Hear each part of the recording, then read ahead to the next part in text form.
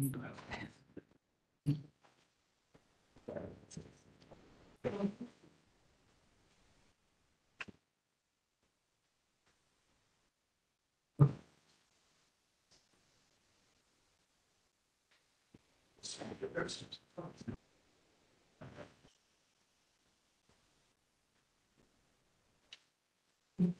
think we have power now.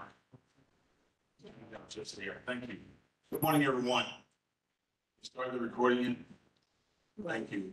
My name is Eugene Skinner. I just want to thank everyone for taking time out of the busy schedule to join us for the 20th Veterans Community Oversight Engagement. 20 meetings. That's pretty impressive. Get a lot of work done. We meet live, and I think we have close to the record of recommendations submitted. So that's great work. With that said, I want to go ahead and start off. Next slide, please. What few rules of engagements?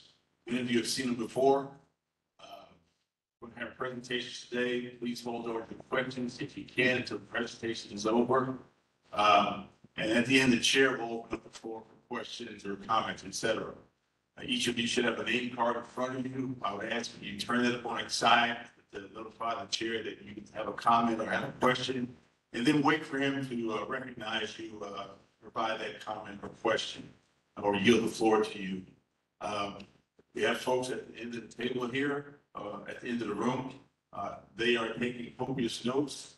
There is a requirement for minutes to be taken. So please identify yourself. Just say your name. You don't have to say for the record, but just the name. So as we go and develop the minutes after this meeting, they'll be able to answer the comments and attribute it to the correct individual. You have some microphones. It's a little different setup than we have over at GLA. These are wired microphones. So we're going to have some folks to your rear, Chi and Joe Friddle, to help facilitate moving the mic up and down the table. Just be careful because they are wired, especially if you're walking around. There's wires on the floor. There's a trip hazard. But also, if you can, just go ahead and just help us hand the mic back and forth to the members. Just so you know, this meeting is being recorded, which is going to help us also develop the meeting as well. Next slide. We do have some participants who are joining us via WebEx. They can see these slides as well as listen, and we'll have a presentation where they'll be presenting via WebEx as well personally. Later on today, we'll have a public comment session, which will also include virtual presentation of public comments. So for those who want to sign in, or those who can see this, who need to pass information to someone else who wants to join the meeting WebEx, this is for them as well. Next slide. So right now, I'd like to hand the mic over to the chair, Lieutenant General Retired John Hopper, and he can get us started and open up the meeting. Sir. Thank you very much, Eugene, and good morning, everyone. We'll start the way we traditionally do with the Pledge of Allegiance. So I'll stand. To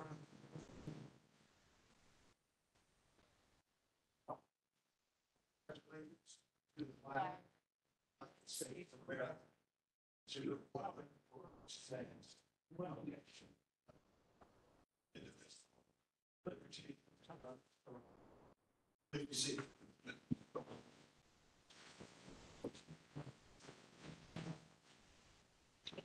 Well, welcome, as you said. How about this building?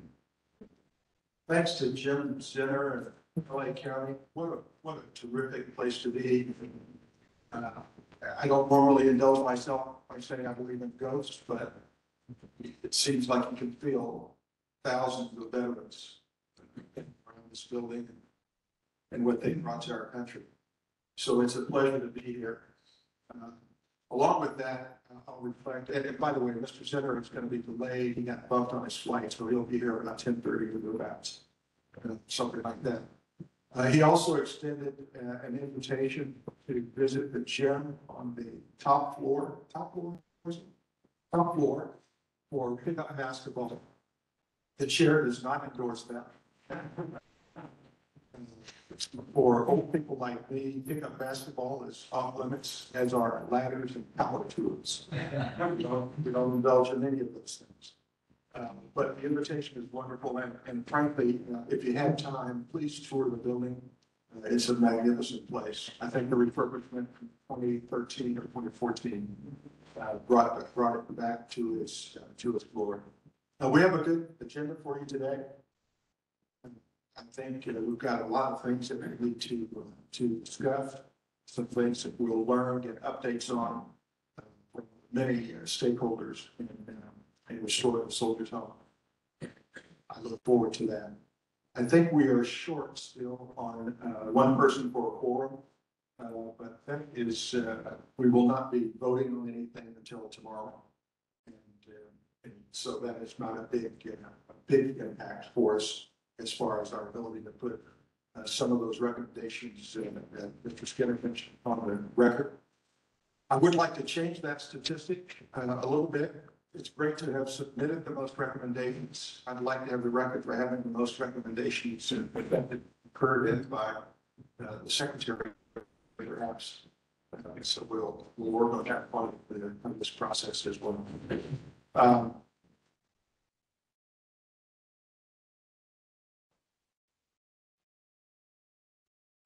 We're delighted to have with us Mr. Berkler from the Veterans Experience Office, and I'll now offer him the mic for a few comments.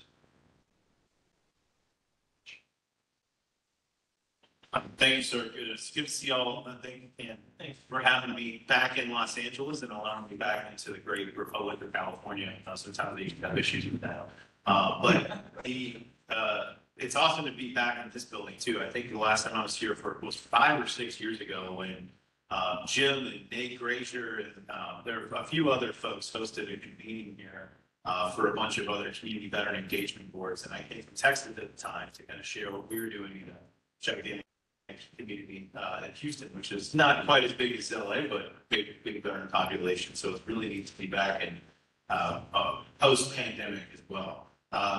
Unfortunately, Chief Bradshaw, who normally attends these and participates, is unable to participate today. She sends her warmest regrets, unfortunately, but as you may know, she has been nominated to serve as Deputy Secretary of the United States Department of Veterans Affairs.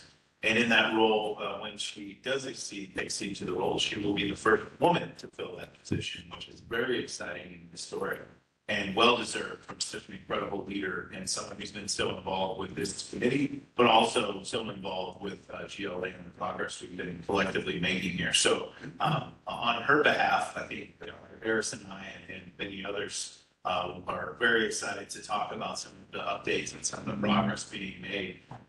A couple of other things that I'll mention is congratulations to Rob, who's now joining us as the director for GLA. I know he's up next in the firing line here, but Rob, it's good to have you with us too, sir. And I'm excited to collaborate more with you in your new role. As leaders in your communities and in this community, I think it's really important for us to continue to relay some important dates coming up that aren't necessarily aligned to VCOEB, but are important to the PACT Act in particular. So any veterans who have been exposed to toxins in their service, ranging from Vietnam to Gulf War, Cold War era, and of course post 9/11 era, the deadline is quickly approaching for veterans to file claims before August 9th. So August 10th, 2022 is when the bill was signed into law. And if you file your claim before then, you'll be backdated to that date. But if you miss that deadline and you file after August 9th of this year, then you won't be able to be retroactively applied. So that's important for a number of reasons. Many millions of veterans that we know of are now eligible for VA care benefits under the 23 new presumptive condition. And I only mention this because it is so pivotal to what we do to increase access and improve outcomes for the veterans here in greater Los Angeles and in the state of California. Another item that's somewhat related, we have our first in-person convening for the Vet Resources Community Network, which is essentially committees like this, federal advisory committees, community veteran engagement boards, which we all participate on here in LA, and state departments of Veterans Affairs, county VSOs, basically anyone who acts as a listening post or observation post for customer experience in VA. We are hosting a convening in Nashville in late July.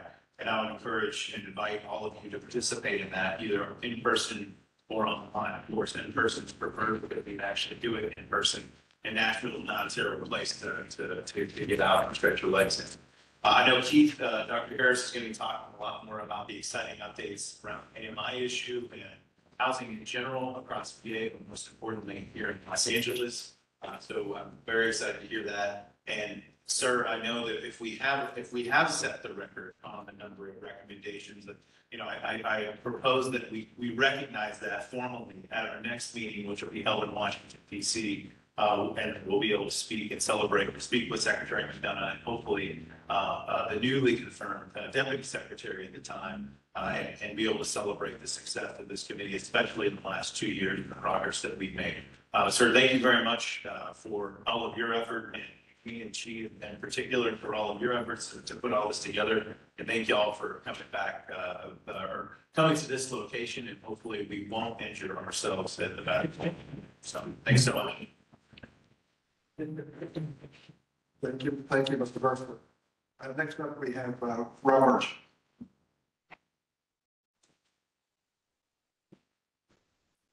All right, thanks everybody. Get my chair up a little bit here. Good morning, everybody. My name is Rob Burford. I am currently serving as the Interim Medical Center Director for VA Greater Los Angeles Healthcare System. I know many of you from my years as the Chief of Planning at GLA in the board's very early days before I moved into the position as Executive Director for Ambulatory Care, where instead of focusing on the West Los Angeles campus, I turned my efforts to our 10 other sites of care that we have in our healthcare market that extend from San Luis Obispo about 200 miles north of here out to Bakersfield in the Central Valley, and various places around Santa Barbara, Ventura, and Los Angeles County. I'm also the executive with responsibility for our veteran experience and outreach programs. It's really great to welcome you all here today on behalf of our 5,000 employees. It's great to be at Patriotic Hall. I get to this part of town quite a bit. You may have noticed there's a bicycle cycle track on Figueroa Street going both ways. And I would not necessarily recommend road cycling in Los Angeles. It's not for the faint of heart, but I do hit this cycle track almost every weekend. It connects down here at UFC, and it's a straight shot to West End. So believe it or not, you can ride a bike in LA. So just a bit about myself for a moment. I am a Navy veteran. I served in both OEF and OIF. I was at a little place called Kandahar about 22 years ago, and did some extensive service in Baghdad, both with the Navy supporting the Army Civil Affairs Unit and then the Department of State for about 5 years. So this mission that we have here is very personal to me, like Dr. Brigham. I get my health care at VA as well. I do that by choice because I think it's important, and I think it's also very good, high quality care. So a couple of things I do want to mention, thanks to the Veteran Canteen Service for providing the breakfast and coffee this morning. VCS is a great supporter of our efforts, and the funds that come from utilizing both the food service and the retail store support our ability to do things like this, and also are what funds our employee engagement events, so barbecues, picnics, employee recognition efforts. So VCS is a really, really good partner, and we are very glad to have their support for this. And I am waiting to say that so we can check that off. Okay. Since you all last met, it was in February, I believe, that Mr. Michael Fisher, our now retired network director, announced his intention to retire on April 30th. He did that, and in his place, Dr. Brigham is now serving as our interim network director. He sends his regrets today. He's in Albuquerque on a site visit and has been traveling extensively the last 2 months. And so he is rarely in the network headquarters in Long Beach. I think he told me yesterday he was there for 6 days in the month of May. And I think he looks very good in the role, and we certainly hope that he's able to do for our entire network of 8 VA healthcare systems what he has done for GLA. When Dr. Bergman moved up, that was an opportunity for me as a senior executive to move up as interim director, and I really appreciate all the support that I've had from my colleagues, our executive leadership team, and our hospital staff as I've stepped into that role. So on May 2nd of this year, we cut the ribbon on about 120 new units of permanent supportive housing. It was a big moment and a long-awaited event. And I think without the support of this board and all the members of our community who are seated here who are with us, we would not have made it there. It's a lot of work, a long time coming, longer than it should have. But it marks the promise of everything that is yet to come. Together with the opening of Building 207, we now have about 233 units of permanent supportive housing on the West Los Angeles campus. You know, there's still more work to be done, and if you go by campus while you're here this week, you will see an extraordinary amount of construction. We have more than 500 units currently under construction, and we'll mark that with a ceremonial groundbreaking next week on the 27th. So for those of you who are here in Los Angeles and will be able to join us, that's at 10 a.m. on the West Los Angeles campus. Bergman will be there to speak along with some other members of our community. So that is also a big event. Closer? You'd think living in Los Angeles, I'd be better. Over the course of the next couple of days, you'll hear a lot about our progress on meeting our goals for veteran homelessness, which also assists the department's wider goals. And Sally and Chelsea and Alan, John, thank you for providing those updates. And beyond those specific things, I do want to highlight a couple of important things happening in our healthcare system. John mentioned the PACT Act. And outreach around the PACT Act is a very important activity for us here. We are out in the community almost every weekend with events. We are deliberately targeting areas where we know there are densities of veterans who may be underserved and underrepresented. We were not too far from this location on Saturday at Greater Ebenezer Baptist Church in a parking lot with a lot of partners, including LA County and EPAN and others in the community, doing outreach, trying to reach veterans where they are rather than just where we are. It's a very important objective of mine. We've had events at Bakersfield College trying to reach veteran students who we know may not be ready to fully engage with VA for healthcare, but we know how important it is to get those veterans connected to VA healthcare now so that it's there and ready when they are ready for it. On COVID, we have really removed all of our restrictions on our campus, with the exception of the most high-risk procedural areas, our infusion center, dialysis, for example. If you walk into our facilities, masks are no longer required. What we have found is that both employees and veterans are self-regulating. And we have not seen a significant or any spike really in employee COVID positivity or veteran positivity. We regularly have maybe 1 to 2 veterans, often 0 veterans in the hospital with COVID. It's usually because they have, we found them to have COVID once they've been admitted rather than them being admitted for COVID. So great progress there. 2 weeks ago, we had a hiring fair. We brought on board 422 new teammates. Right. I heard that. Yes, 422 new staff members were selected across 52 different occupations, everything from skilled trades, mental health professionals, primary care providers, nurses, clerks, you name it, we hired. So we 12 VA police officers. We now have to get those people on board. 75 of those folks, we completed all of their onboarding the same day. We did this at our Sepulveda campus in the valley, and we used every square inch of that facility, and it took a lot of people to make that happen. But we have to have those people on board if we're going to fulfill this once in a generation to expand VA healthcare. Later this summer, you will be hearing more about VA now releasing its quality ratings and star ratings together with the Center for Medicaid Medicare Services. VA is going to do quite well by those. And what we find is that VA care outperforms the private sector in almost every category. And later this summer, we'll see where each individual facility comes out. But the news of how VA performs when stacked up against the private sector is very, very exciting. It's very important for veterans, for their care. It's very important for us to be able to recruit quality providers who want to come work someplace that delivers quality care. So we look forward to that.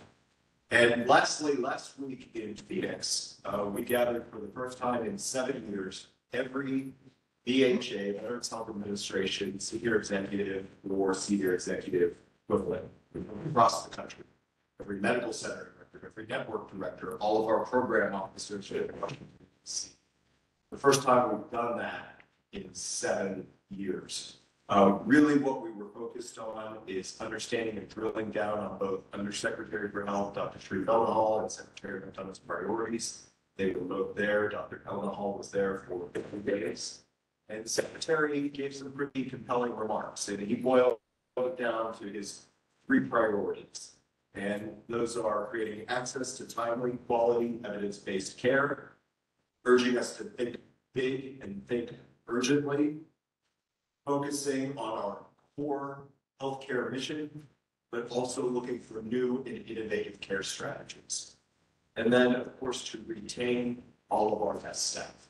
So that's really what we are focused on here. And I look forward to meetings over the next couple of days, and we'll take you from there. So thank you. And turn it back to you, sir.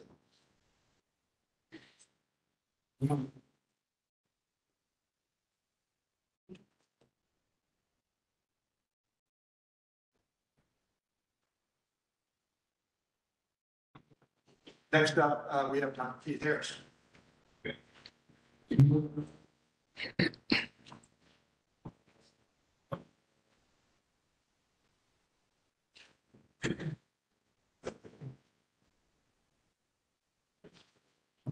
Well, Dr. Harris makes his way to the front. Some of our members have just arrived. Hamilton Underwood is back from being deployed and cut his speech short to come in today. Hamilton, welcome. Good, sir. Jim Purley, welcome to you as well. I was watching you come in there and I was concerned. I said, Jim doesn't look well. And Gene reminded me he just got out of LA traffic. So we're glad you're here. Dr. Harris. Thank you. I believe I've slides again. Okay. First slide. Yes. Thank you. How does it sound? I know you can take it out. I'm just putting this up like this. Okay. Morning, everybody. This 30-minute or so segment is intended to be educational. So this is not so much, there's going to be certain update to what we're doing. But I'm here to talk to you about income eligibility for housing, or the role that the disability payments play in that. And the way this issue came to my attention first, as soon as I got into this role, I got into conversations related to trying to fill project-based units around LA. And the narrative was that so many have an income eligibility threshold of 30% of your median income MI that we couldn't fill. There weren't enough veterans at that income level to fill in. That struck me as a very remarkable thing, considering the population we're dealing with. But that was absolutely the narrative. So, and then as you've all seen, this issue has become more and more of a focus for us all over the past year. I need a couple of things when faced with a problem. I need to see data firsthand. I need to see policy firsthand. And in an issue like this, what that means is the relevant statutes, the relevant regulations. And agency policies and law, federal and state law as well as local. I have spent countless hours on this issue, and it's done a little bit of good probably, but I thought it would do more good if I could share some of what I've learned. So that's what I'm here to do today. I'm going to go off for 1 second though and just acknowledge again, John and Sally both got their acknowledgements today already, but I just want to say again how pleased I am to have such leaders and experts in permanent roles now here in LA. Progress both in terms of performance against metrics, which I assume you'll hear about later, as well as the building out of services and the kind of way we've all been encouraging LA to do is great to see. So I'm so pleased I've known both John and Sally for a very long time, respected them for a very long time. Performance shows and we do them both here. Okay, and one other thing, general written permission, I'd actually like to first questions as I go. I know that's some breaking rules of decorum that don't talk about it. Okay. Next slide, please. Just I want to do a little introduction of this topic. Can you use it as small? Wasn't sure. Okay, yes. I thought you might have heard copies. Let me just take you through this now. You don't have to be able to read that.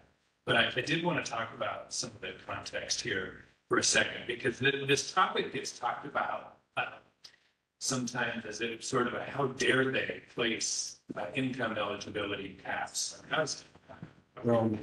Do that. And there's a reason for that. Lack of affordable housing is unquestionably a primary cause of homelessness.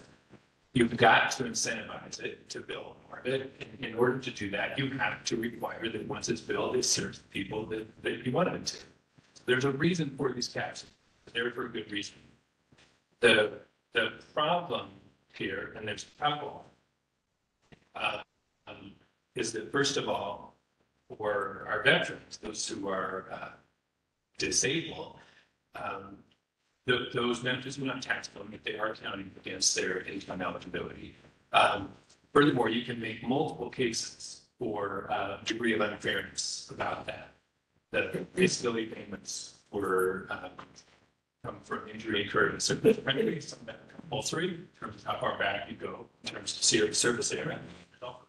Veterans are disadvantaged, just across the board. I'm just beginning to get into that data. I don't have that to share with you. But there are multiple reasons to question the role of disability payments, in particular in terms of determining eligibility. For the most part, this issue doesn't come up with HUD-10 base factors. HUD-10 can go up to 80% AMI. There are communities, not an expensive one like LA, there are communities where service disabled veterans are priced out by national academy. Generally, the 80% AMI level is approximately $70,000 a year. There's 9 veterans on the entire. Did I answer it? Okay, that's fine.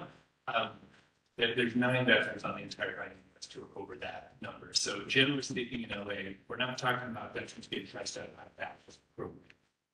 The issue becomes not tenant-based vouchers, but project-based vouchers. Project-based vouchers are tied to a unit. They are tied typically, where there are many of them in a building. You see this, of course, on campus. Those buildings are generally been financed through mechanisms intended to incentivize affordable housing. It comes with lower eligibility caps, 60%, 50%, 30%. One time when I looked at all this, of the 37 active project-based buildings in Los Angeles, 30 of them either all 30% AMI or some units at 30% AMI. So that 30% number comes into play at the project-based level, not the tenant-based level. The bigger problem after that becomes the veterans we're talking about, severely disabled veterans who are considered unemployable by a VBA in many cases, and they're getting service disability payments to ensure that, or other health, physical or mental health challenges. The kind of housing they need is the project-based housing, the housing that has services either located right in it or very close to it. So they're eligible for HUD match. They can go out into the community by themselves. And that's not the kind of housing.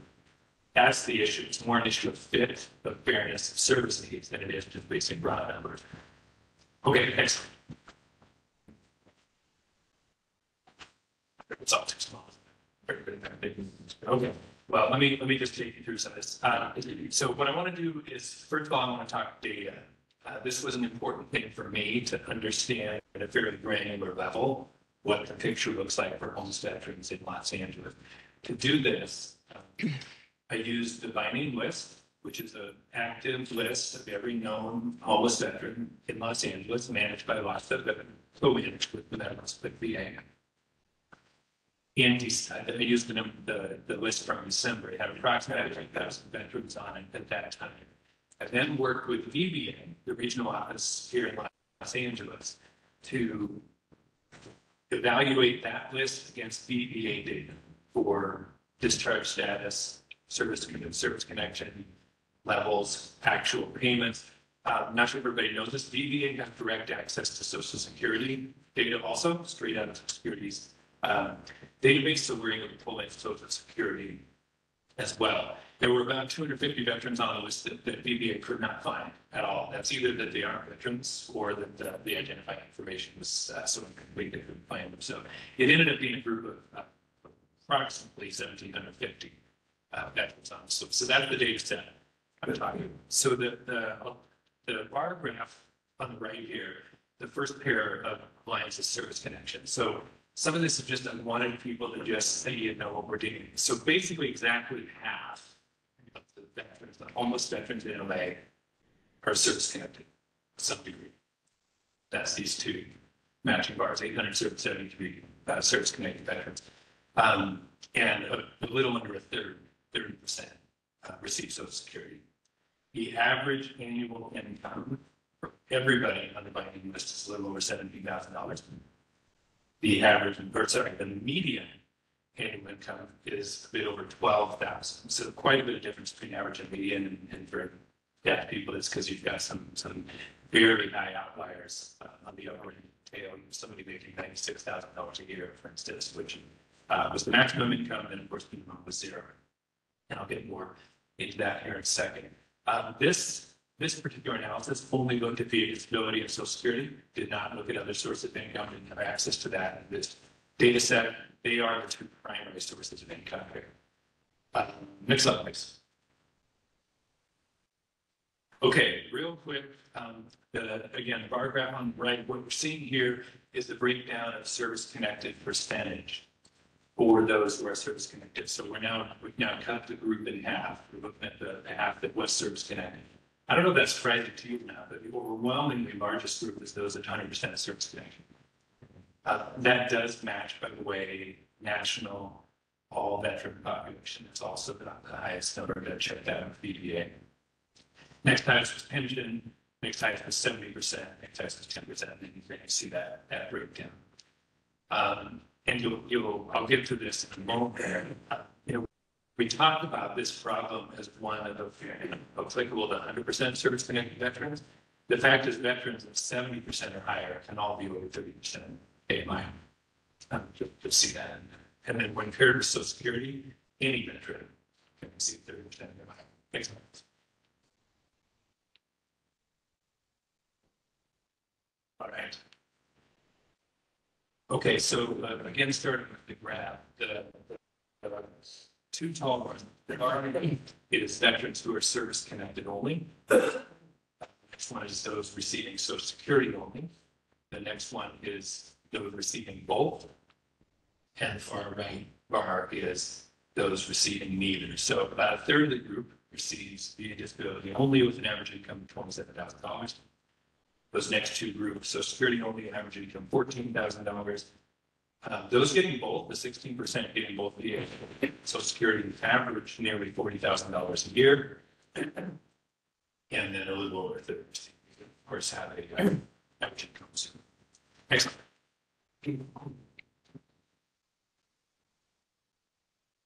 Okay, this is a question. Yeah. Before we go on to Josh Bamber, before we go further on, the difference between the point in time count and the binding this restart in this, right? You only have about 1,800 people in the binding this, the point in time is 4,000 veterans. Before we go too deep into the weeds about the characterization of the binding this, can you help the group to understand what's missing and is this truly representative of homeless veterans? So there's a big question. That's a whole separate talk. In a way, I'm glad you mentioned it. Um, I don't think we know the answer to be just start bottom line up front, and in terms of which one is closer to the actual real number of veterans. There likely are some veterans missing from this particular by name list. There's a whole work group that I'm assuming Sally will get into later that'll touch on this. So one of the checks I did, for instance, was again VA census, and there were veterans on VA census programs that are not on this list, for instance. So the by name list is incomplete. Whether that means it rises all the way up to hit count levels, we're not sure. There's a certain degree of extrapolation in hit count, so that's not an outright tally either. So that could very well be an overestimate. But the truth is likely somewhere in the middle. That's probably the best way to answer that at the moment.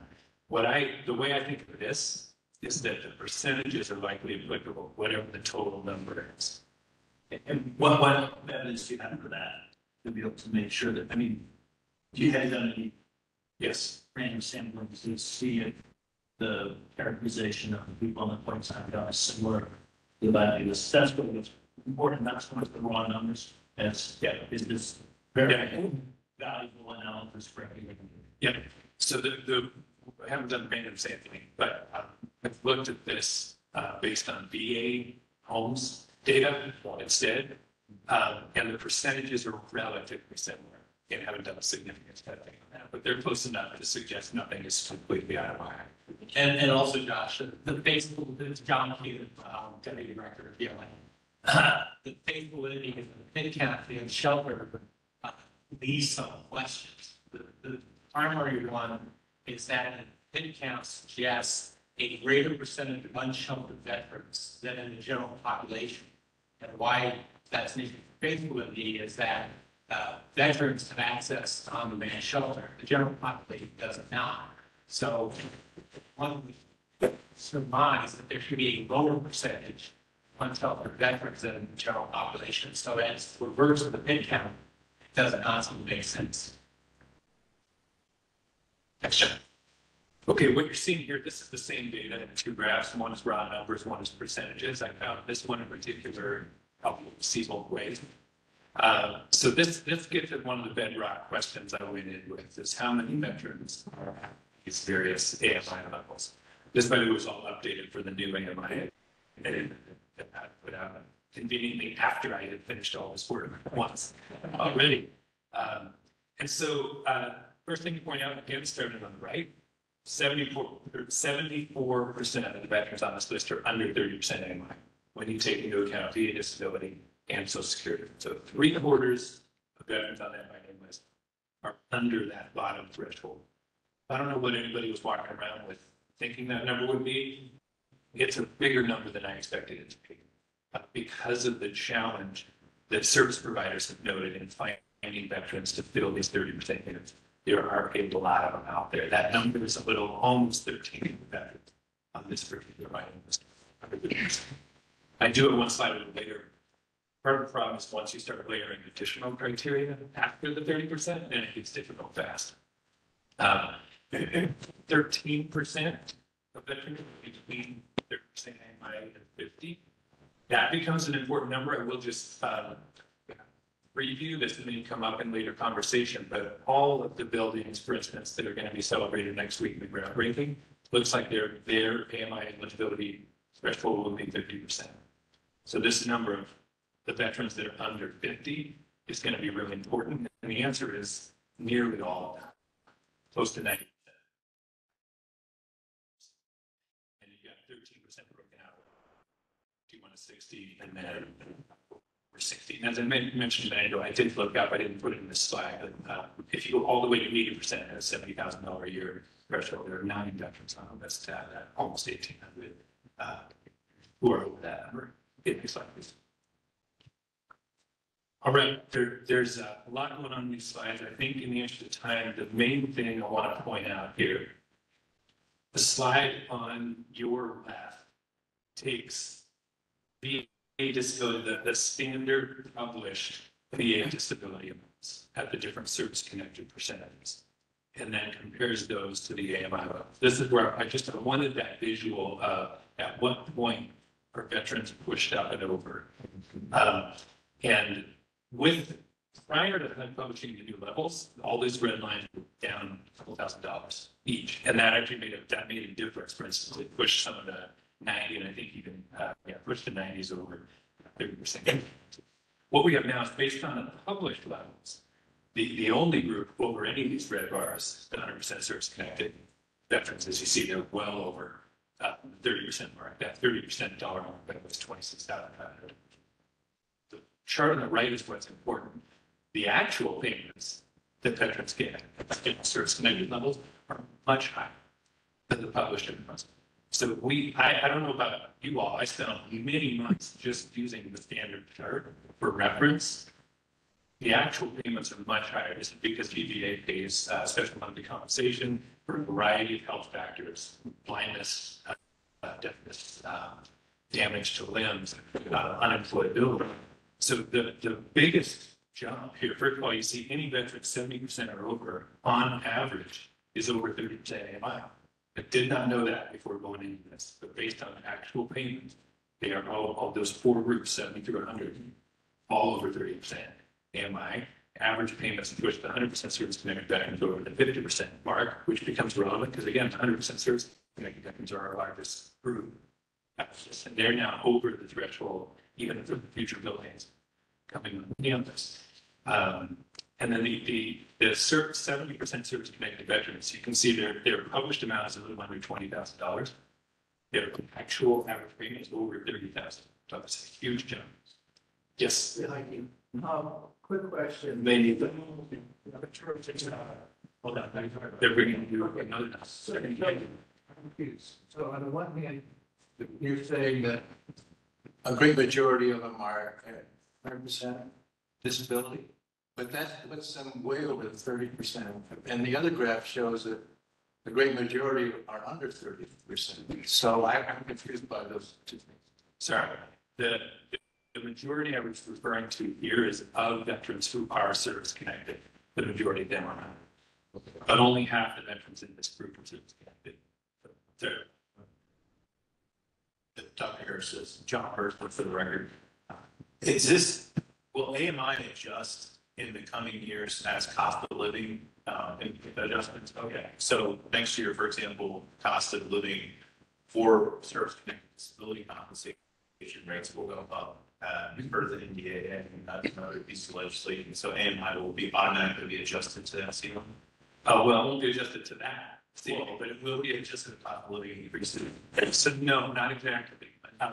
The formula for AMI is a bit opaque, but it's not a pure cost of living adjustment. It's going to move as it's literally based on median incomes in a community.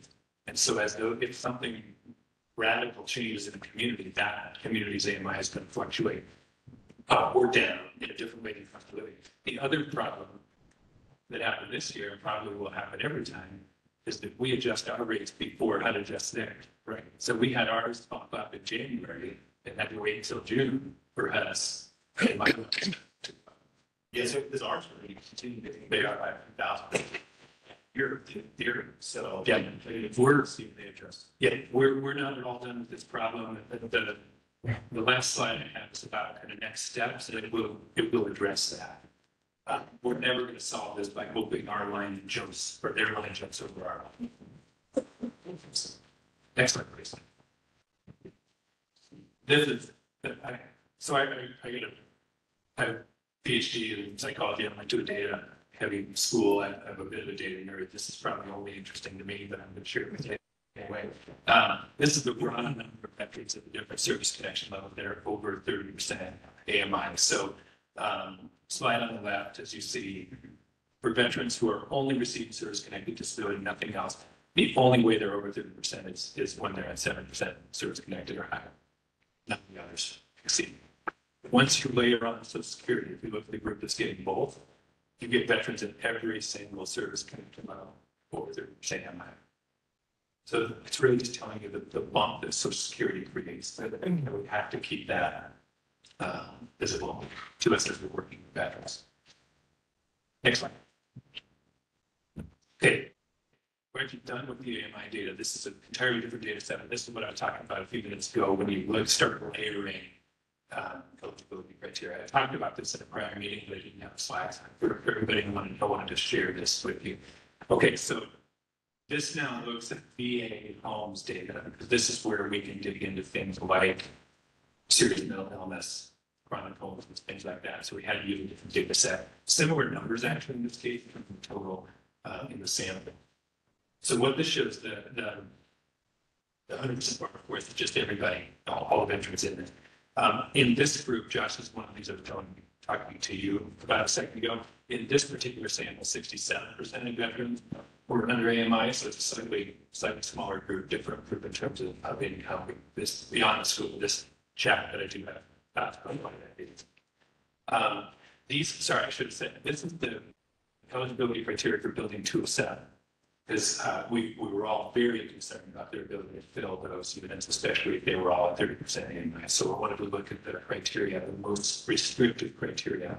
Some of those units require not only 30% AMI, but all the units in that building require age 62 or older, and then a subset require also a diagnosis of serious mental illness and also chronic homelessness. So in our sample, 2/3 are under 30% AMI, 1/3 are 62 or older, 23% have serious mental illness, and half chronically homeless. That, by the way, is twice the national average. That's an interesting thing I didn't know about in terms of Los Angeles homelessness. Way higher chronic homelessness numbers than you see nationally. Chronic homelessness is continuously homeless for a year or 4 different episodes of homelessness over 3 years. So if people have heard references to chronic homelessness, that's what it means. It's considered a much more attractive form of homelessness. Okay, so those are the base rates of those 4 things that are sampled. Now you start layering them together. Now we're talking about the chart, right?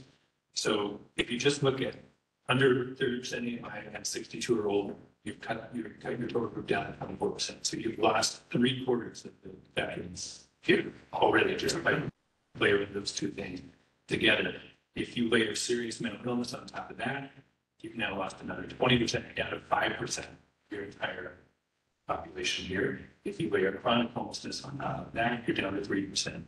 Talking about the smallest little sliver of veterans. And the fact that I don't know, the building is, I think it was 58 out of 59 units, right? Recently, the fact that they built that building, when you look at this number, it's kind of a miracle.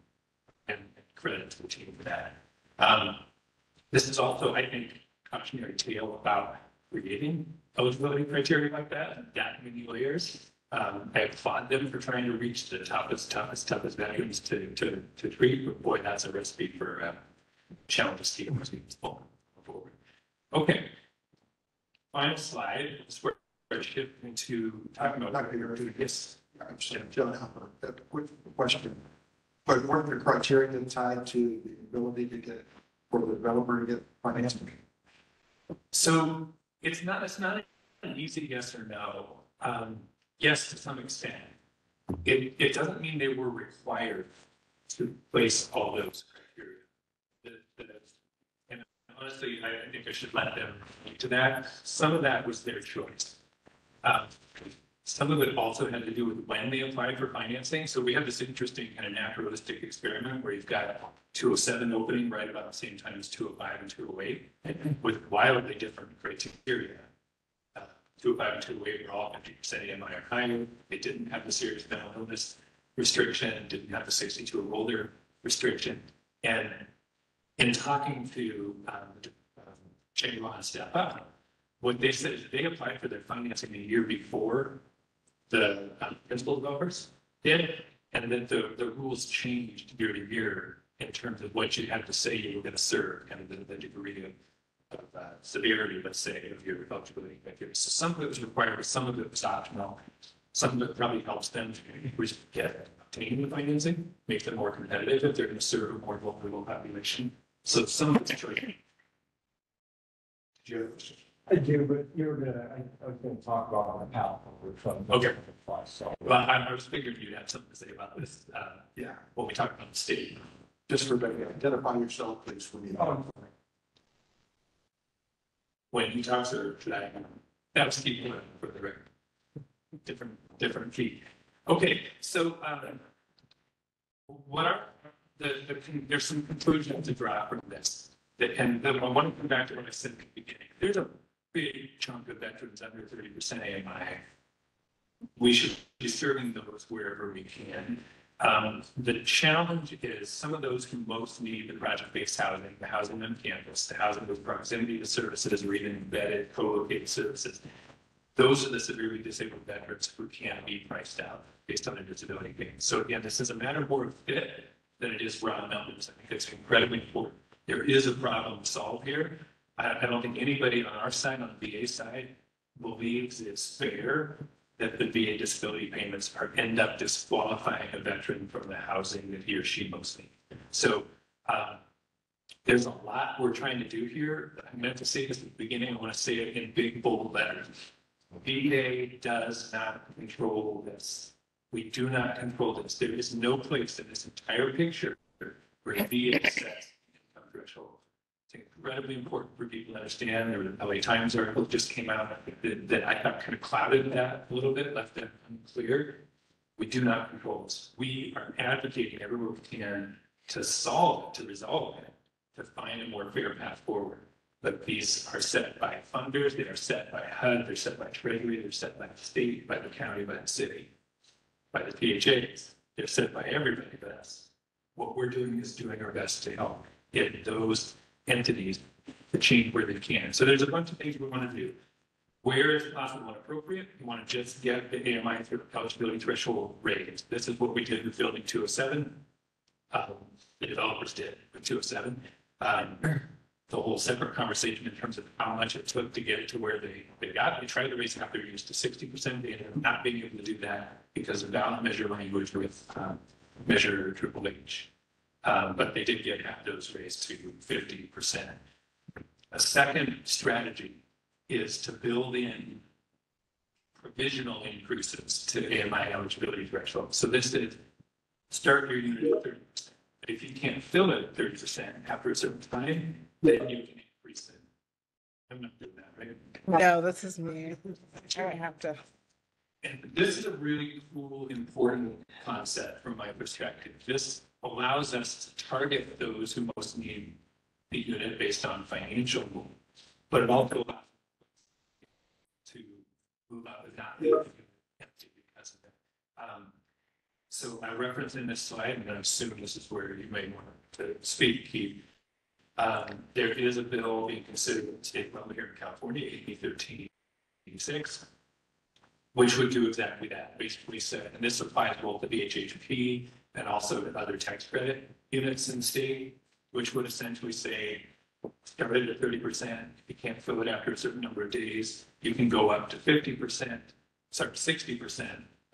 For veterans for whom the disability is the reason they're over, if you can't fill it there, you're up to 60%.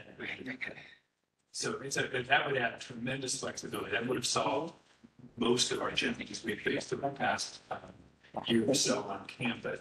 Did you want to say anything about that, Peter? Was yours going to be something else? I have a few things, but yeah. You want me to run? Maybe let me run through that you fill it. I happen to know that the This one. developers planning for the field phase two are talking to their funders about this same kind of arrangement, starting low and being able to move up if they can't fill. So there's both a potential statewide fix, but also individual funder fixes. The other thing we're pursuing is excluding the disability benefits from income calculations. This is an incredibly deep, complicated rabbit hole. It's been there have been people attempting to fix this for many, many years. We had another talk with both HUD and Treasury just yesterday that frankly did not go terribly well. But we're looking at, based on our analysis, we think there are routes possible for Treasury in terms of the low-income housing tax credit program and also HUD, which would be more broadly to tweak their definition, secretary level. Revision of that definition would not require regulation, would not require statutory change.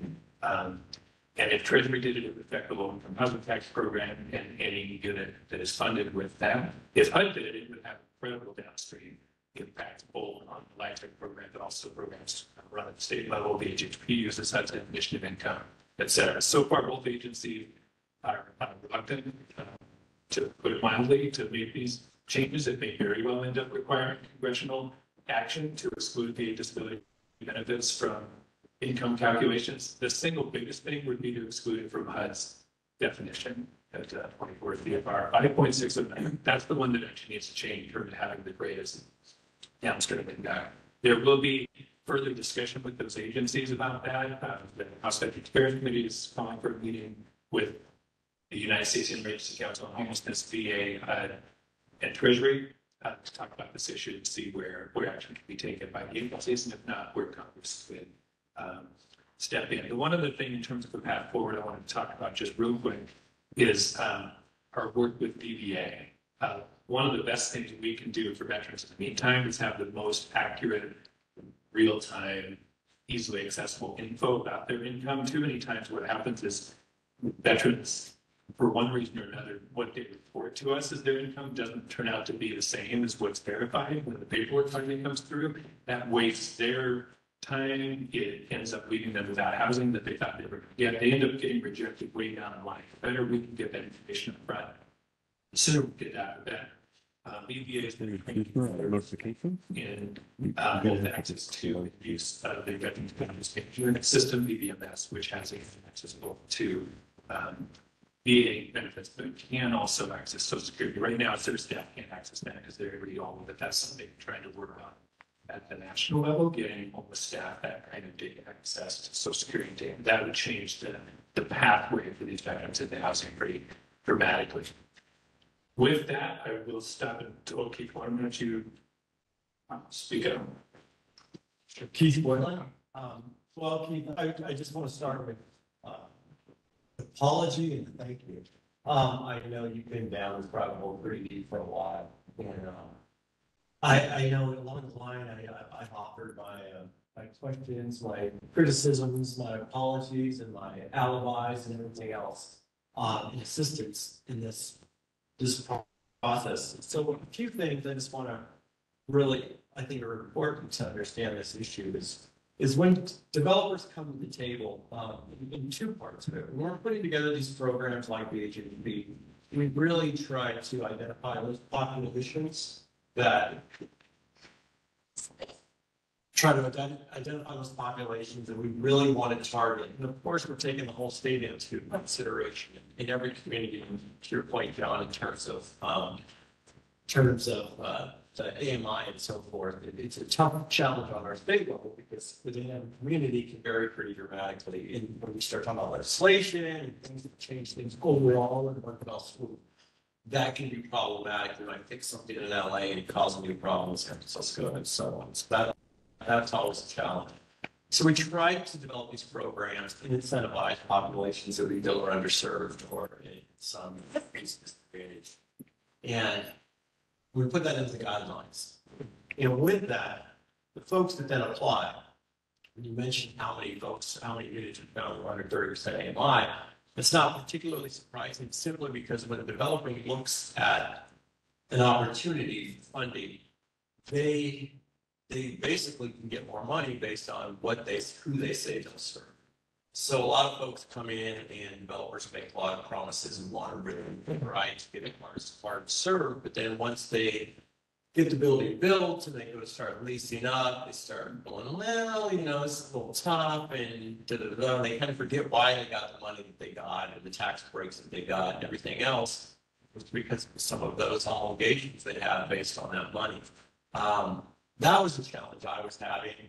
A concern I was having. My other concern was that with the coordinated entry system, I really have a hard time believing that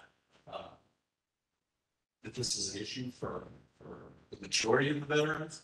And that I felt there was certainly a population in Los Angeles, more specifically, that would fall into that under 30% AMI. And I think the Social Security aspect in the actual payment, I think that's a wonderful point. Thank you for bringing that up, because that's something we certainly we didn't always factor in. That does make a big change, huge change.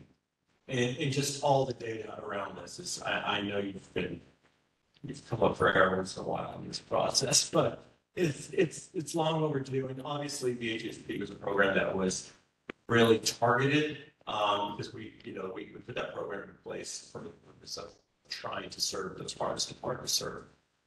So it obviously brought up around this particular issue. So and by the way, pretty good news. I don't know if you guys saw the governor here in California announced yesterday that there's going to be a revamp of our Mental Health Service Act program, as well as some additional funding for veteran housing. So that was almost 900 million. So our VHHP program has basically, we've granted out that money. I think we have one more round, but there's going to be a bond floated for March of next year that will bring almost another 900 million into their coffers for veterans of the California state. So that's great stuff. And then also the Mental Health Service Act portion of it is they're revamping that to help that flow and support and provide funding for supportive services aspect of it. So that's great news. But one thing I had a question about was in this process, one of the things I could never get, whether I was talking to Lassa or Mayor Bass's office or Gabriel's office with his bill, and the other thing I want to mention about that bill, only concerns, and I think something we need to be aware of, particularly down here in LA, is I'm still not necessarily sold on the coordinated entry system and how effective it is in finding these folks that are really perhaps not on, as Rob said, not on the by name list, and are out there in the community somewhere. I think they still have some challenges finding those hardest to serve. But what does when you started putting these numbers together, everything you mentioned was VA and Social Security and so forth. When the city and the county level, you mentioned HHH, and I know that's the 50% issue, and that was they're trying to push it to 60, and part of the argument was, well, you have your own HHH program, and we don't allow that to happen. So, what are they doing here locally when you start adding up those numbers? All the questions that I've had, they've never been able to provide me with any additional city or county funding that's part of that equation. I've never been able to see that entire equation. I've seen the common pad, I've seen the Social Security part, but I've never seen what the county or what the city and what their numbers are. So when they come back to me and say, hey, they've not reached this AMI, they're over this AMI threshold, they show me numbers, variables, but I'm like, show me the equation. And I've yet to see that. Have you seen it? No. But if Sally and I haven't talked about this, maybe I'll talk to her before she talks later. The part of the binding list management should have all the primary income sources. We should have that. I think the trouble is you don't get income verification until way later down the line in terms of housing application. But no, I haven't either. It'd be good if we could. Well, again, I think that was, I was making notes here as we went through. But yeah, though, and again, I just want to note, I think I skipped over that part. They've made some amendments to it, so we're much more amenable to it now. However, it's a little still concerning that if you can't find a veteran in that AMI, particularly the way the entry system's working, I'm a little concerned that the time period, I think they extended that period in the amendments. I think it was initially days, and I think it's going to be a few weeks now that they have to do it, the college try and try to go out and find folks for this. And then if not, it gets to bump up. But one of the other things, the amendments that we really pushed was that once that person perhaps vacates that unit automatically reverts back to that 0-30% AMI, and they have to go through that process again and try to find a veteran that's in that group. So I was scared that that was going to be a process for you shifting down from 0-30% AMI up to 60%. So a little more comfortable with it now, but interested in kind of doing that moves along to see how it's playing out down here. But again, thank you for all of this. Is this available to us, by the way? Your PowerPoint sounds like yes. Perfect. Thank you. Yes, we do have something. Yeah. Judge Bamber. First of all, I think one of the reasons we're in this chat is because we don't know that we're veteran strong speaks. I think we have to own that and my name is Suck in terms of the biggest program.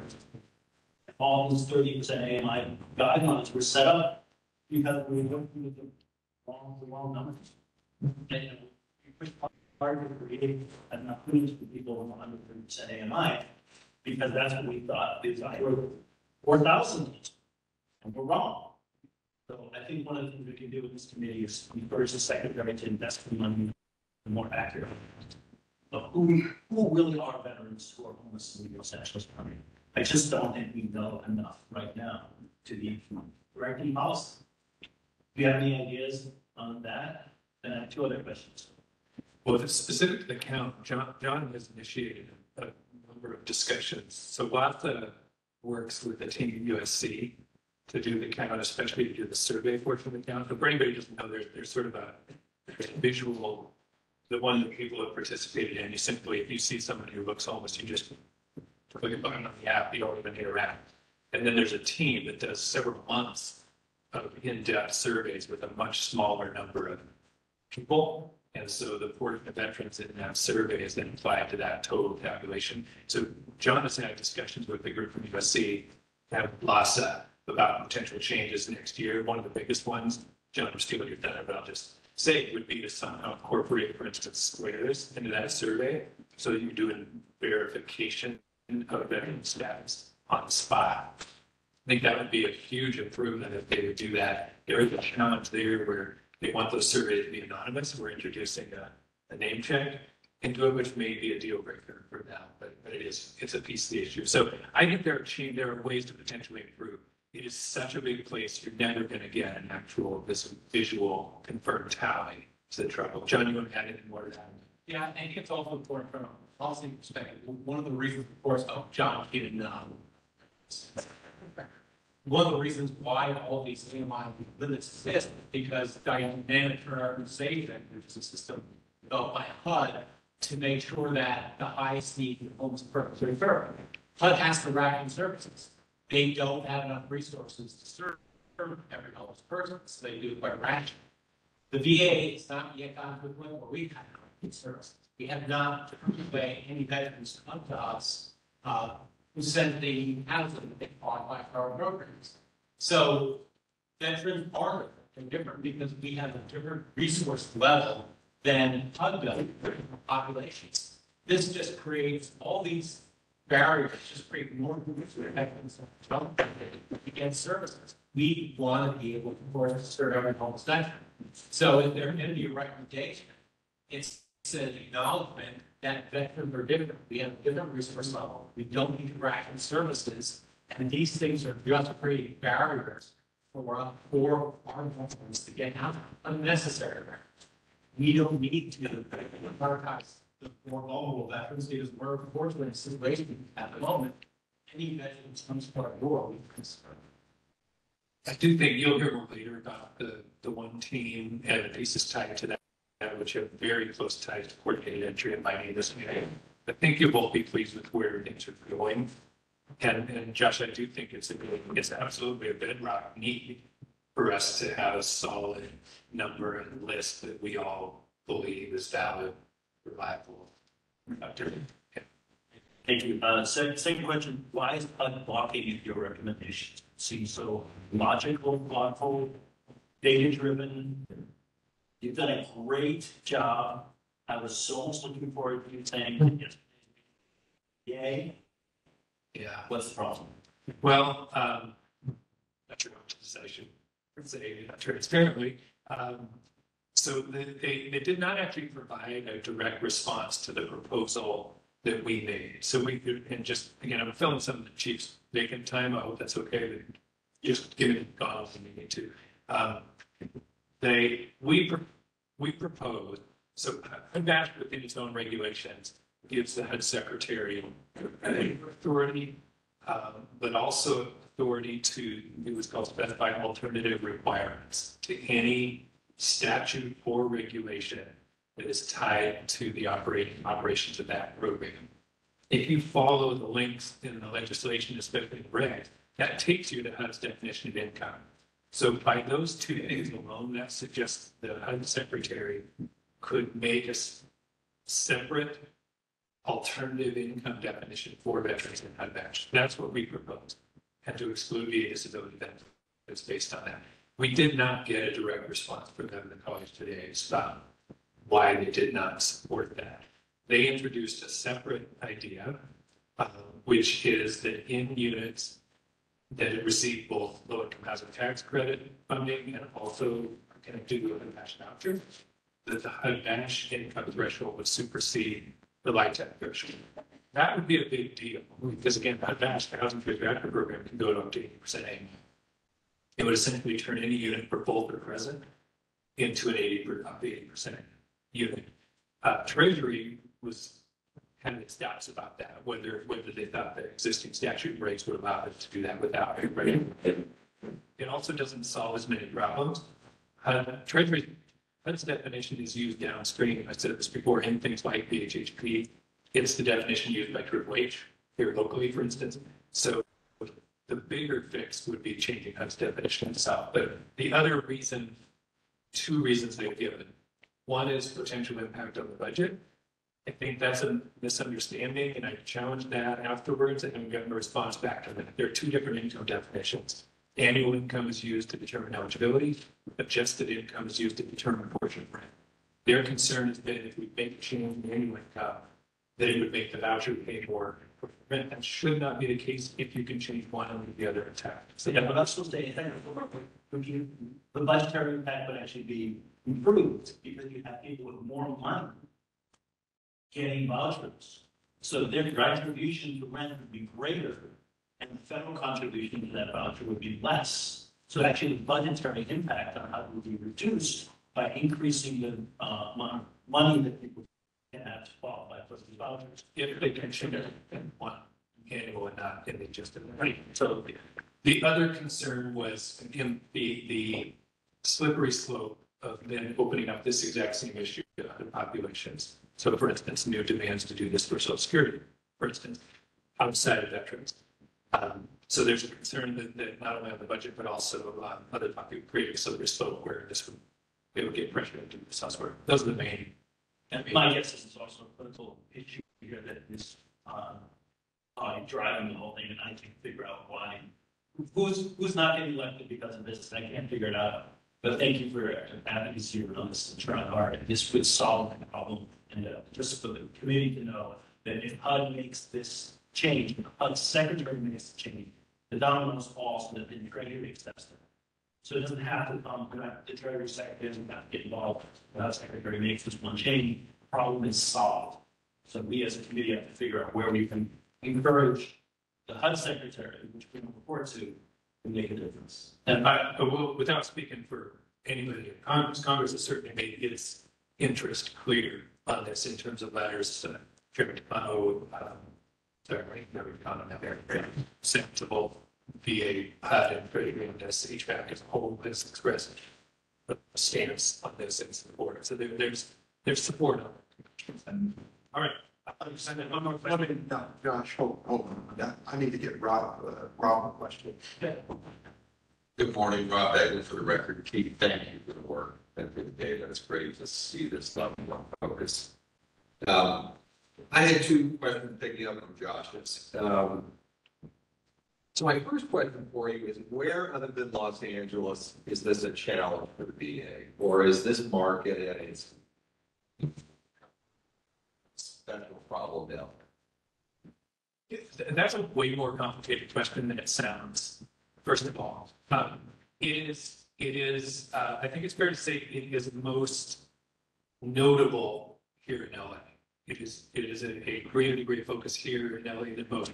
But you know, one of the really things that sort of surprised me about this is that in some ways you could argue it's a bigger problem in lower income communities. Because the AMI levels, I had a slide I didn't include, I should have. All those red horizontal bars in low-income communities, they drop. They drop way lower. So there are, for instance, there are 1,700 communities in this, let me see. Shoot, I don't want to get out. Anyway, there are 100% service-connected veterans can be over 80% income in 1,700 communities. They can be priced out of their cash. So it is a problem elsewhere. LA does, to its credit, for veterans and HUD-VASH, way more project-based housing than any other community in the country. That's probably the single biggest reason it's a bigger focus here. LA was way ahead of that in terms of using project-based housing and actually creating housing dedicated to veterans. But it's a problem throughout California. And I was saying, gave a talk about a month ago on this issue and mentioned we're trying to get VA disability benefits included from income. No exaggeration, the entire room burst into applause the moment that sentence came out of their mouth. They're not expecting that. So it is a problem elsewhere. Well, I would really encourage you to dive into the data because I think that should be a big part of your presentations to HUD is getting HUD out of the notion that this is a problem specific to one major urban area. I guess the related question is, when we go to Washington for our meeting, you should be asked for a presentation from HUD. I know it's unusual for federal advisory committees to reach to another executive branch agency, but we all feel strongly that as an equitable matter, veterans disability payments should not end. And I think we as a board would carry that message to HUD. And I'd love to have a public forum to have to offer a response. I'm familiar enough with the interagency game to know people can play their cards too close to the chest in interagency deliberation, but maybe this would be worth airing publicly. So just consider that and let us know what your recommendation would be.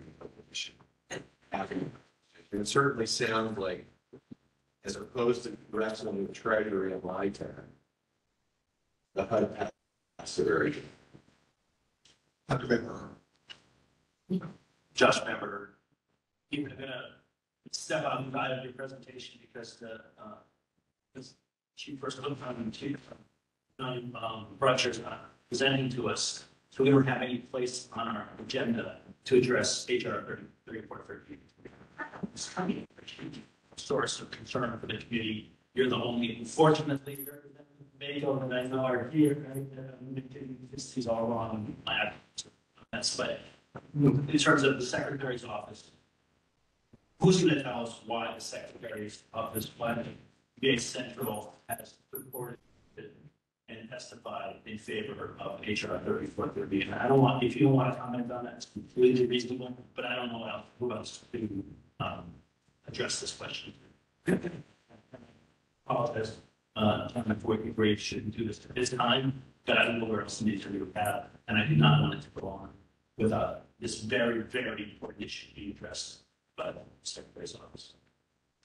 Yeah, I think thanks for the question.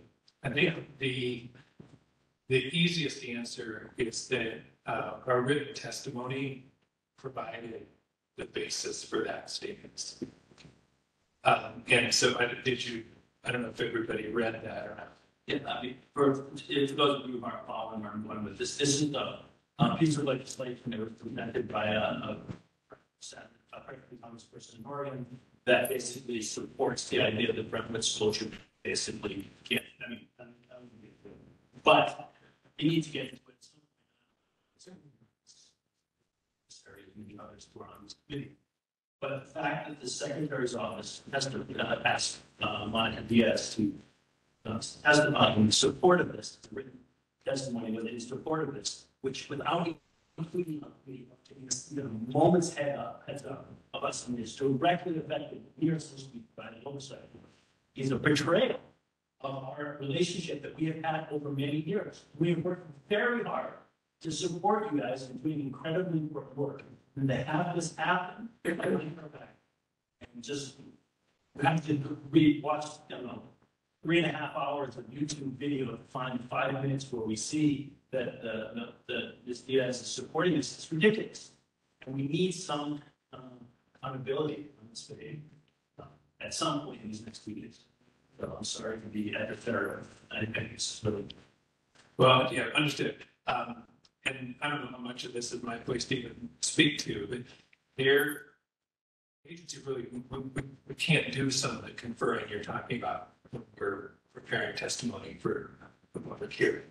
So this is a rare case where we're bound to some degree in terms of the kind of discussion we can do you're talking about. We created a very good working relationship with the board.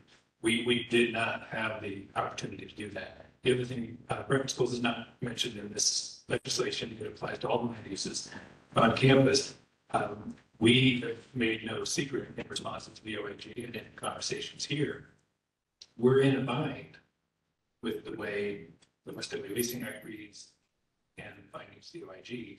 There are very real world hindrances created by those binds that we are looking for ways to resolve. So this is one of the ways to resolve this. And that's outlined in the written testimony. It's probably all I'm able to say. Yeah, Peter, let me just take you out for a bit here. And Josh, I think everybody appreciates your comments and your passion in regard to this emerging sort of issue. But frankly, we'll give you a chance, actually, a large chance to sort of tell us where they stand. They both where they stand, but what's the rationale for which direction they intend for this to go. And you're a little bit blindsided by this, although I anticipate that at some point in time, this issue is going to come up during the process of this meeting. And perhaps there will be an opportunity after today, and perhaps as early as tomorrow. We had a very long discussion here with our subcommittees that we can address this again. But it's a tough spot. I would grant for you able to respond to the testimony for the testimony at this particular point in time. So with that said, I'll let you go back to your nerdiness. Which, I noticed that our resident attorney, Mr. Bacon, endorsed further this on your part here. It's like cowbell, right? You never have enough.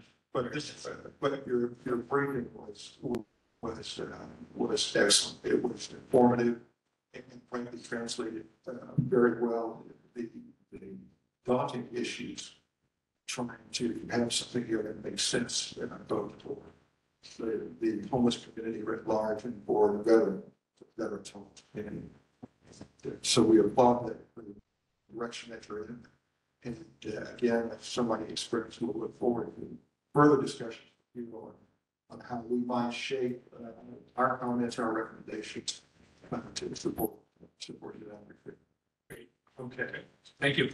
Any other questions for, keep it, will just keep it short here. Jim, hold on just a second, if you get a mic.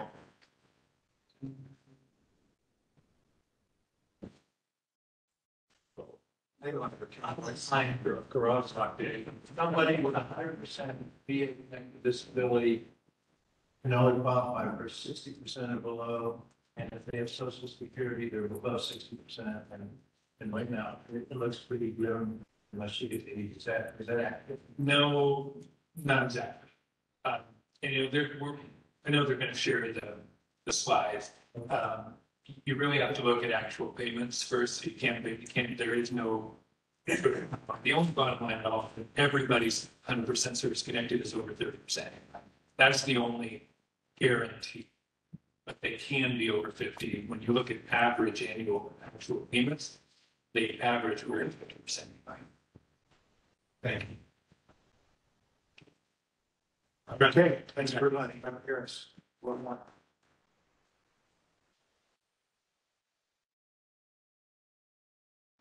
Okay, Chief Rancher will not be here. We're going to move right on to the ULI Technical Assistance Panel. And I think Mr. Orko.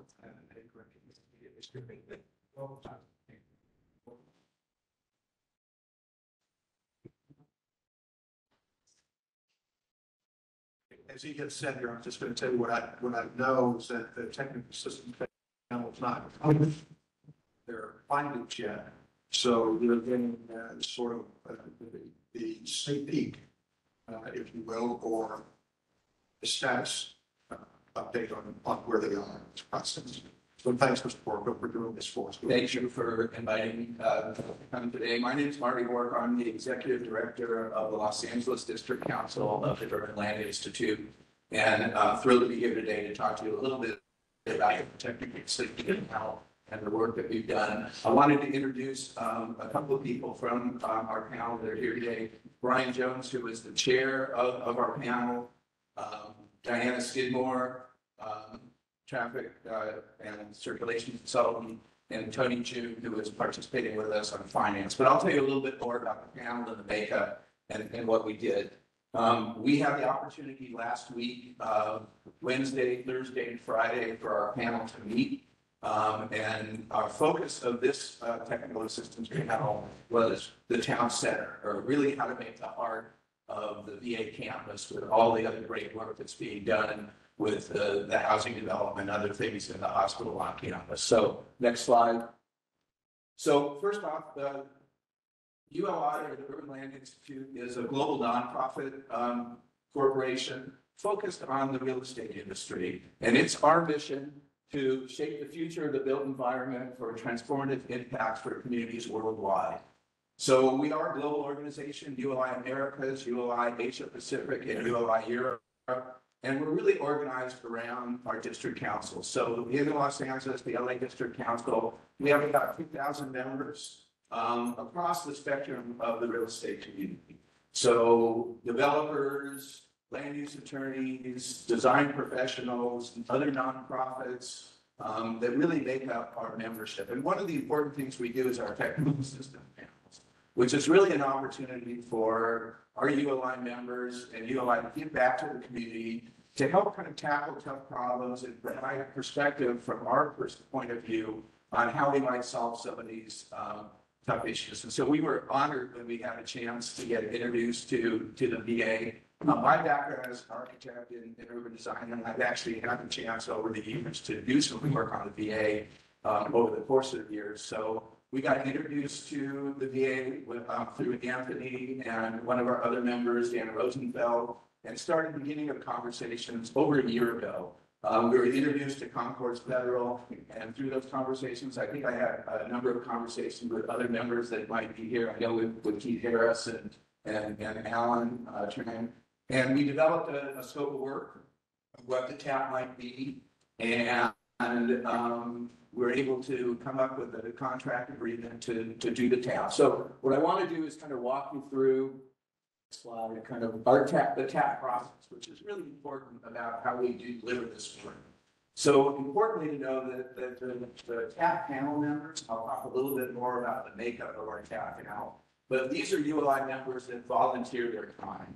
So they're all seasoned professionals that do work in the industry across the board. And for ULI TAP panel, they volunteer their time, certainly for the 2.5 days when the panel convened, but in advance and getting to know it and helping to follow up. So what we did is we talked about the sponsor engagement, where we were introduced to Concourse Federal, had the chance to develop that scope of work in the pre-TAP. Once we know what the scope of work is and the problem we were trying to solve, which was really the idea of town center that started in the master plan in 2016 and evolved in the planning work that was done in 2022, and hopefully will continue as an update in the master plan in 2025. And what is the town center of the heart? We were able to put our panel together.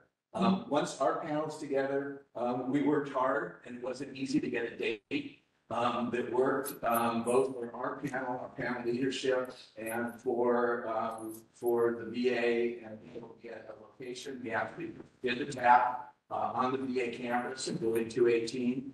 So we were actually on site for our 2.5 days of the work that we did. And then Concourse worked really hard to prepare a briefing book for us. One of the things we learned is this is a program that has a lot of data, a lot of information. And they did a great job trying to consolidate that for us, to give us the salient parts of understanding all the background, the leasing documents, the past master plans, and all the other information that was important for our team to begin to digest before we came to the panel. So the briefing book was set. We worked on the logistics of getting the venue. It was really important for us to do the TAP on site and be on the VA campus while we did our work. And we were able to do that, as I said, in Building 218. And then we had the TAP, which was a 2.5 day process. It starts out with us convening for a tour, and I'll talk a little bit more about that. We had almost a 2.5-hour tour of the campus, seeing the existing conditions, the new housing that's being built, understanding the different development areas, the buildings that are on site, and just getting a better sense of it. And then from that, we started in the first day to just begin to understand the ideas. The second day for us, our Tuesday morning was really focused on having stakeholder interview. And I'll talk a little bit more how we did that. I do want to go back a little bit because I'm going to Christine Mary was really gracious to host us at her house to get a little bit more of history and background of the property, which is an incredible piece of Los Angeles history about how the soldiers all came there and what that was. And she was one gracious host to be able to share with us those stories. During that time, also, Dr. Sharon was able to come on to talk to us on video, and Dan Garcia also on video was able to talk to the panel. So those were really important parts of just getting our panel understanding and integrating into the context of what we're doing. Thursday and Friday were our work days, where we have stakeholder interviews, and then the team breaks up to work and put our recommendations together and try to address those issues. Post-tap now, beginning of today's conversation is just to kind of walk you through kind of where we are in our process, and our hope is that we're able to have through the course of the conversation be able to document our work and our recommendations, which is kind of our next steps. So next slide. I want to talk just a little bit about the makeup of our panel. This is a complicated problem. Generally, our panels are 8 to 10 members of our ULI members that volunteer their time. We actually had 14 panel members that came. And again, these are professionals that volunteer their time. So if you look at that, you know, Brian was our chair. Brian is a retired executive for a city with a lot of experience in this kind of work and in our TAP panels. He's been involved in a lot of TAPs. That leadership role is really critical. Working closely with me, kind of bringing the hats, keeping everybody kind of focused and try to do this in 2.5 days, which is a really focused effort. But if you look at it, I mean, we have finance people, development people, market people, looking at market analysis, design professionals, both urban design, architecture. We talk a lot about sustainability and how we tend to think about the campus in a sustainable way and in a resilient way. Legal issues and policy issues about how as we start to think about implementation and we understand at least the opportunities and at least the hurdles that we might have in terms of implementation and recommendations that we move forward. And then adaptive reuse. We have an architect who's a very seasoned person about adaptive reuse, looking at some of the historic buildings on the property. How might you and could you think about them in an adaptive reuse way, and continuing to think about how we take advantage of the historic resources on the property. And importantly, for this, we had a cultural anthropologist on our team. Sandra Cooley, who's an active ULI member, who's a cultural anthropologist, and she helped us think a lot about what does it mean when we talk about a community of veterans. And when we start to think about the town center and the heart of this place, it's not just for the unhoused veterans that are going to be in the new housing, but really trying to think more broadly about a community of veterans and who makes that up and how do we begin to think about those. She was very helpful when we started having our interviews and talking to people. So it was an important piece to understand kind of the breadth of the panel members and who was at the table. The other thing I want to talk about, next slide, is our stakeholder interviews. Working closely with the VA and with Concourse, we sent out invitations to almost 100 people to please come if you can, physically in person or virtually, to have interviews with our panel members. So Thursday morning was really set aside for us to interview key panel members. For our key panel members to interview key stakeholders that have been involved in that. And we had Bill Fain, who had done the master plans, spoke with us. Bill was wonderful. He gave us a lot of base maps. Bill and I, our colleagues and old friend, I had a chance to go to his office and have him walk us through master plan, so he was able to kind of give us those things. We, and you can see, actually, a few people that are here today in the room were able to be stakeholders. I know Rob was, and Anthony was, and some others that were able to be stakeholders for our panel to interview. It's a really important part of what we do. And the stakeholders that we had a chance, there were 21 interviews that we had in groups. We had a principal developer team there that we got to talk with. We had veterans. We actually, on our tour, we had an opportunity to meet a couple of veterans walking the property and just have some more informal conversations with them, which were also very enlightening for the team.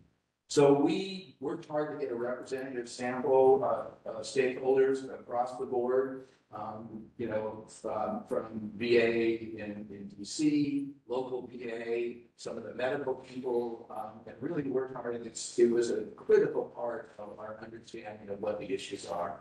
And so those stakeholder interviews were very important. So the next slide is just talking about the tour. And as I said, the tour and understanding that, I'll give Anthony a lot of credit. Anthony was wonderful to lead the tour for us. Not an easy group to keep focused and moving forward. We take us right now, bring them back together and show all the pieces that are important to get that understanding of that. And as I said on the tour, we had a couple of opportunities to just interact with veterans that were on site, that were walking around the campus, or used to be campus, was just an important part of that process. So we completed, next slide, I think that's, oh, that might be our last. So we completed our panel, and we're now looking forward to continuing the conversation with you, and seeing how we move forward, and be able to share with you what we've learned. And certainly myself or Tony or Diana or Brian are available to answer any questions that you might have. So thank you.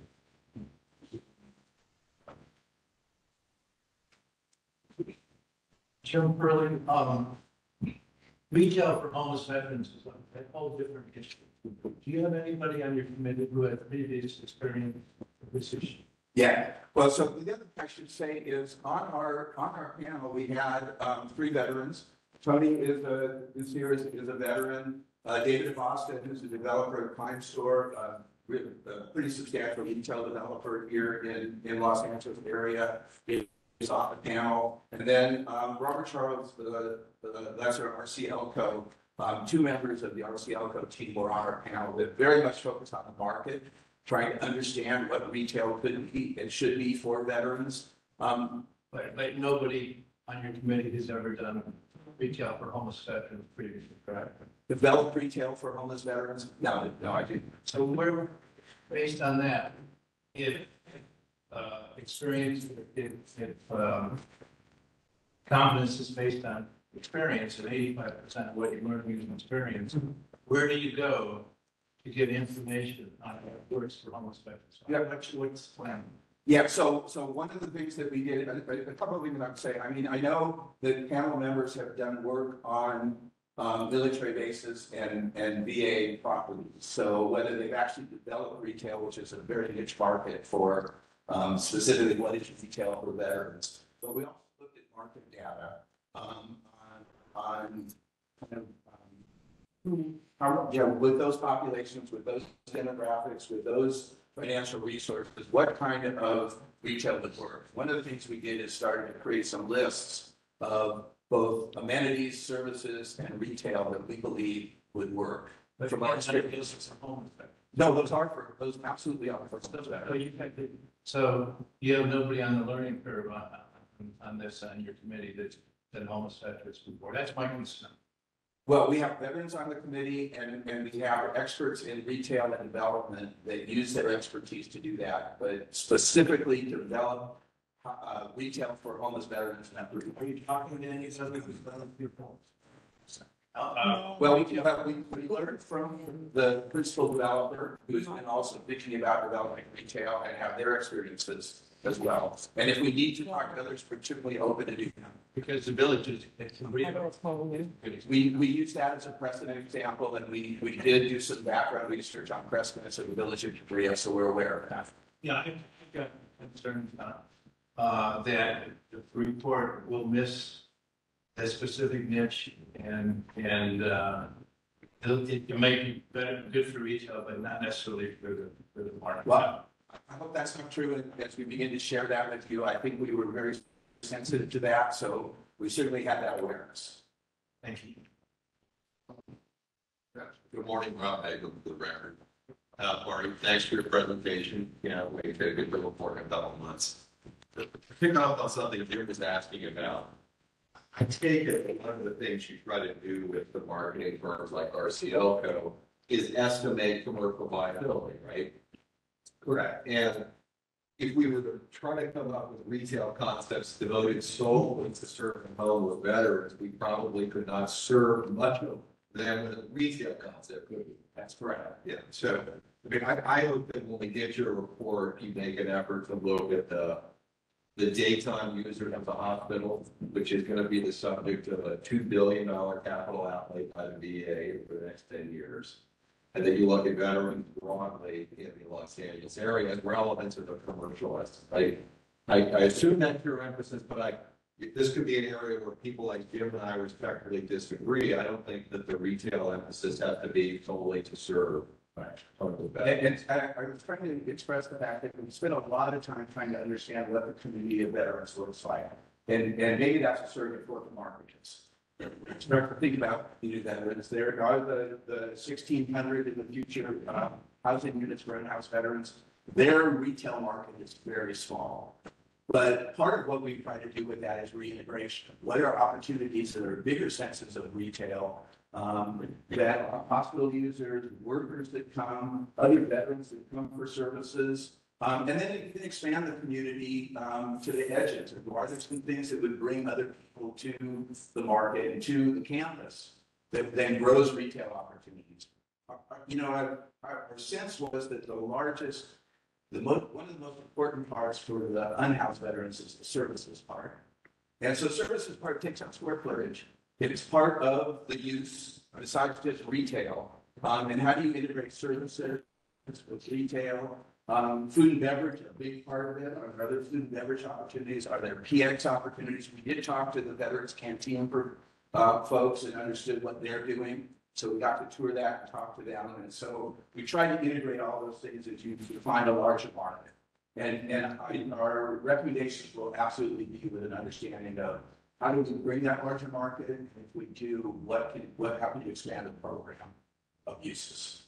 Jim Hurley again. One of the things that I have concerns about is if we develop retail that resident population cannot afford, is that going to be a downer? Is that going to create a sense of failure? Yeah, it's a fair. When we designate kind of retail and services, you always want to do with an understanding of the resources the customer has to do that. And the resources of a homeless veteran that's living is different from someone that works at the hospital. It's different than someone who is coming for services from outside. So you got to try to balance all of the different kind of users in their markets. Yeah, thank you. Anthony. Anthony, on for the record. I think that, sometimes that there is an assumption that the town center is all about retail, that the town center is much broader in its concepts than just retail. But since we're talking about that, I think all retail is an opportunity for homeless veterans through employment. We heard earlier, our housing crisis due in large part to affordability problems. How do people afford to live? They work, right? And training or retraining chronically homeless individuals through employment is something that I think needs to be taken very seriously in order to address veterans homelessness in the future. And so one of the things that I've asked for our December meeting is to talk to the Social Security Administration and learn about what they're doing for individuals who are on SSDI. Dr. Bamberger, I think he brought to our attention the TASK program. And I think it's a really amazing model, and it's something that VA should consider moving forward. So whether or not retail for homeless veterans, I think all retail is an opportunity for homeless veterans through employment. And it's something that is contemplated, I think, in the Leasing Act through vocational training. But more broadly speaking, I would say I had an opportunity to interact with all of the panel members, and obviously there's wearing the same jacket. And I thought everyone was so thoughtful and engaged and understood the mission. And so I just want to thank all the members for their time. But I also, again, want to thank VA for creating that space for engagement and welcoming ULI onto the campus. I think, it's something that VA deserves a lot of credit for. And, as I mentioned, and as was discussed, I think in the LA Times editorial, that this is a positive sign that VA is continuing to plan for the future of this campus. And so, again, I think VA deserves credit for welcoming ULI. Jim Curley again. Again, my concern is that everybody has ideas that has not experienced this homeless veteran town center issue. And these ideas that we have may sound good, but may prove to be wrong and not to have worked before. And so what my bias is toward really listening to somebody who's done it before. Anthony, you may be right, you may be wrong, but if a lot of people with good intentions with no experience of ideas doesn't necessarily equate to success. But we should really look to experience. Yeah, two things. What I would say is, the work that we did in 2.5 days is not going to answer all the problems, right, and not have all the background. Our hope is that the work that we did and the recommendations that come out of our 2.5-day CAP panel become foundational elements as you rethink and begin to update the master plan and kind of go into next iterations. And so there is a lot of work still to be done. And what we've done doesn't answer all the questions. It probably asks as many questions and provides direction of part of our recommendation will be next steps. How do we implement some of those things? The other thing, Jim, that I think is important is the idea when we put our program together, our program is much more than retail. So our program is about amenities and services and retail. And so it's a broader set of program elements that make a town center. If it's just retail, I think the feeling of our panel and our expertise is that's not going to be successful. But if you start to integrate a whole range of other elements in the program that make up the town center, that's the path to success. Thank you. Last question, Dr. Welch. Yeah, Mark Welch for the record. The VA isn't an island, it's part of a community. The Brentwood Community Council, see their name in your stakeholders. There's a lot of stuff that goes on in the community that is impacted by the VA. And I'm not complaining, I'm happy that this town center goes forward, but it doesn't seem as though it's truly integrated with the whole Brentwood community. Well, I think as it is now, it needs to expand itself and understand that the VA is actually a resource for a much larger community. There's veterans that live in Brentwood. There's other communities. One of them. Yeah. So when we start to talk about the idea of community of veterans, we really did think about the edges and the neighborhoods and other people in that region that would come there if there's opportunities. There are often great opportunities at the Wadsworth, at Jackie Robinson. So there's other things that bring larger community to the campus, and how do we begin to build upon that? So yeah, I understand completely, and we really try to define a market, starting with the homeless veterans that are going to be housed there and really building that out. Market. And a lot more work needs to be done to integrate what those needs are, but we try to have that recognition. Thank you. Parker, thanks very much. I'd like to thank you guys. We look forward to continuing the conversation. You bet. Thank you so much. Next break is at 11. Holiday break. Yes. So that's. I'm sorry. Okay, we're still trying to get the next briefer on the line. There's a virtual briefing. So let's take 5 minutes. Five.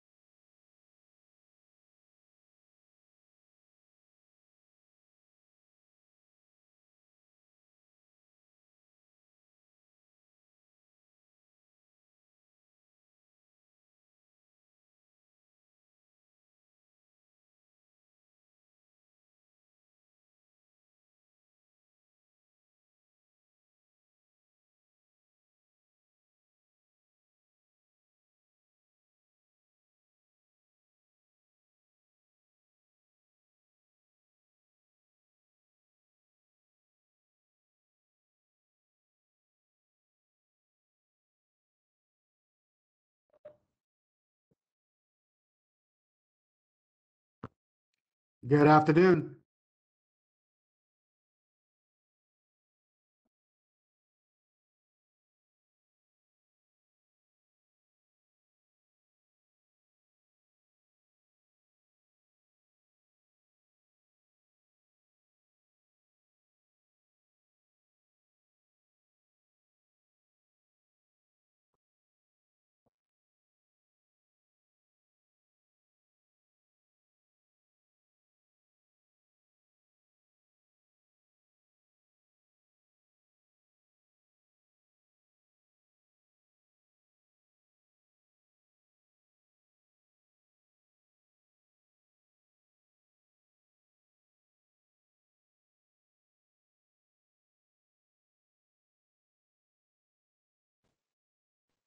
Audio check again, Mr. Rodriguez.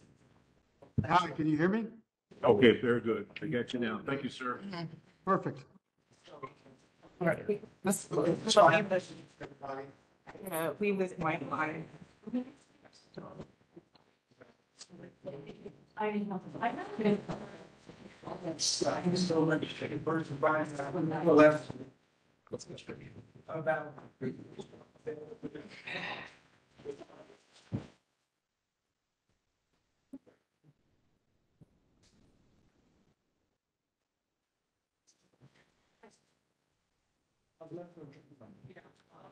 Hello, Mr. Rodriguez. Just let me know when you want to drive the slides. Just say next slide. Okay, perfect. No.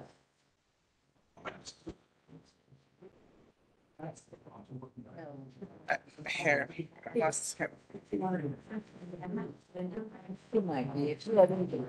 But they won't be able to see the slide.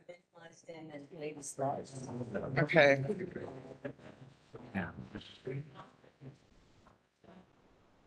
It's off video.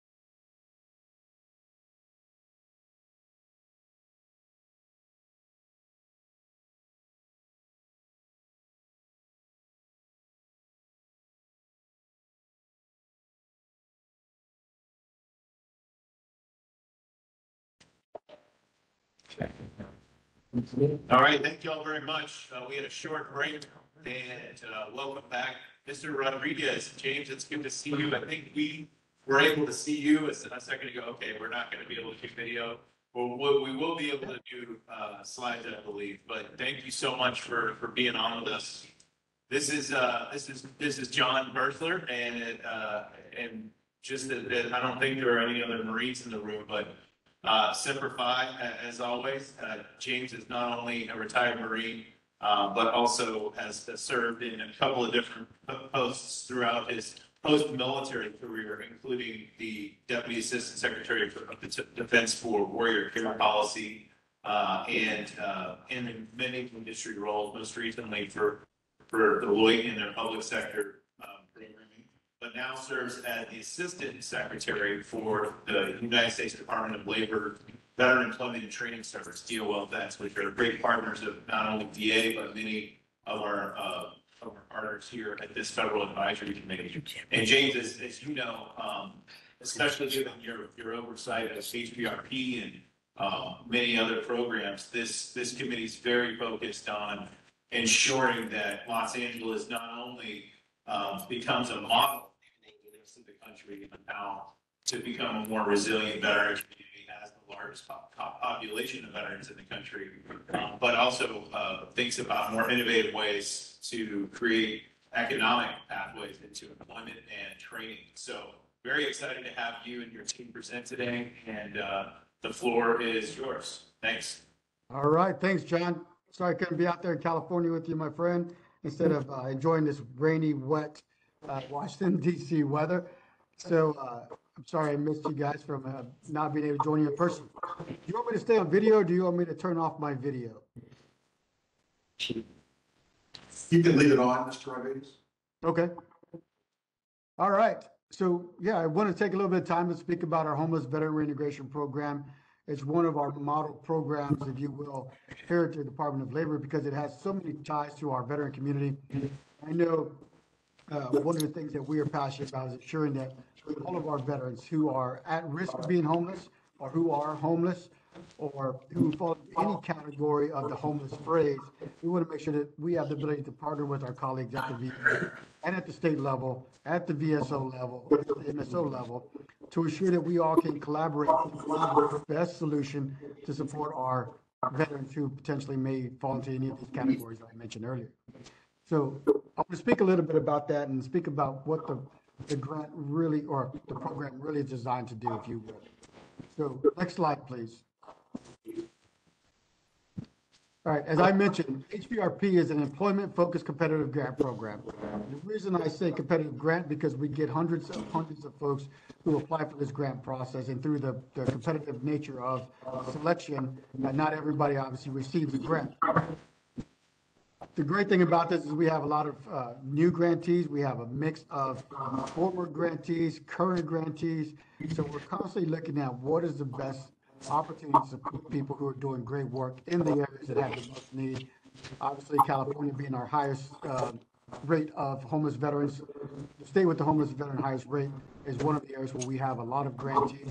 And we look to, again, make sure that we can provide the support where it's needed the most.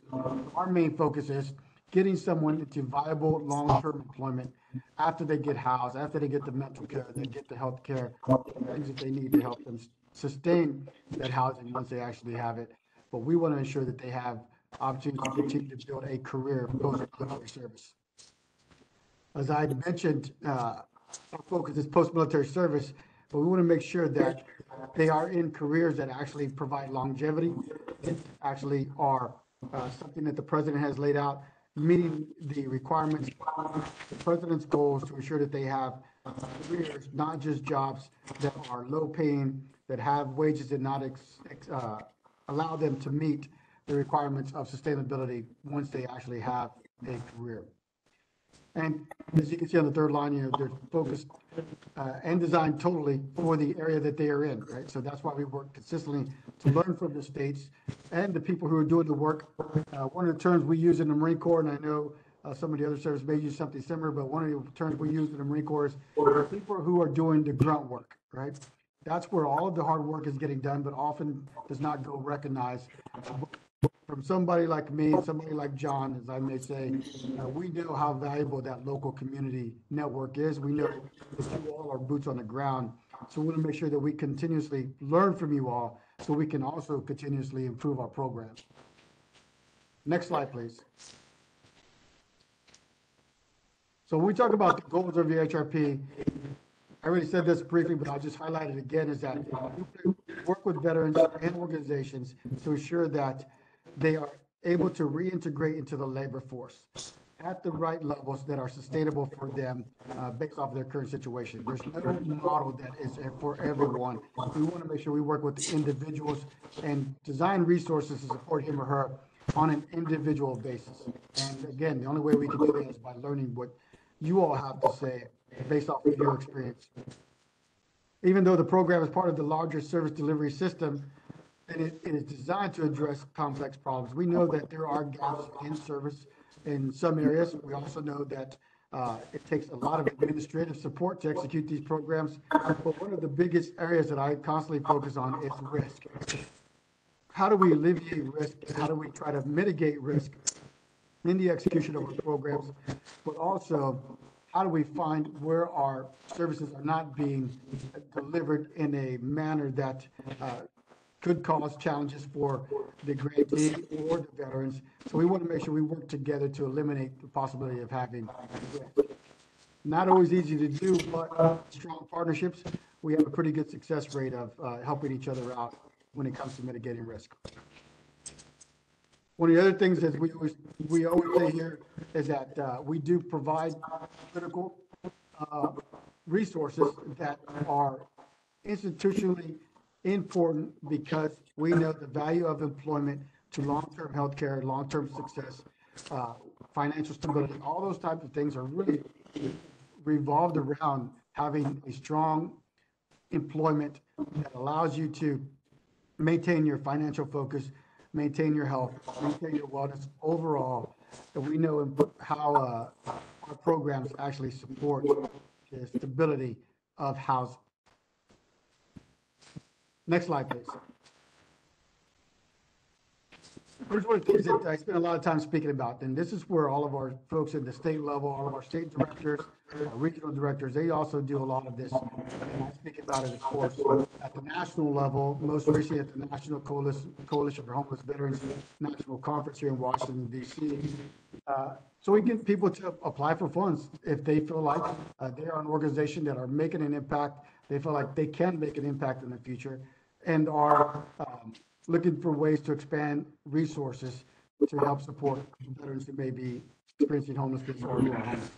Here's a couple of organizations, nonprofit organizations with 501c3 status, for-profit organizations. Oftentimes, people don't realize that for-profit organizations can actually apply for our grants. A lot of them are faith-based organizations, federally recognized Native American tribal governments, tribal organizations. We have grantees in those areas.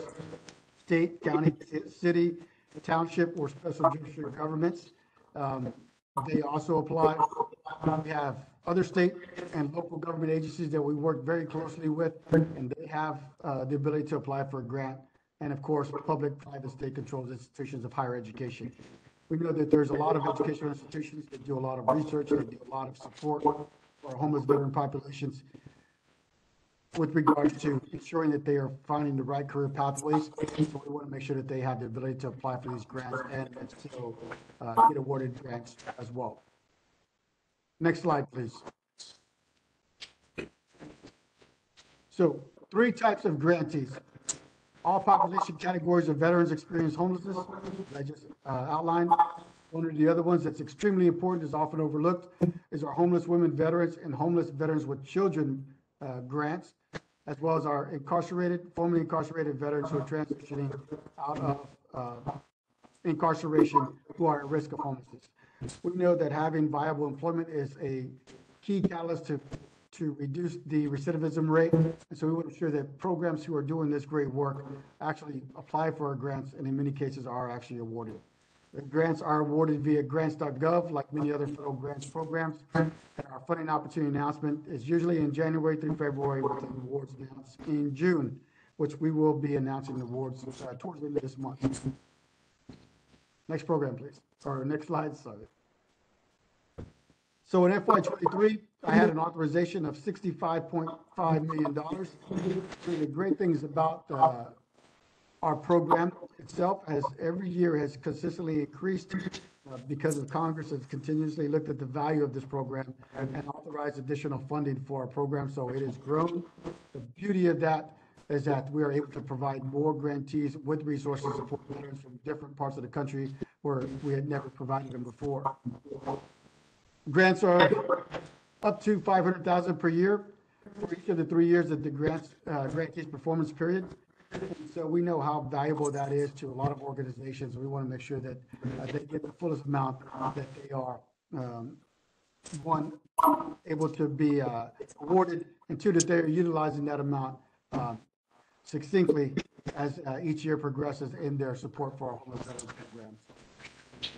The program performance period goes from July 1st to June 30th, as you see here. And in 2022, we funded 166 grants, 56 of whom were new grant recipients, and 110 of whom were continuing their grant for the 2nd or 3rd year. As I mentioned, we have a lot of grantees who have a consistent performance in doing great work, and fortunately, they're continuing to do that work by being awarded a grant. But I'm also excited to see that we have new grantees getting awarded every year as well. Next slide, please. So if you look at this criteria, for veterans, oftentimes we get this question a lot, like, what constitutes a veteran? Everybody has a different definition of what a veteran is, and here's our eligibility criteria. If that individual served 1 day on active duty, including basic training, and they had a discharge other than dishonorable, then we constitute that as a veteran. If they're homeless, they're participating in partner services, you can see all the federal agencies there. John, I'm sure has spoken to you all about them. You all are probably more educated about it than I am. And then the other one, at risk of homelessness in the next 60 days, is a priority for us. Transitioning from incarceration, as I mentioned, to eliminate recidivism. And then we look at these programs consistently. We constantly do reviews. We constantly work to strengthen our programs. But these are the eligibility requirements that are set forth by Congress. Next slide, please. Now, I'm not even going to try to explain all of this to you all, but if you look on the slides here, you can see that a typical participant is 48 years old. Typical participant is also a male of color, and you can look at their various levels of education. Look at the various categories: females, homeless with children, at risk of being homeless, as well as just as involved. And then those who are episodically homeless, those who have a disability, you'll see it's at 40% for someone with a disability rating or special disability. And those who were discharged more than 9 years ago, it's our highest category at 76%. One of the things that's often overlooked when we look at our data right now, the average age of veterans is 64 years old. John may have something similar number or a little bit different. But from us, our data shows 64% when we talk about employment. So if you take that compared to your 48 years old typical participant rate right now, we know we have a consistent problem that we have to address and we have to pay close attention to. Next slide, please.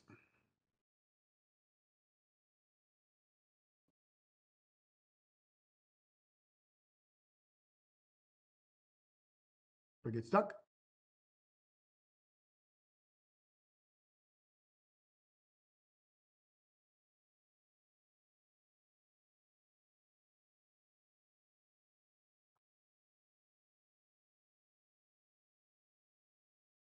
John, can you all hear me?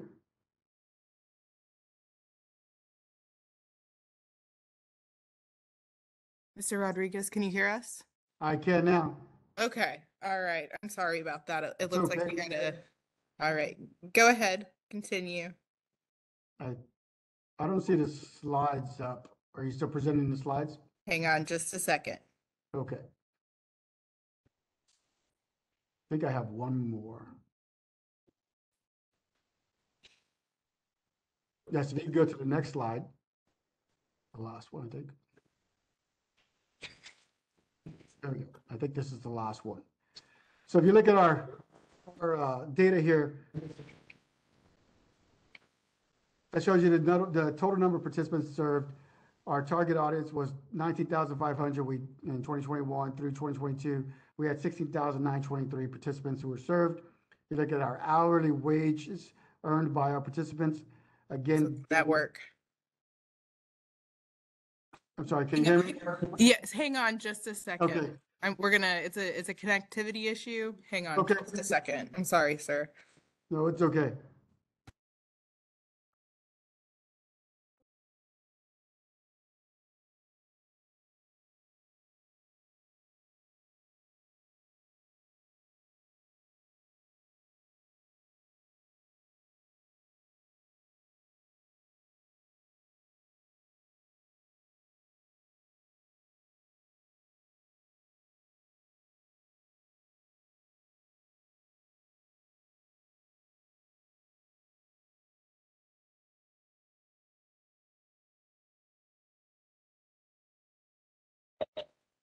Yes.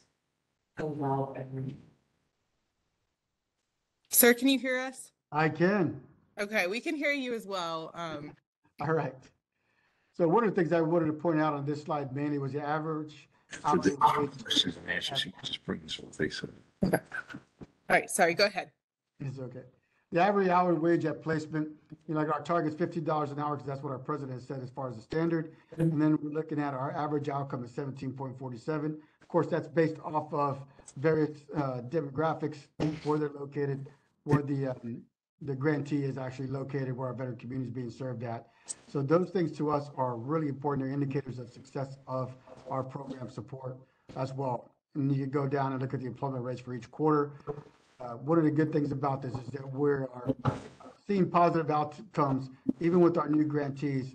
And so that's one of the things we want to continue to build on, is finding that longevity within careers and sustainability once they're housed and then receiving mental health and healthcare, but also ensuring that our organizations that we work with, our corporate partners, our union leaders, everybody that we partner with, understand how valuable it is for a veteran to have viable employment that creates that generational health, generational wealth for them after they maybe hit a speed bump in the road after military service. We know that our veterans deserve the support that we can offer, and it takes a village, as the saying goes, and we know without you all, without our local boots on the ground, there's no reason for us to exist at the national office level. So we want to ensure that we continue to be good stewards of the funding that we receive, but also be good partners in this endeavor to help support all the veterans who may be experiencing homelessness or who are at risk of being homeless. So with that, I'm more than happy to take any questions if I have the time.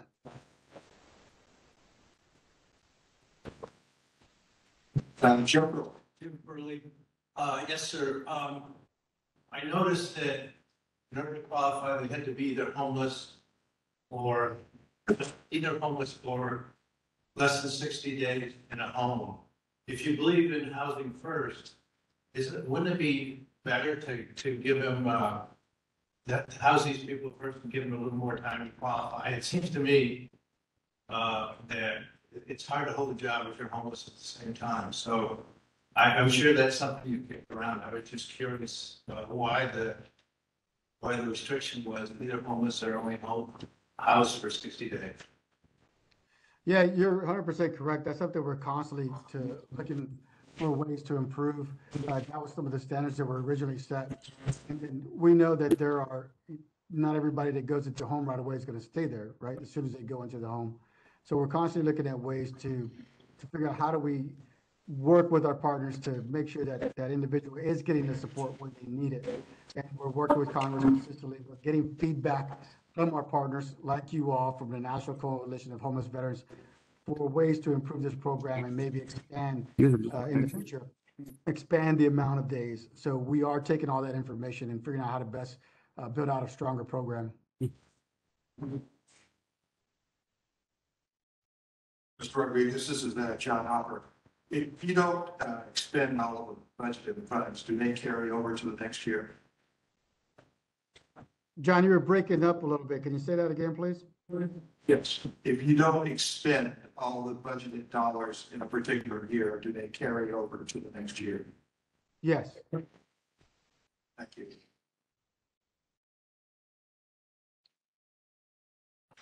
Any more questions? Mr. Rodriguez, thank you so much for your time and this important information.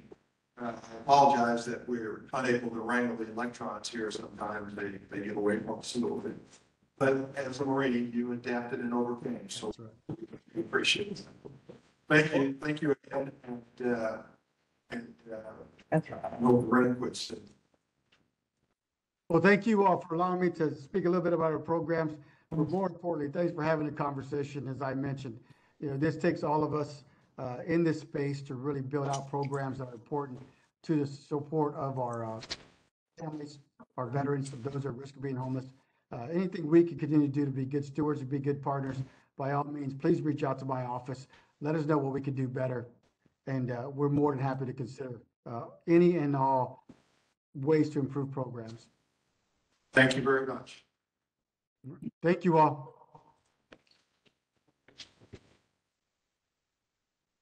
Anybody ever heard of this program? So You have heard of it? Yeah. So this would get edited, for example, into, I guess it would be something for our third lives. I was just, Keith Boylan. I was just gonna say, yeah, this program's been around a while, and actually, it's there many years now, but it was really exciting when it came on. Just seeing some of the definitions better. So pretty liberal in thinking those folks should be served in terms of veteran, definition of veteran, also definition of police. So it really touches a lot of folks to VA programs prior, perhaps than these. One of the things I think we should consider is, you know, obviously it's for homeless folks, and back to the AMI issue. This is another consideration is when folks get in these health facilities, supported housing, they start going to wonderful programs like therapy and have this kind of services available to them. You know, they're almost incentivized to take part in such things because back to the AMI issue, more they make, then they're going to find themselves having to look for new places to live. So another thing we should consider when we're looking at how to tackle this thing moving forward. Mr. Zenner, welcome. Jim Center, yeah, as far as integrating the services, they're ran by nonprofits. So the nonprofits that have a HUD-VASH contract and or a SSBR contract tend to be able to integrate a little bit better. I think some opportunities in building 300 or whatever temporary solution until 300 gets finished to have services there or else they're on the campus work closely with and SSBR providers. My recommendation is to really integrate them more. Yeah, they serve a lot of veterans and serve them that wouldn't get that done. Just to add on to both what Keith, this is John Hurst, what Keith and Jim mentioned a second ago. We see a lot of the nonprofits that VA works with in the field use HVRP, a combination of HVRP, VASH, and others to like almost what they call rated funding, so that they can expand their capacity and serve people and then get reimbursed for a lot of those services. There's even some that are going much further left of homelessness and trying to prevent homelessness by getting actually reimbursed to provide food assistance and utility assistance to make sure that they keep their homes and don't fall into that cycle. So it's really interesting to see how some really active organizations are able to take advantage of the different programs offered by their needs. Robin? Yeah, Rob Bagler. I thought the presentation was very important. I didn't know anything about it. But I thought there were a couple things that left out. And they speak to the idea that there's dignity in work, and it's the type of thing that we should probably, as a committee, wrestle with. One was, as I read the slides, the average earnings for formerly homeless veterans who go through these programs, $8,000. And I think that should be very sobering for us. But it also should tell us that there is dignity in work. People are interested in undertaking jobs that pay them so that they can re-enter the workforce. Also, just the back of the envelope was if you were to take $65 billion annually and just divide that by the number of people they reach out to, which is 17,000 people, that's a per person cost of around $3,800. Compare that with their earnings, and it's a way to begin people on this process. But those are, for me, those were personally very sobering numbers. And it makes me realize, at least I think, we have a huge opportunity on this campus for it to be a very hospitable environment for veterans to find work. If we didn't have this campus, I would find those numbers intimidating if I worked in this field. But I think because we do have the campus, it's a big opportunity. And so I think going forward, we should look upon the campus, as we talked about a little this morning, as a real meaningful chance for formerly homeless veterans to work. I'm sorry, Jim Burley. Jim Burley. I wanted to address something that Keith Boylan just said, and answer Keith and John Kuhn question. We do project-based Section 8, and if somebody's makes more money, they can stay. They have to pay up 40% of their income into the system, but they don't have to move out. We have people in our buildings who make $110,000 a year. We'd actually like them to move out, give the unit to somebody who needed it, but they can stay. So maybe this is different, but the normal project-based Section 8, which these programs model themselves after a resident, if they eventually qualify, can't stay in the unit if they make more money. Yeah. Dr. Harris. Well, like everything else today, there's no simple black and white answer to that. There is a point at which the income rises so much that that 30% share matches or exceeds the rent itself, and the voucher pays for nothing. And that's technically incoming out of the program. So if the voucher is portioned to zero, they're no longer eligible for the program. We have that, but they can still stay. So you're likely moving them to a non-VESH unit to do that. That's my understanding. Well, we don't, they stay in the unit that they're in. They pay the market rent for, for the voucher, and they get zero subsidy. They don't have to leave, and that may be a very important issue. Okay, there's probably a technicality in there. My understanding is they're no longer on a VESH voucher in that situation. They might stay in their unit and bill and pay for the training. They're no longer in receipt of the voucher when that happens. The other thing, through different property managers handle this differently. Yeah, we can't evict them. We have to keep them. I mean, it may be an important issue if somebody wants to stay in housing and live there. And I think it's important to know how that's going to work. It's very important because it can serve as a disincentive to the very things we're talking about in terms of improving this getting work that you're noting. Very important. Hopefully there's as I understand it, there's a survey being developed that will be given to the different property managers to more thoroughly understand several things about their buildings with this being one. So we should have more information. John, a couple comments. First, we have increased in HRP and SSPI as well. If very often those programs work together, heavily weighted towards the lowest income. So you'll see bigger increases for folks coming into the program with zero income and folks who are coming into the program with higher. And we do help out incomes to be more for benefits.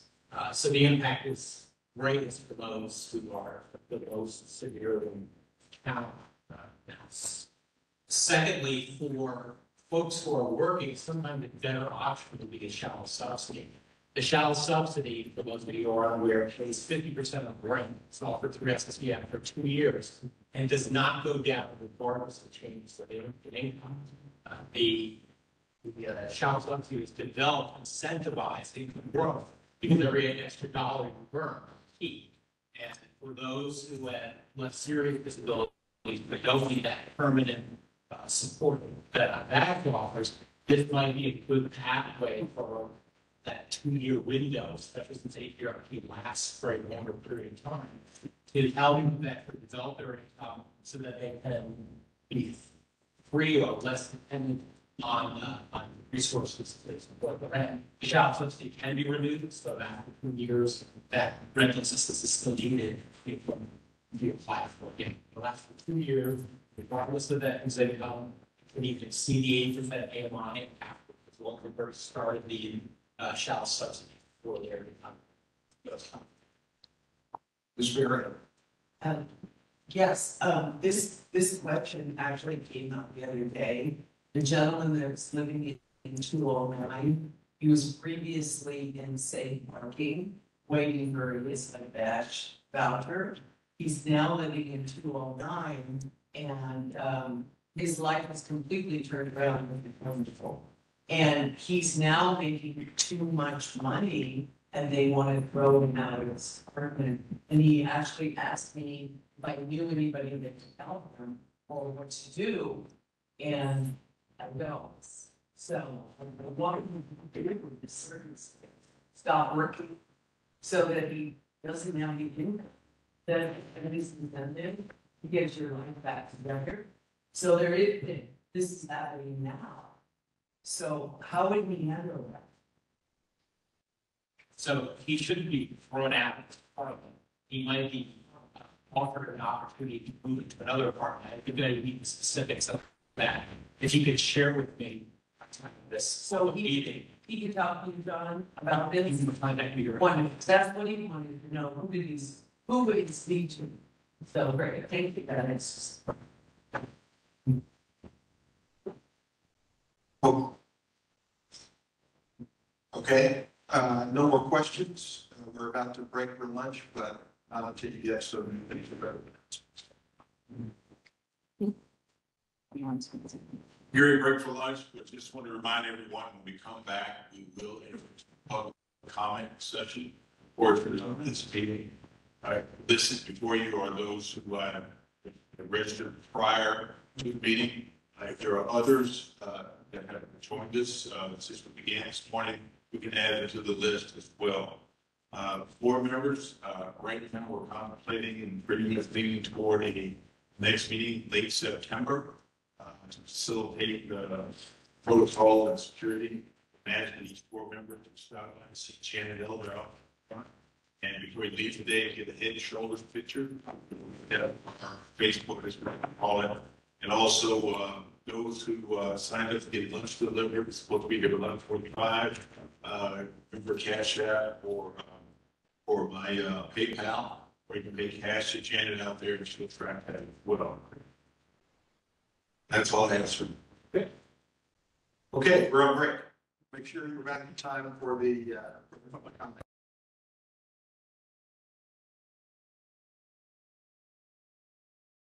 On the screen, we do have a list of public comments. Some of those are going to be in person, some will be virtual.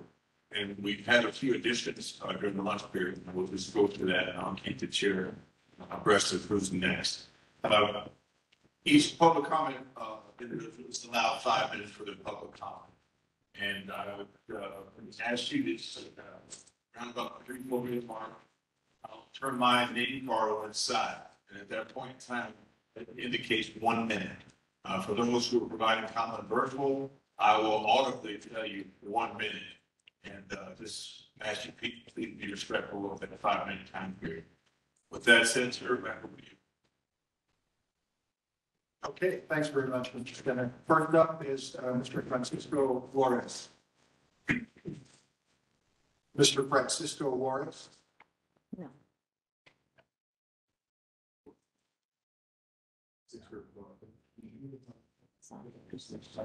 Yes, not. I can only drop program. Okay, it looks like Mr. Juarez is not going to be able to make it today. Next up is Mr. Thomas Patrick O'Shaughnessy. Okay, I'm getting a non-present signal. Next up, Mr. Larry Van Buren. Thank you, Comrade Chairman. Folks, good afternoon. I'm Larry Van Buren. I'm the spokesman for the American Legion, both Department of California, that's the state, and national. I want to speak to you about HR 3848. I believe you about the letter that was written by the Department of California that went to the Health Veterans Affairs Subcommittee on Economic Opportunities. It's last Wednesday, a week ago today. We take exception to several of the points in HR 3848. The first one was the grant per diem rate.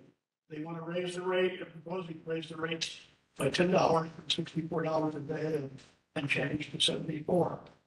It's a 15% increase. We feel, especially in California, that does not take into account the costs in the LA County area and the catchment area of West LA VA, because they go all the way up to Santa Barbara, San Luis Obispo, and the cost there is not $74 a day. Needs to be more. We tend to agree with a sister bill that was discussed, HR 491, that talks about $150 and $130 a day rate. So we disagree with the degree of the rate, not the rate decrease itself. The second two items deal with West LA specifically, and the two laws, Public Law 114-262, which was the West Los Angeles leasing agreement, And the other is the public law that modified 262, HR 117263. And there's two items we strongly disagree with. One is the topic of limiting the Office of Inspector General to inspect the leases for propriety, particularly in the case where it stipulates principally for veterans and their families. Given the history of land abuse at Westville IVA, we feel strongly that the OIG should remain intact in their capacity to inspect and report. The second item is the in-kind instead of cash payment for lease payments for leaseholders. We feel the in-kind would negatively impact Westall City Village. Westall City Village, under Public Law 117263, is the only VA that's allowed to keep lease payments on the property to be used for the benefit of veterans. The only VA that's allowed to do that. If we go in kind, that will significantly impact the amount of funds that the VA has at their disposal at West LA to assist veterans, particularly veterans. And that's the comments I want to deliver on both on behalf of the American Legion National and the American Legion State of California. And I might add that three of the other congressional veteran immigration charter veterans organizations are agreeing with us. Thank you. Thank you, sir.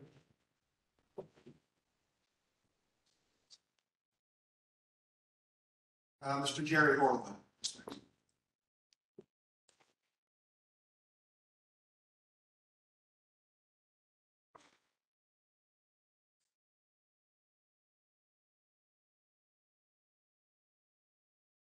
Good afternoon. My name is Jerry Orland. I'm the first vice president, Vietnam Veterans of America, California State Council.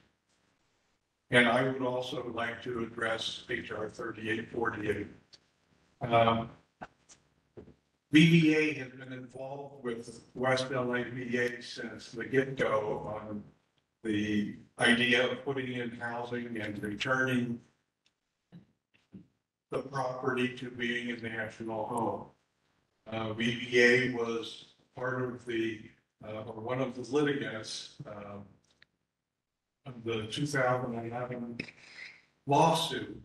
And VBA, after the lawsuit settlement, was a member of the VSO coalition that helped put together the master plan. I was not part of that when we were doing all that. There was somebody else.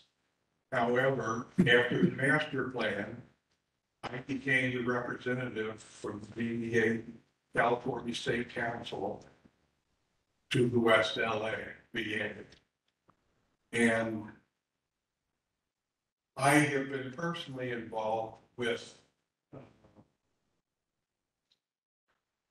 Leasing Act of 2016 and particularly the amendment to that, the Campus Improvement Act of 2022. And my biggest fear is that HR 3848 will gut the purpose of those two acts and open the door for what could be disastrous to what is being in great progress at this moment at the West LA VA. I don't need to go into any real detail on this because Mr. Van Buren covered it excellently. And all I would be doing is repeating his words. And I don't think you need to hear that over and over again. I just want you to know where we stand, and we stand together. Thank you. Thank you, Mr. Orland. Next up is Mr. Abe Bradshaw, and I think that will be virtual. Mr. Bradshaw, can you hear us? Yes, can you hear me? Yes. Well, time starts now, sir. All right, thank you. Hello, my name is Abe Bradshaw. I'm a Navy veteran and a patient at the West LA VA since I moved to Los Angeles in 2008. Thank you once again for giving me an opportunity to make a public comment, and thank you again for all the work you're doing to help veterans. About 3 or 4 meetings ago, I made my first public comment about how I wanted to volunteer to help clean up the areas around the Brentwood and Wadsworth theaters.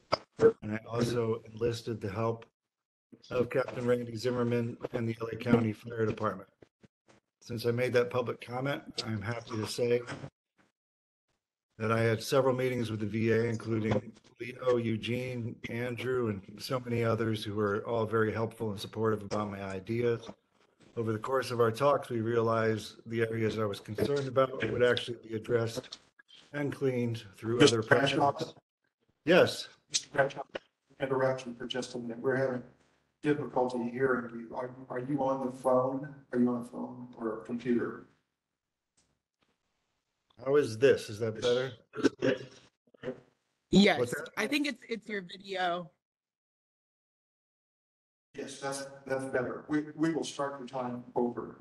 Okay, I apologize. Thank you for interrupting. Sorry about that. It's a doozy. Here we go. All right. My name's Abe. I'm a Navy veteran and a patient since 2008. Thanks again for letting me talk. About 3 or 4 meetings ago, I made my first public comment about how I wanted to volunteer to help clean up the areas around the Brentwood and Wadsworth theaters. And I also enlisted the help of Captain Randy Zimmerman and the LA County Fire Department. Can you hear me now? Am I good? No. You're still breaking up. It's better. It might help to turn the video off because sometimes that takes up bandwidth if the connection's not good. I hate to do that Can you too. do that, Mr. Bradshaw? Oh, in my case, it's good to turn off the video too. Yeah. All right. How's that? Yeah, that's much better. All right. Sorry, guys. Anyway, I'll get through this. I was going to clean up the Brentwood and Wadsworth theaters, and the VA was extremely helpful in making this happen. I'd like to thank Leo, Eugene, Andrew, and so many others who were all helpful and supportive about my ideas. Over the course of my talks, we realized that I was concerned about it would be cleaned, but they would also be cleaned up through other projects and teams. And so I didn't even have to worry about it. So then on Earth Day, I got volunteers from Veterans of Media and Entertainment, and we helped with the cleanup project on the VA campus for that day, and we cleaned the Japanese gardens, which was great. So even though I felt almost a sort of mission accomplished feeling after that day, I'm asking again to offer my services. If I can help in any way with reopening and the renovation efforts you may have planned for Wadsworth and Brentwood. And I would also like to thank you for allowing me to be a part of the ULI team and the interviews that they did, because I thought those were very helpful. I was also happy to see that the 2 people who interviewed me were also veterans, and I appreciate being able to offer my feedback, and I think it's important to get any feedback you can from veterans who care as many times as possible, whether it's for the theaters or the town center or for the Metro stop or anything. The more veterans you can talk with, the better, because we all care about each other and we all want things to improve. Thank you very much for your time. Sorry for my audio. No, thank you, Mr. Bradshaw. We got it all loud there. Thank you. Next up, we have Mr. John Oppenheim, who is also virtual. Are you there, Mr. Oppenheim? I'm here. Can you hear me all right? Yes, sir. Sounds good. Go ahead. All right. Well, we have good fiber down here in Long Beach. First of all, my name is John Oppenheim. I'm an Air Force veteran and advocate for senior veterans. And I appreciate the opportunity to speak today. The last time I spoke was up there. It was basically an alarm regarding the lack of care for veterans in my area. And those who know me will be a little bit surprised that today I want to do a shout out to the VA for their efforts to reach out to the community and engage us in their plans. Last week, and Abe and I were on the call together, along with 14 other veterans, I was privileged to participate in a feedback session regarding the town center concept for the greater LA campus and also the local communities. And what's really exciting is this is a collaborative effort by the Greater Los Angeles VA and ULI, or the Urban Land Institute. As an advocate for veterans in the Long Beach area for many, many years, I have felt that community engagement and involvement on the part of the VA are essential. While the VA is not necessarily, or they're not really against the concept, I was really frustrated. I've been frustrated that it just didn't seem like it was going to happen because there was no real vehicle to get the ball rolling. At Greater Los Angeles, and again, as I started back in February to understand a little more about that since I go to Long Beach. The concept of engaging with local veterans has been ongoing with this group that I'm speaking with today, as I discovered when I was able to express my longstanding concerns that I have for senior veterans. The exercise last week was a great example of what I observe as a big change on the part of the VA. In my opinion, community engagement is the best vehicle we can have for moving in the right direction for veterans. I applaud you and thank you for listening to us and giving veterans in the broader community the opportunity to participate in the changes. Let's keep it going. Thank you. Thank you, Mr. Oppenheim. Next up is Mr. Rob Reynolds, who is also virtual. Rob, are you there? Yeah, can you hear me? Yep, you're live and clear. Go ahead. All right. Thank you. The first thing I wanted to bring up was HR 3848. Is it breaking up? Or are you guys able to hear me? Yeah, you're still good so far. Okay. HR 3848. I was really disappointed to see the amendment for the West Los Angeles Leasing Act that essentially takes some of the power away from the OIG and allows the VA to enter into lease agreements with entities that don't principally benefit veterans or their families. This has been an ongoing issue for decades. There's been 2 lawsuits, and it seems that history is repeating itself. At one point, UCLA Jackie Robinson Baseball Stadium was declared an illegal lease until their lease got written into law, thanks to Congressman Ted Lieu. And now we have Brentwood School lobbying to change the law so that they can stay on the property. And at the same time, there's a current lawsuit in litigation right now, and I think it's absolutely outrageous that Brentwood School is trying to circumvent the lawsuit and also change the law so that they can stay on the property. It's just not acceptable at all. So I really hope that the VCOEB can take a position against that amendment. Additionally, I just wanted to bring up the housing on the property. I'm thankful that we have building 205 and 208 that have just recently opened. However, the opening ceremony took place almost 2 months ago on May 2nd, and the Housing Authority, or HACLA, is taking a very long time processing paperwork and getting veterans into those buildings. So I don't know if there's anything the VA can do or this board can do to try to help push that, because those buildings still remain like 80% empty, going on 2 months since the opening ceremony. And I'd really like to see a lot of these veterans get moved into those apartments as soon as possible. And as far as the outreach that's been happening about the town center or town square, I think it was ULI. I think that the VA needs to go, these entities need to go around and get input from the veterans that are living on that property, at CCRS, at the domiciliary, at New Directions, all the new housing. I think the most important thing that can be done is making sure that everyone is getting input from everybody, all the veterans that live on that property. The more input they can get, the better. That's all I have.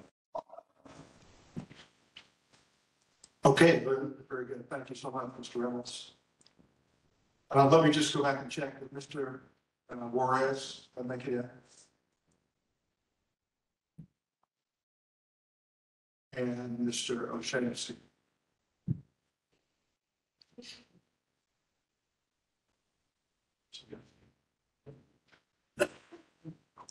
Okay, next is Kylie Orwell.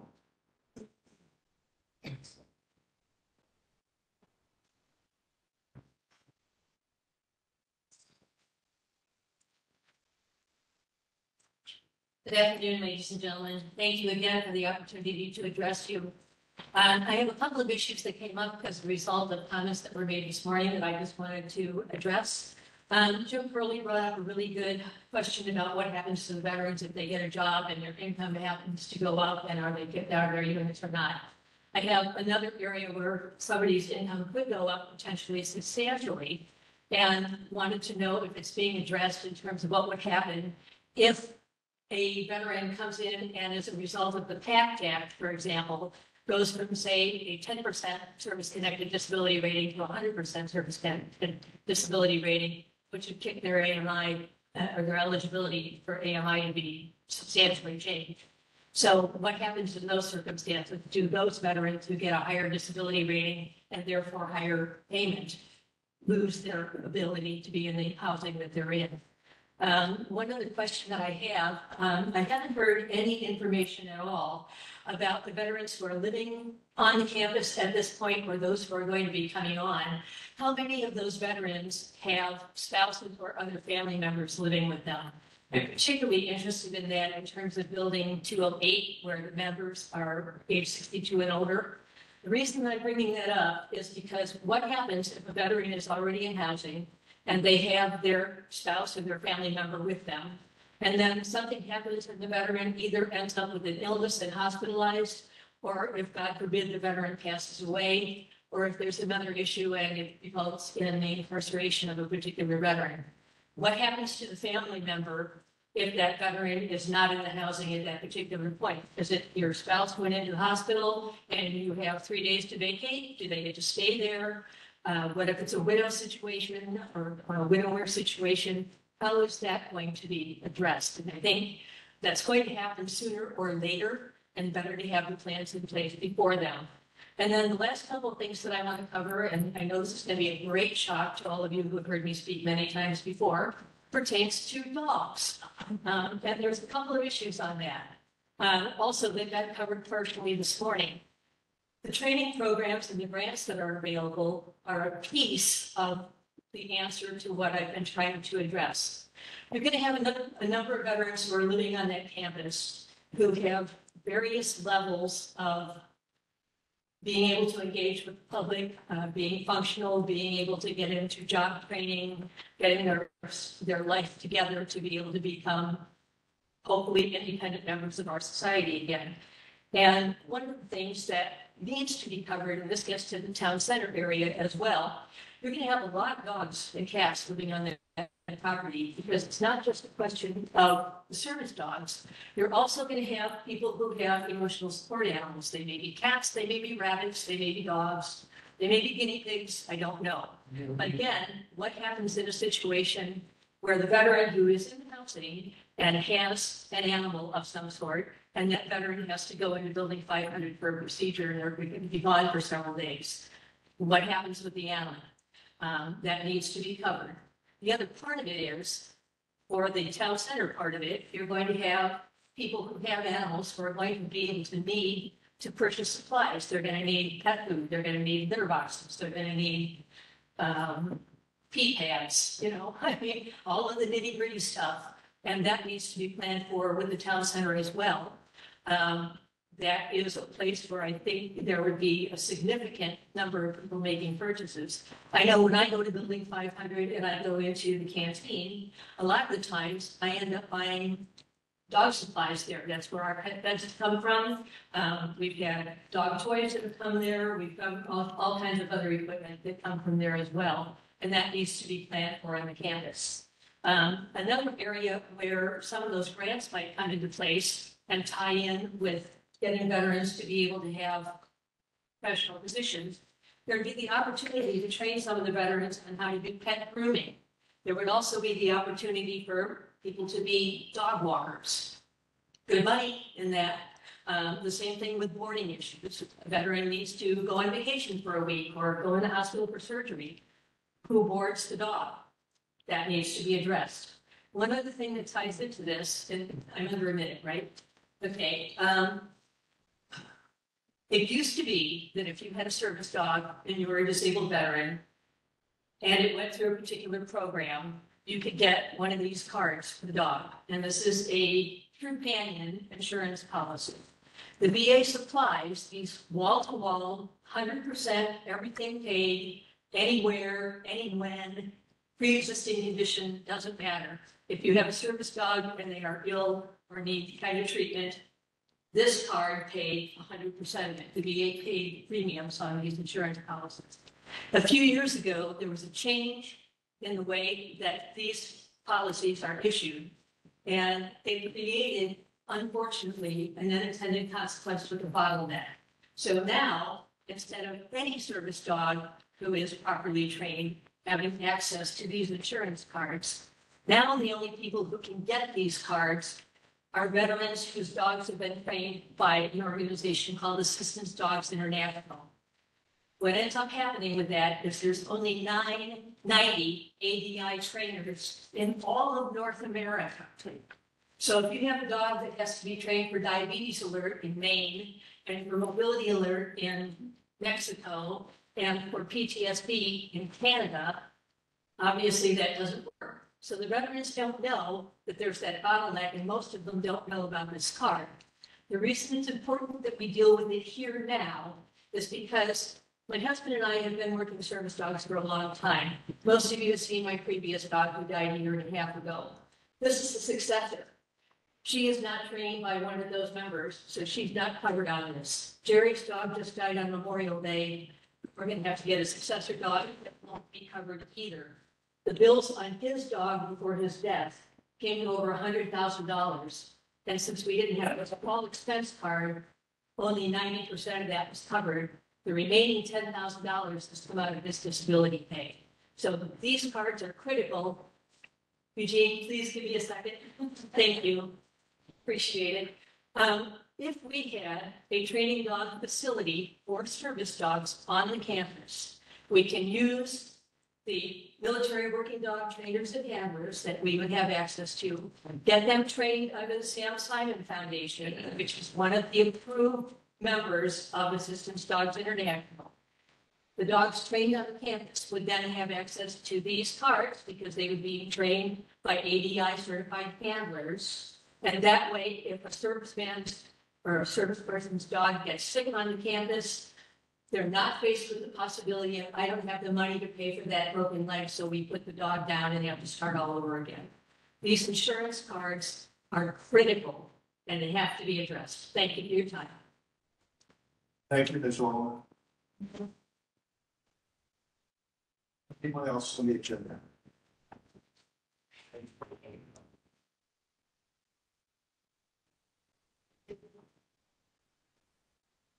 Okay, we have everybody else lined up, so that concludes the public comment period.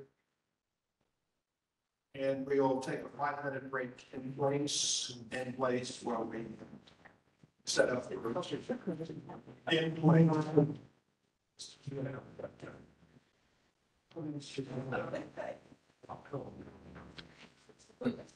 He said that someone's going to be online.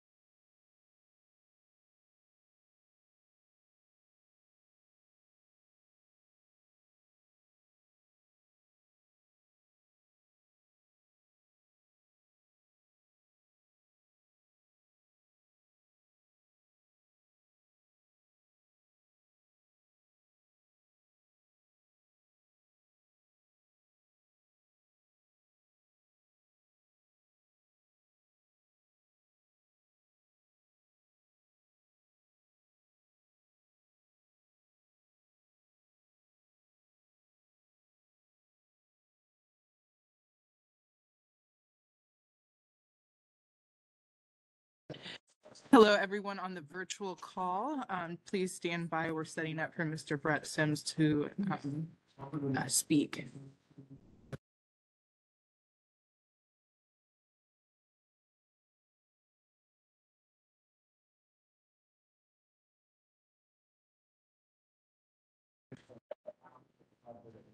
Sound check, can you hear me? I hear you 500% power.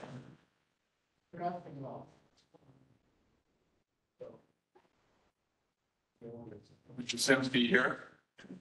I can hear you, yes. Can we hear you?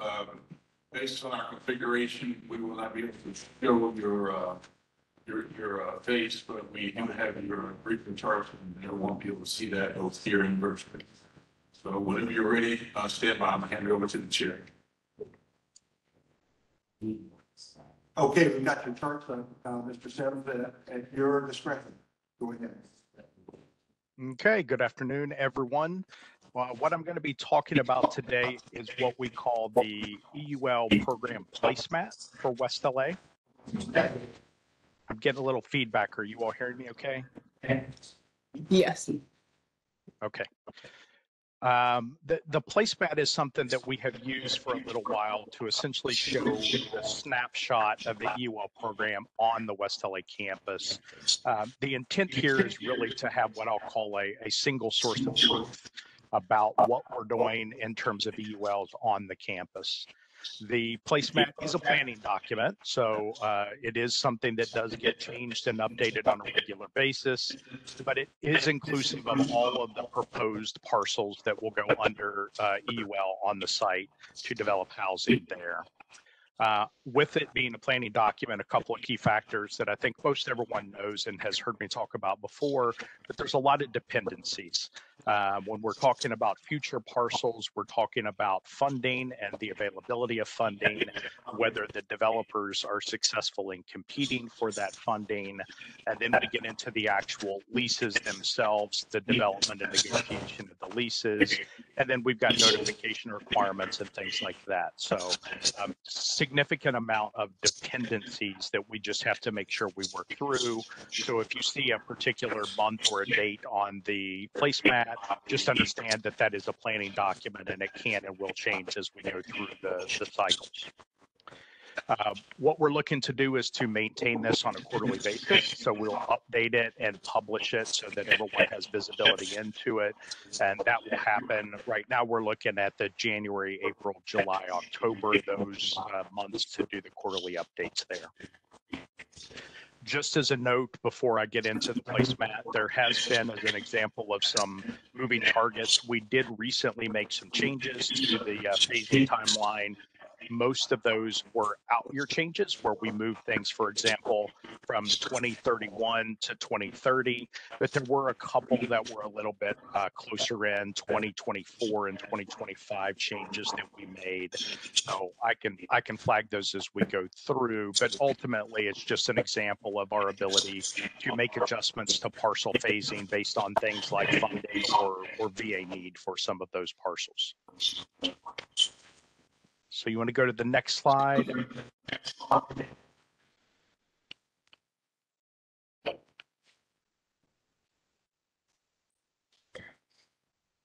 Okay. What I'll do here is talk a little bit about the information that's contained in the placemat, so sort of the legend and the keys of the data that you'll see there. And then the next couple of slides, I'll actually step through the placemat in and of itself. When we're looking at the placemat at the top, what you will see is the last updated date, and that's important when we talk about the currency of the data. If you happen to be looking at a placemat that is older, you would see that at the top so you'll understand when it was last updated. To the right-hand side on the placemat, you'll also see a key that is color-coded based upon the project statuses, and it goes in sort of typical order of things that are operational, things under construction, things that are in construction, things that are negotiated, and then future projects that we're just in preliminary planning on. And then the actual data that you will see in the placemat is a building by building breakdown of what we're looking at in terms of the development. So you'll see the building number, you'll see the developer, and we understand we've got different developers. And then within the PD team, there could be a different lead developer for that particular parcel. So we've got that displayed on there. We've got the status of that particular parcel, both narratively as well as in the color coding system. The proposed parcel release date. So that's a forecast. That's a future look at when we think we will release that parcel for the developers to actually start work on. And then we get into the construction start and finish.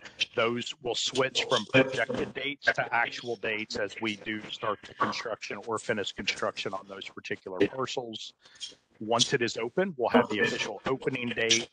And then we have unit counts, both on a per unit, per parcel development, as well as a cumulative running total of the number of units that would be available.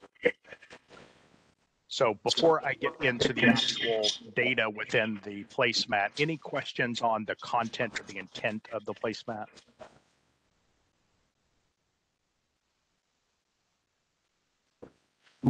Doesn't look like any questions.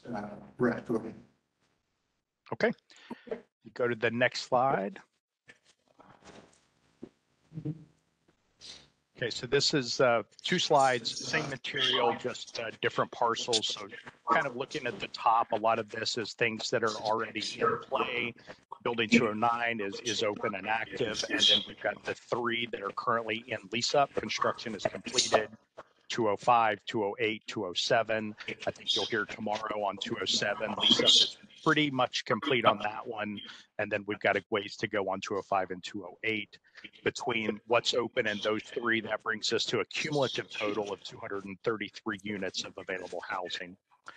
The next tranche are the ones that are in construction that are going to be talked about at the groundbreaking ceremony coming up here. And that includes MacArthur Phase 1 from Core, and then 404, 402, and 156 and 157, which while they're 2 separate buildings, they're being done as a single development, so they are listed in one line here. But those will also bring in a significant number of units. So when you factor in the in-construction statuses, that gets us over 600 units of housing that will be available. We're including the finish dates there. So by May 2025, we should be over that 600 mark of available housing. The next 2 are ones that we're in the midst of wrapping up the lease negotiations, and that includes MacArthur Phase 2, as well as Building 158. We're expecting those to be wrapped up and executing on those leases late this fall, so the construction can start in November. That will bring in another nearly 125, 127 units of housing. And then the ones you see at the bottom, starting with 210 and then 408 and Building 300, those are ones that are in near-term planning, meaning that there's financing applications in play here. There's designs being worked for those. And those are looking at parcel release dates in mid to late 2024.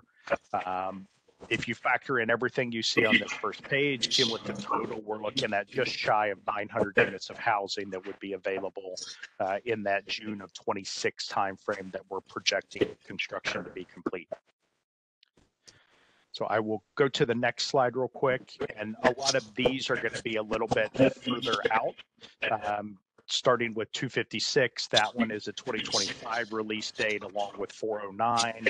So a couple of buildings in 2025, and then 2026 and 2027, you've got the building 13306, 258, and building 400 or lot 49.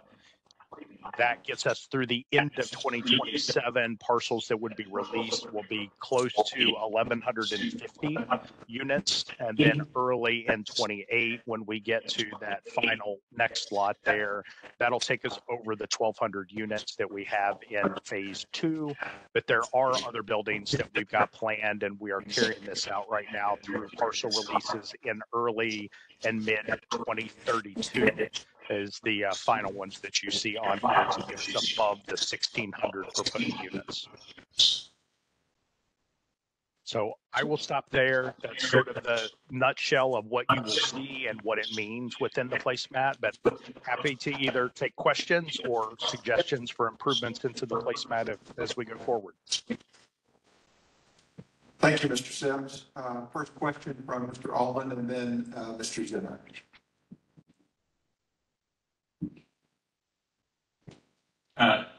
Anthony Allman, for the record.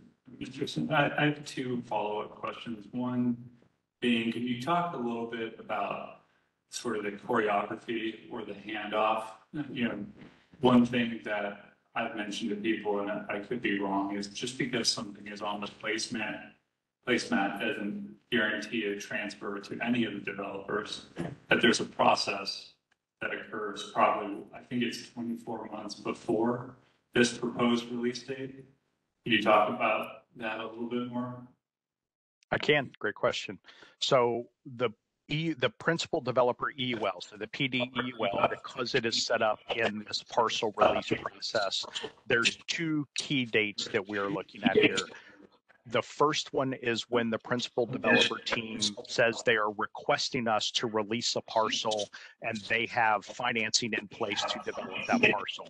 So they submit a request to VA. VA has the obligation of saying, yes, we believe we can release that parcel within that 24-month period to meet your financing timeline. And that allows the PD to move forward with proposing their design and their financing stack and things like that. As we get closer to the actual execution of that lease, there's a second request that comes in from the PD team asking us to acknowledge the actual parcel release. That second acknowledgement is when VA formally says you now have control of the parcel, both from a development and an operational standpoint. So just to follow up on that, there's no obligation on behalf of the VA to transfer parcels on the placemat. You're not required to. You have an option to, and you want to build housing, so there's an incentive to transfer the parcel to the development team. It's not an obligation, right? That is correct. It's not an obligation to do so. Okay, so the reason why I mentioned it is in 2016, the goal for the draft master plan was 1,200 units based on the greater LA COC homelessness information. And in 2022, the goal was 1,200, but instead of the LACOC, it was the broader catchment area for 5 counties. So according to the latest master plan, and it may change in 2025, VA's goal is 1,200. The placemat is for 1,641. So some of these parcels will not be developed currently. Not to say that it won't in the future, but currently the goal is 1,200. Right. So the goal is 1,200. The way the principal developer EUL is set up is such that we're requiring the PD team to develop 900 units, which in addition to the other developers would meet the 1,200 unit target. The 1,600 units is essentially what I would consider to be an option to go above 1,200 units if there were a need, and we agreed to do that. Right. So if there was a need. So currently VA says the plan is 1,200. And the reason why I ask is because there's numbers being thrown around. So VA policy and master plan 2022 is saying 1,200 units. And then we're seeing a development plan for 1,641 in the press. There's been mention that there's being developed over 1,600 units. And so I just want to mention, looking at this placemat, the goal is 1,200.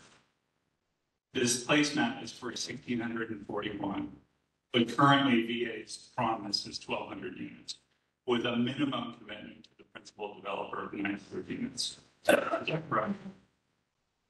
Yes, I will add one caveat that that I think folks understand, but the 1,600 actually came from the environmental impact statement. So the EIS that was done, it was assessed at a higher number to make sure that we had capacity to meet whatever was needed. So there is a basis for that 1,600, but agree with the way it was described. 1,200 is a goal. This is up to 1,600, which would go above that.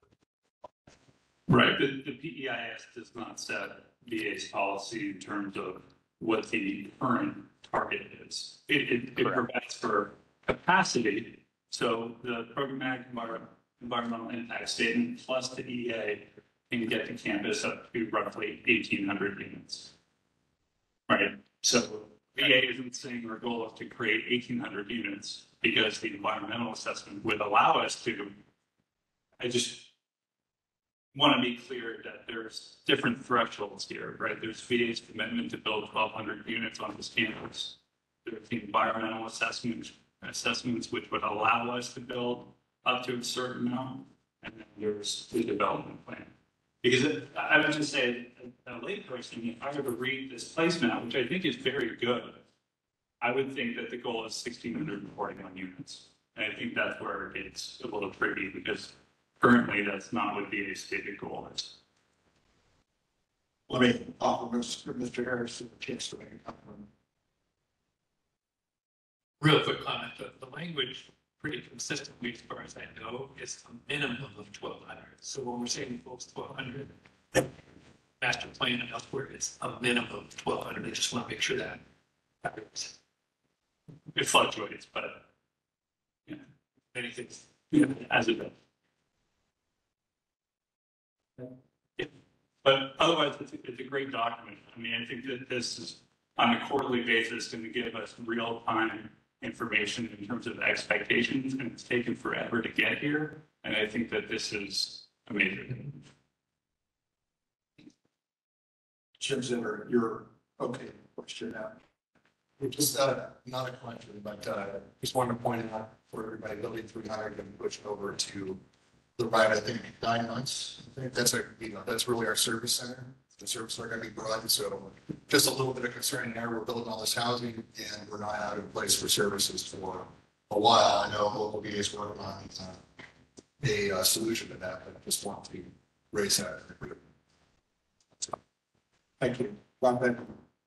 Thank you, General Rob Beckman, Chair of the Master Plan Subcommittee. So Brett, thank you for your presentation. These issues are near and dear to me.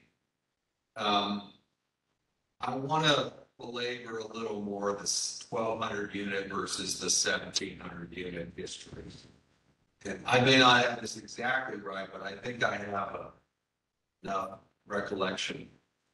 This committee 2 years ago resisted the principal developer's desire to move the target to 1,700 units. And we did that for a couple of reasons. One was the principal developer was way behind on delivering housing.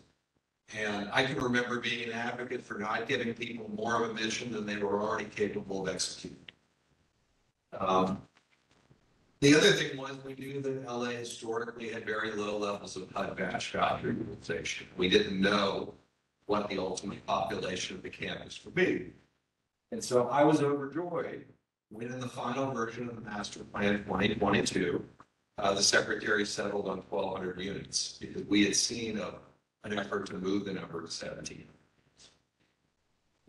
Brett, from my point of view, it's just me individually speaking, I think your personal planning emphasis should be on 1,200 units until you get direction in the form of a revised master plan that the new number is 1,200 units, or I'm sorry, 1,700.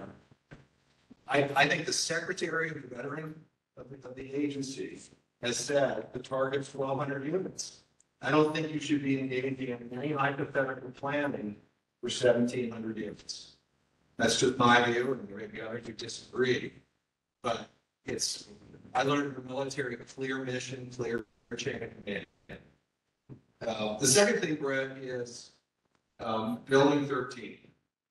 I see it's identified here for potential turnover to principal developer. You heard from us a couple of years ago and I think I speak for the committee, that we weren't confident that the principal developer had demonstrated expertise in mixed use or commercial development. And I asked you then a couple of years ago, and I hope it's still the case, if the VA wants to go with another developer for building 13, they're allowed to do so. Isn't that right?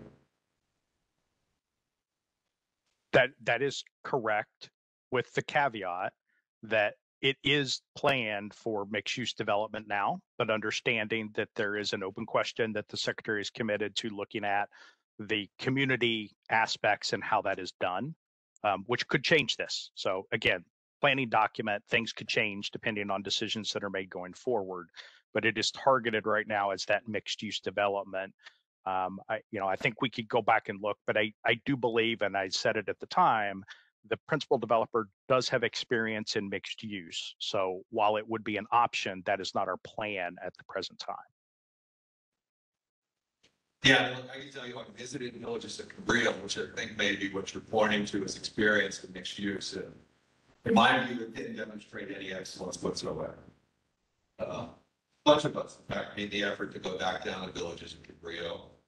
And I've since looked at the portfolio listed by the principal developer, and while they're outstanding and housing development, I don't think they've any demonstrated experience in mixed use development. So I don't think there can be any presumption in your slides that that's where this very valuable building is headed. So my 2 points are, I think your agreed planning parameter should be 1,200 units. And I think the status of building 13 and anything around the town center concept should have an asterisk related kind of ULI study and how VA reacts to ULI study. That's all I have. Thank you, Brett. It's Rob. Jim, really for the record, there are 4,000 homeless veterans in LA. I read an article last week that said 30% of the homelessness in the United States is in California. 10% of the population, 30% of the homelessness. For those of you with development experience, there's a long lead time for tax credits. And if we don't plan to get more units and we decide later to do it, it causes a 2-year delay. And to me, it makes total sense to plan this way, as long as it's not totally required. And I think it's very prudent. I think our job is not to nitpick the master plan, make it a Bible, make it as a guideline. And our goal should be get as many units as fast as we can, as long as they're absorbed and as long as there's a demand for it. And the other thing I would, getting old, I forgot my last point, but the statement's made that the master developer doesn't have mixed use experience in homeless housing. Nobody else has any experience with mixed use homeless housing. And they have some, and there's been off the statement that people were not impressed with Villages Cabrillo and they had a better idea for retail. However, that may be because of inexperience, because the population might not require retail. And since one of the principal developers has been doing this for 25 years, for us with people with zero development experience to judge that may be misguided.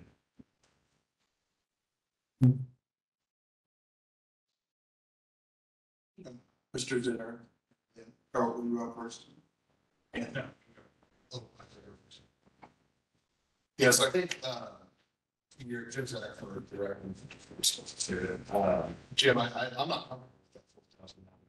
I work, I have the luxury of working very closely with the VA on with this. The current operating list is around 1,800, definitely below 2,000 right now. The methodology is really largely criticized at our point in time now, and it's only a once a year time count. So I think Marion is up to that 4,000 number is not good. But however, there's good news. Working with the one team approach, really getting our city county partners together with the VA and really bolstering, with lots of support as well, our buy-in list. I think we're really gonna have much more of an active number in the near future, but I think building housing according to a number that's largely flawed. Respect their experience. No, Jim, we're not committing to it, we're planning for it. And if we don't plan for it and we need it, then it'll be delayed. So it's not a requirement, but it's available. So I say plan for it. And then, hey, you're right, and we're not absorbed, and we don't have to implement it. So if we decide we need it, and we haven't planned for it, there's a big delay. So I see no doubt of it planning for it. Hey, thank you, Jim. Mr. Allman. Anthony, I was just, and this isn't necessarily tied to the parcel map, which again, I think is great. It's an overall discussion of, we heard earlier from Dr. Benberger that do we have 4,000, right? I mean, the point in time count is an issue. The binding list, does that get us to a more accurate number? But there's issues with the binding list. And I think, from the services point of view, and I'm not the expert on the services, that's always going to be debated, right? Like, I don't think we're ever going to have an exact, sort of number where everyone's going to be on the binding list and it's going to be perfect. I think that's always going to be a work in progress. But in Master Plan 2022, and I agree with Keith, with the, is it 1,200? Is it a minimum of 1,200? It's all over the map. And as we know with, I think, previous conversations with VA, is that there is going to be an update for the master plan in 2025. And I think it's extremely important, right, that we look at the way that this is positioned, because it throws everyone, it's massively confusing, right? But the one thing that, I mentioned prior to the master plan 2022 update, and which I don't think anybody wants to discuss, and I think it's relevant here, is, in 2016, there was the draft master plan that was adopted, but 11 months later, the city of Los Angeles passed Triple H, $1.2 billion bond program. In the city of LA, if you were to look at their tracking website, in September of 2021, said that they were going to build 1,182 units specifically for veterans. I'm sorry, what? In addition. Yeah, right. In addition to the 1,200 mark, a minimum of. And I really don't think that the master plan wrestled with that at all. And I think that that's a problem, right? In other words, we look at what's going on in the community, and Master Plan 2022 didn't wrestle with the fact that the city passed a $1.2 billion bond program, and it's going to build 10,000. It projected to build 10,000, but we're going to get roughly 7,200, and 1,182 of those units are dedicated to veterans. I mean, to me, that was a strategic mistake, right? Because in order to get the number right, we want to balance it with what's available in the community and what's the appropriate number on campus. And so I only mentioned because we talked earlier about, well, how many homeless veterans do we have? What's the appropriate amount of housing on this campus versus what's available in the community? All of these things matter. And so it's just, I think, a cautionary tale for Master Plan 2025. Because I think we're going to keep having this discussion if it's not targeted to the local community. And, with Master Plan 2022, it's a very notable difference. The 2016 draft Master Plan was specific to LA County. And in Master Plan 2022, shifted the goalposts to the catchment area, which I think is normal for VA in terms of its planning of the healthcare system, but was very different than the original draft Master Plan in its intention. So just cautionary notes. Thank you, General Rob. Real quick follow-up point, Brad, which is, I want to make my concern about 1,200 versus 1,694 practical. So I want to make my concern about 1,200 versus 1,694 practical. Building a community is not a matter of putting so many training cars. It's not a question of how many cars are we going to leave the train station? That's not how urban design works. It works by creating certain amounts of density of housing, certain amounts of density of social activities. And so that's why it's going to sound like I'm quoting scripture here. I think the agreed number is 1,200. And I don't think anyone in any planning document should be going beyond 1,200 unless the master plan is revised to say that. Because I wouldn't want your very fine work, for example, to be premised on certain buildings being infill development or density that's achieved several years from now.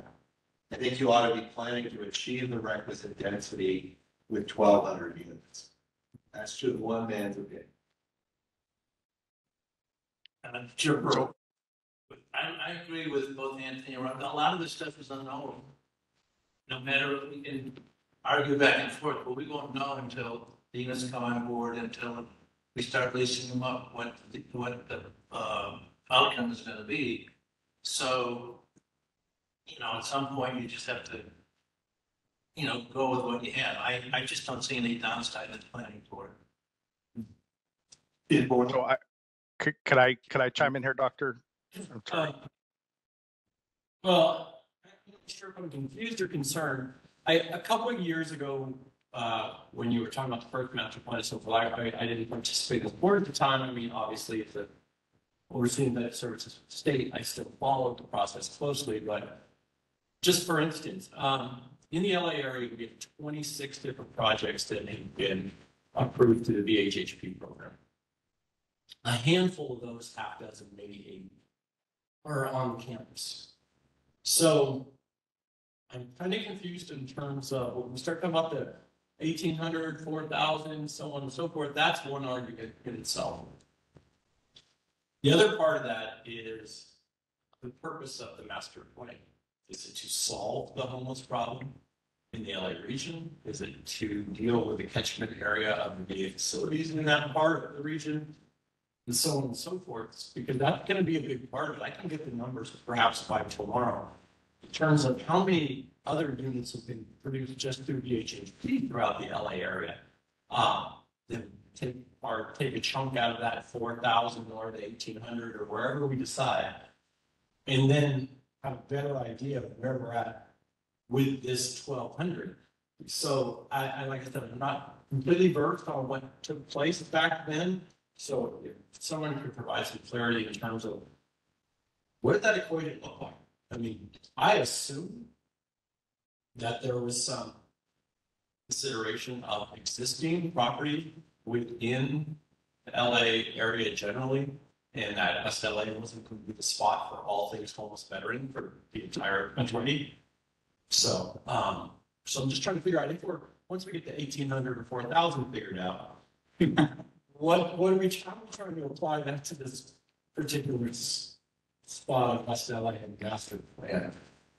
So any clarity. Anthony Altman, then Jim Zinner.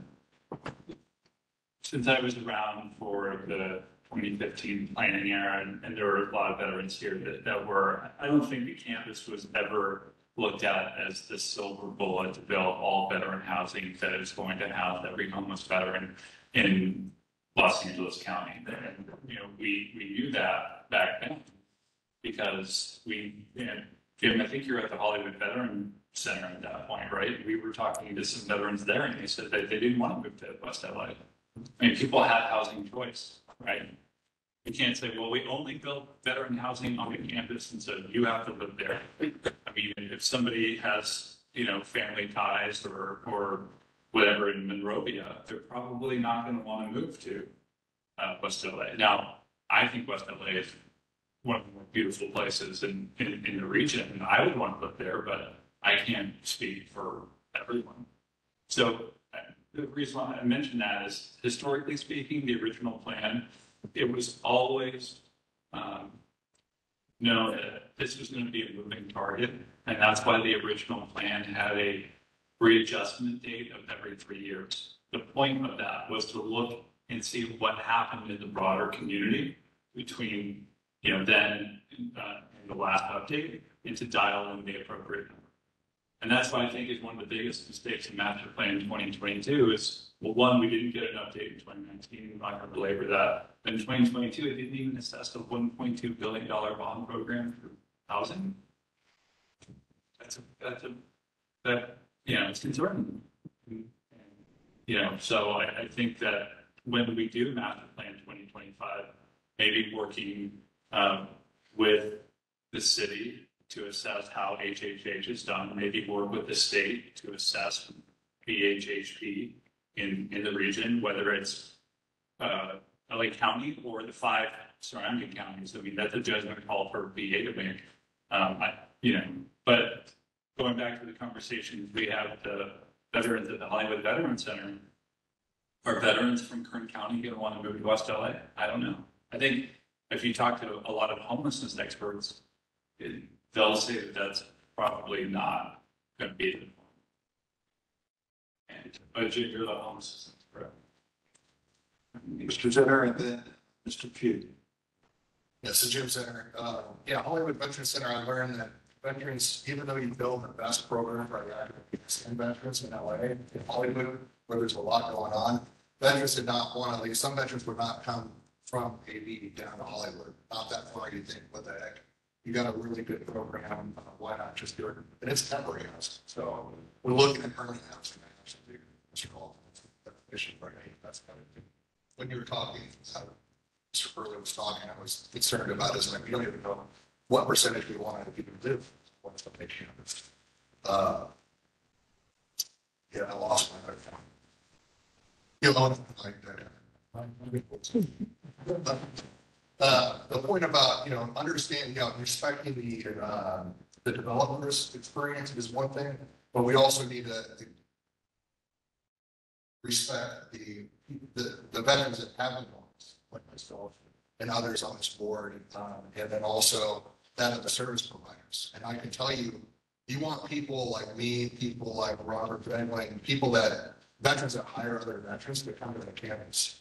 And we can't just pretend that stigma against homeless, even veteran to veteran, doesn't exist. And so if you build the way this mixed use is being proposed, veterans like me are not going to show up on the campus to network with other veterans that can lead to jobs, can lead to healthy social connections. And so that's my big concern with that. And I just want to point out, Jim, that you got to respect both sides of the fence. Us veterans that have been homeless and us veterans who have worked with veterans and gotten them really well out of the Mr. Q. John Q, PLA. So it sounds like there are really two issues that we're talking about. One is one of the address first was the number of units being developed. So we have 1,400 units about public basic units right now in the GLA catchment area. So obviously most of the units are outside of West LA's campus. And the reason for that is obvious. We're not going to build our way out of this just using the West LA campus. We use all the resources available to us. So we are not going to solve homelessness by building on West LA. That'll be a part of the solution. But the bigger part of the solution is going to happen outside the campus. And we continue to need to look for and incentivize developers to try and bring more housing out to campus, plus work with private whatever we could do to incentivize private landlords to work with us. We have thousands of unmatched factors, and actually most placements happen through SSVF, where we have landlord incentives and so forth. So that's an important part of the equation. I also think we need to be careful with the count because it is a point in time. We saw San Diego jump, their homeless count jump for veterans 90% this year. I have no expectation that LA is going to be very different. It's a big city. You have a lot of people coming down now with eviction moratoriums ending. So we're falling into homelessness. That's going to have a big impact this year. But that's a 1 year in, and hopefully it reverses. So some of these trends and then limitations of the point in time count can distort what we're seeing. We might see jump this year, and then it might retreat again next year. So our building plans can't be tied to single pin count. We also think on the West LA campus need to think about, people reference this, what is the community going to look like? Do we want a community of 1,600 individual men with histories of mental illness substance being the only population in that community, what would that community look like? And there are some important implications for having a mixed use environment, because we want a community where people want to live, not a community that just looks like an inpatient psych ward. It's got to be balanced for it to be a good place to live for the veterans who are homeless as well as anyone else.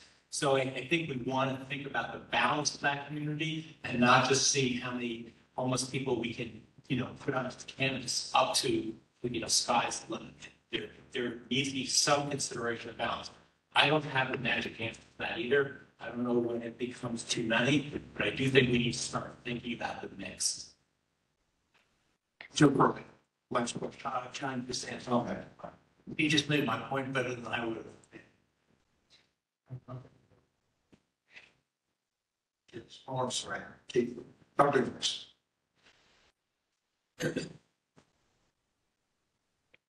I put my placard up and you said, Jim, last question. That was a hidden message toward me.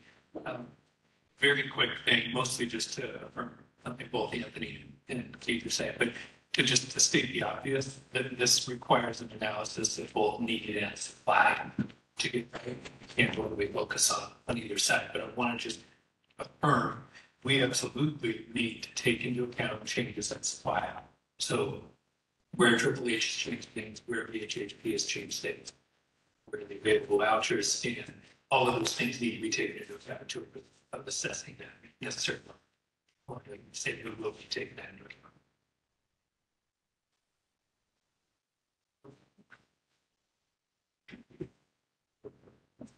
Okay, I don't see any more placards. It's safe to say we're done for now. Brett, did you have more cards? I'm sorry. Someone said you had more cards. Nope, that was it for my slides. So just appreciate the time and thank you all. Great conversation. So if you've got any further questions, happy to answer them. If not, I am finished. Yeah, Brett, thanks so much for hanging with us. You gave us some really valuable information, and I think you can tell from the discussion, we're all struggling to put boundaries around this problem issue. And we'll keep working at that and working with you as well to try and get this sort of smoothed out so we feel good about the supply demand questions. But thanks again for hanging with us. Let's take a break for 15 minutes.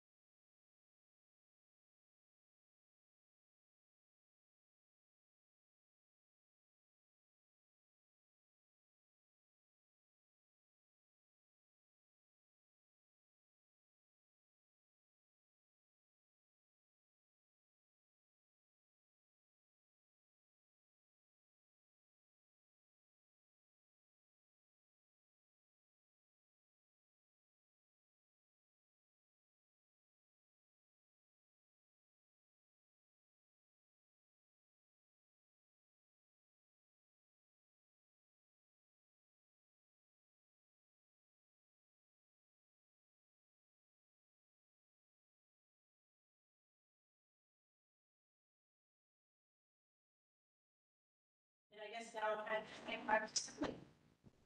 yes, and so we're gonna do some tag team. But to start off, and there you go, and do some level setting.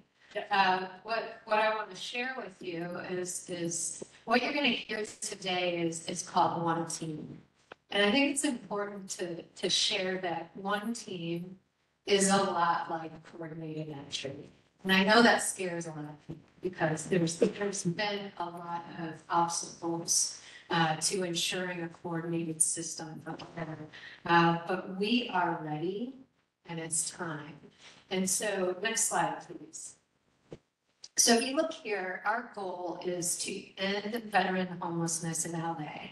And we know we can do that. And we can do that if we create a coordinated, efficient, and effective system that moves veterans quickly from homelessness to housing. And as you can see on the screen here, and I know it's tough to see, so I'm going to go over some of these. Our values are that we are veteran-centric and that we recognize that veterans bring with them their own experiences, needs, desires, wishes, and we need to honor that.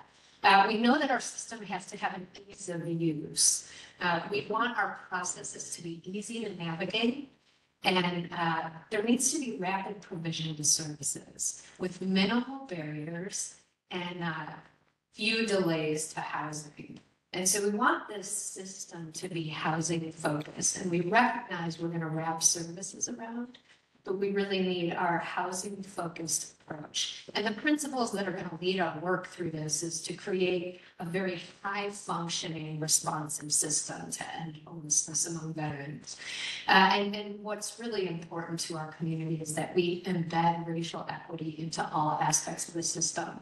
What we know is that sometimes we set up problems in our own system that make it more likely for certain people of privilege to end up in the housing resources. And so we need to make sure that our screening tools and the way that we're capturing the veterans we serve ensures racial equity. We need to ensure that we're increasing utilization of BASH and maximizing that utilization of all veteran resources. You heard John earlier say there's an array of services. We are not at a loss for serving the veterans that come to us. And so we want to be mindful of using SSBF, our community partners, and all of our VA resources to be successful. So what you're seeing here in this one team is a process that's come to fruition that started long before I was in this role. Started in July of 2022.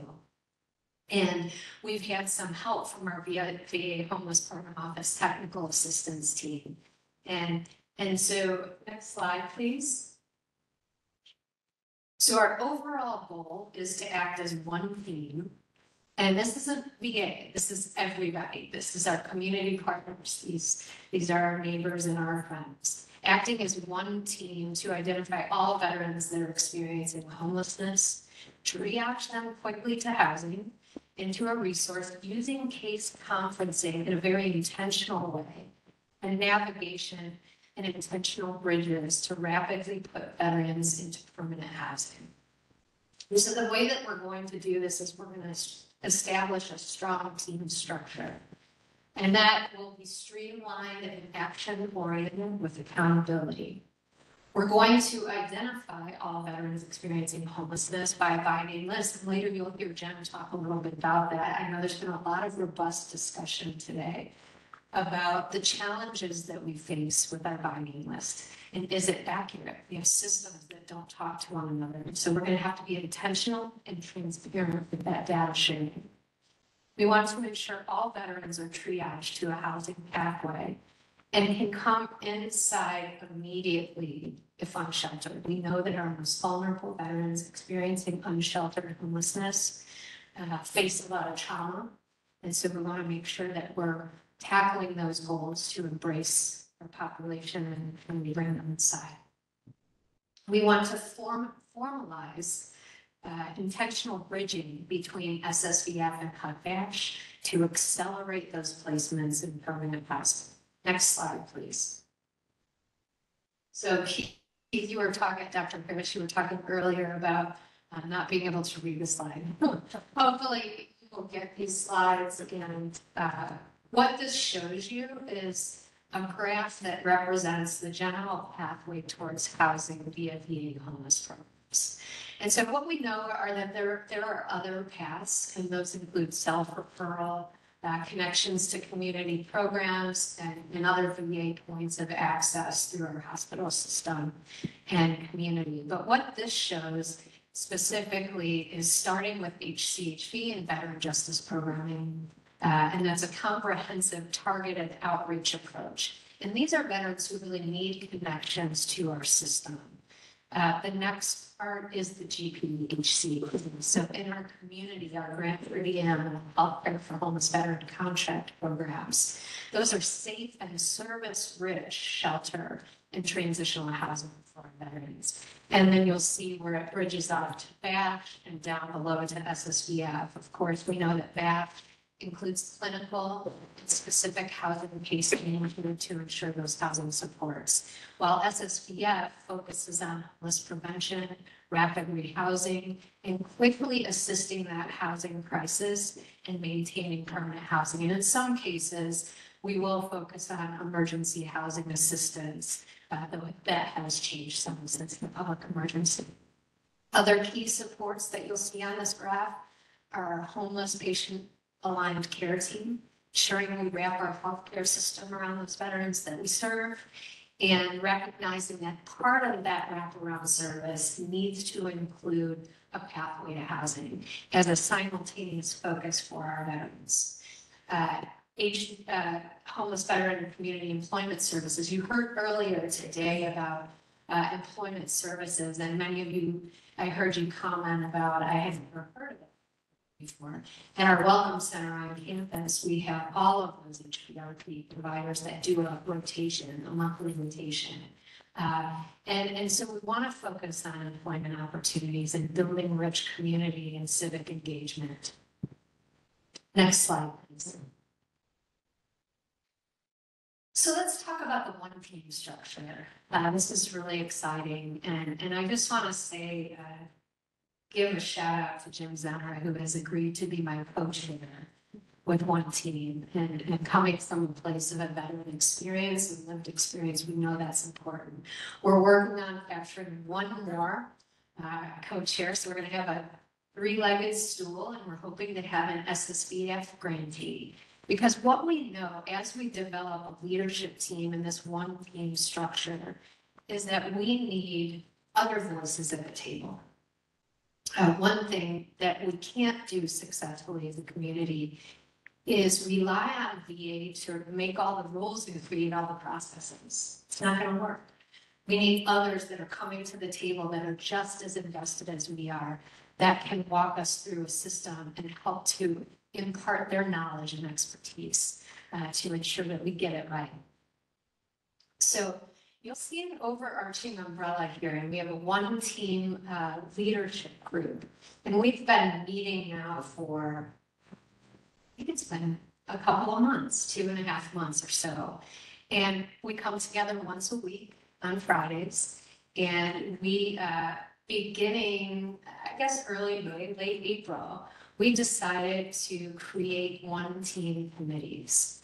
And what those committees are focused on right now, you'll see access and triage, you'll see binding list refinement, SSVF and VASH collaboration, and data and performance. And so the one team committee role is to build the infrastructure needed for an integrated system and driving on that coordination for direct services to individual veterans and resolving those housing crises. And so examples of those policies and procedures that these committees are going to be forming for our entire catchment area are processes, workflows, performance improvement approaches, and training.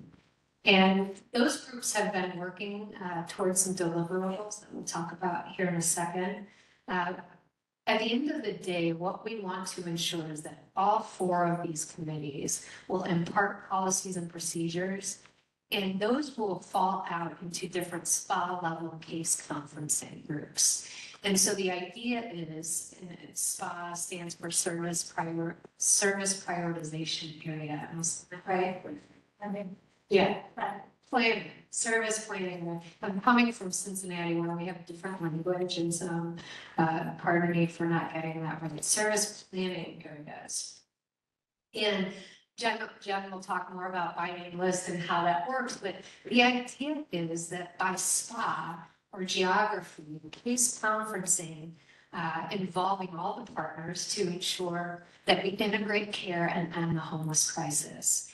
And so the roles during the case conferencing is to coordinate that care and to ensure that every veteran experiencing homelessness in each geographic area is identified on a list, and there's a working process toward achieving those housing goals.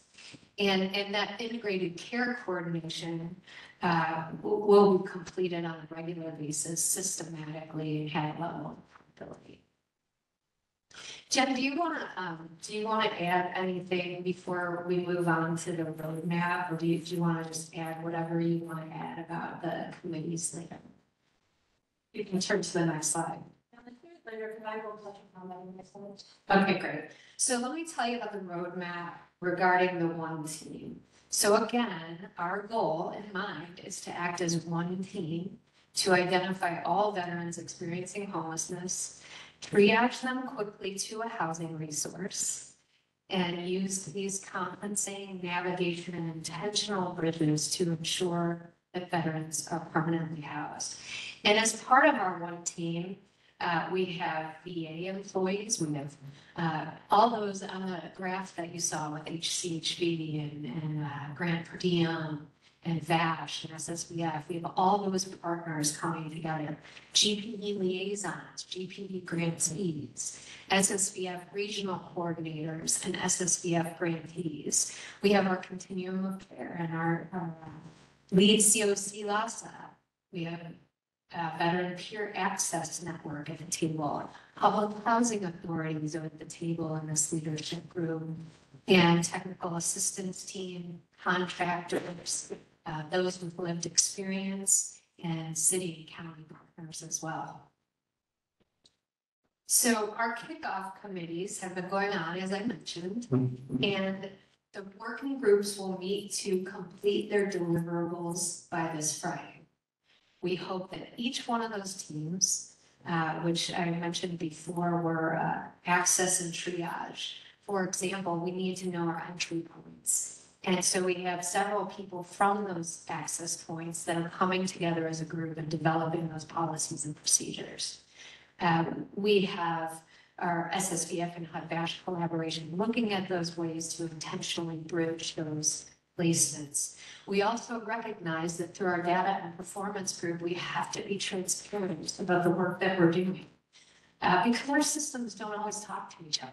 And while we have a lot of our grantees that actually input their data in HMIS, not everybody does. Not everybody does at the same time. And so we're working with the technical assistance team we've created chairs of those committees. And I'm happy to announce that a week from today, we are all coming together as one team and we're having a lunch. And we are going to, Jim and I are the identified chairs. We hope to have our third chair identified by that event. And the goal is to provide these policies and procedures during that launch. And what we recognize is that there's going to need to be some massaging. Each spa will have different barriers and challenges depending on what's coming up in their community, what the resources are. And so the goal of this event is to come together as one team and demonstrate our strength, roll out our plans, and then break out into spa groups. We have a lot of activities planned throughout the day so that people can have input. We're hoping to have a couple of hundred people or more join us. And we're really excited to kick this off and ensure that no veteran has a place. We want every veteran to have a place to call. And so our implementation, each working group, as they break out into those spa case conferencing, they're going to look at those policies and procedures, and they're going to identify what works for our community, what works for our area, and how can we massage those to best fit. This leadership group will remain. And so any obstacles or barriers that come up will be raised to the leadership group for dialogue, discussion, and certainly in these case conferencing, it's going to be very important that our frontline staff that are working with veterans on a regular basis, day to day, have input, and that they can be a critical part of our success. Next slide, please. Does this work? Okay. I don't know how I found this out. It's been a wonderful job. But what you see before you is the ideal process flow of how a veteran gets into the by name list, and then what we do with that veteran once they're on the by name list. So if we start over here to your left, right, we can see that the goal is that everyone that touches a veteran has access to entry that veteran into HMIS, which is where the by name list pulls information from. And so I included lots of outreach because I've been doing a lot of work with our general outreach teams, well versed on how to identify a veteran and how to connect those veterans to our systems. But as Sally mentioned, it includes everybody, SSVF, VPAN, who have already been utilizing HMIS, but also programs who use HMIS differently, right? And so that includes all the VA programs, whether it be BASH, GPD, HCHP, everyone. We want them entering veterans into CDS, and to that effort, we've already onboarded around 100 BASH workers who now have access to HMIS. And so we're going to very quickly see the by name list numbers increase, and I'll get to that in a moment, but that's going to be a good thing because that means we're more accurately tracking every veteran in the COC who is experiencing homelessness. Once they are entered into HMIS and we identify this new veteran in the system, there's a little bit of a validation process. It's actually, I'm really proud to say that we've gotten it down to like this month was one day I got the list at 8 a.m. by 2 p.m. We had validated everyone. And that is because of the communication between myself and my VA partners. Access to squares is incredibly helpful. But we've been working to make those turnarounds really quick. We don't want veterans kind of languishing in the CEF system and Jen's just waiting to hear back from the VA to see if this is a veteran or not. We want that timeline to be as short as possible. And again, this month, and I'm really hopeful we can continue to replicate it. We got it down to less than 8 hours. So once we verify that they're a veteran, we're prioritizing them for case conferencing. And the way that that's done now is it's very simple. I pull those HMIS numbers. For example, today we have SPA 5 and SPA 8 by name lists, and I send those out to all the providers beforehand. They let me know whether that veteran is connected to services, whether they need any other wraparound services and support from the community. And for the veterans that are not connected, that's who we're talking about today. At the by name list meeting, I find out who's got the capacity to go outreach, who's got the capacity to screen for FMVF, has the veteran been screened for BASH, and if not, how do we get them transportation to the VA to do that? And again, within the by name list, we have been able to, I don't want to say reformulate, but restructure the by name list and the way that data is collected so that the information we're collecting is very intentional towards housing eligibility. And so at those meetings, the conversations we're having is, again, is that veteran connected to us as we have in BASH? Is that veteran sheltered? If not, what can we do right now? What step can we take today to help that veteran become sheltered? And if the veteran is sheltered and already connected to us as we have in BASH, how do we get them connected to permanent housing? Next slide, please. Just happens. So going back to the binding list, very transparently, and this is important to me, it's important to Sally, everyone involved in the one team initiative, transparency. It's incredibly important.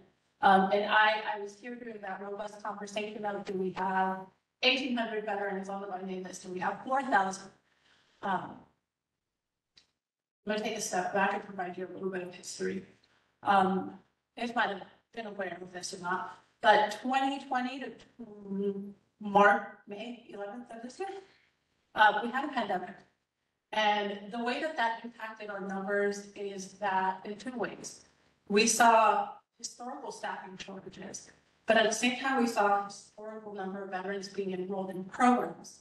And if you've ever been a service provider and you're dealing with processing TFA and getting your veteran to the motel and to all their appointments and making and viewing units, data falls through the cracks. It is the first thing to go when you have 6 staff and 800 veterans.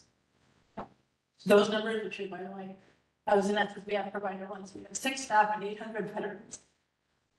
And so when I came on the last time, one of the priorities was really to clean up the data. And so you may have gotten number 4,000 in January 2022, and that's what the binding list would show you. But as we clean it up and deduplicated things, the number today is 1790, just shy of 1,800. And yet we're still estimating that we're not capturing all the veterans. In conversations that we've had in various groups, we are landing on 25 to 30% of veterans experiencing homelessness in LA County are not represented in the bindings. And that's for a variety of reasons. As I mentioned, some programs have not historically utilized HMIS the same way as, say, your SSVF.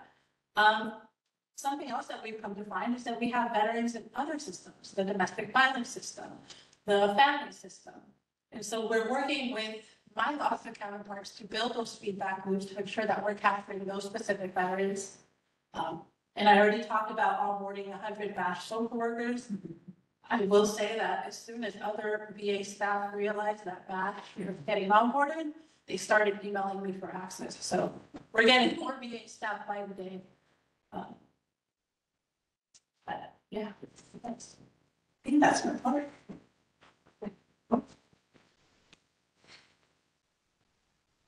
We're so lucky to have LASA as a partner, and Jen, it is not lost on me how the labor of love that this has been for you and the team. You know, and in fact, just to speak a little bit more toward that binding this process, Dr. Harris and John and Jen and I were part of a group that went out on the account and participated in that process together. And so we recognize the importance of getting that number right, and more importantly, identifying every individual veteran and ensuring a tailored plan. Ms. Hammond, are you okay with taking questions? Sure. Thank you. First, great visioning. It's really wonderful to hear how you're seeing it all pulled together. Just a couple of points for some of the folks who don't sort of recognize what goes on with the coordinated entry and how different this system that you just described, typical guidance delivery system. So if I'm getting it right, you're not using any questionnaire to prioritize people towards housing, right? You're not using the VI spit out or whatever it's become. Not at this time. Veteran Services stepped away from the VI spit data. I want to say we're going on 2 years now, and that's directly related to the availability of PDDs and other housing units for veterans. Right, so I think it's really important for the committee just to take a breath for a moment and think about that. So if you're in San Francisco, basically we have 8,000 people experiencing homelessness. We're only housing 1,000, and we're housing those because those are the ones who score the highest on some questionnaire that we've developed.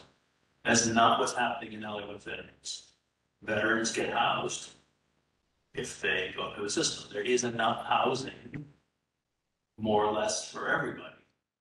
That's huge, right? So the bottleneck is not necessarily finding more vouchers or finding more housing, it's getting people through the system and matching them with the housing.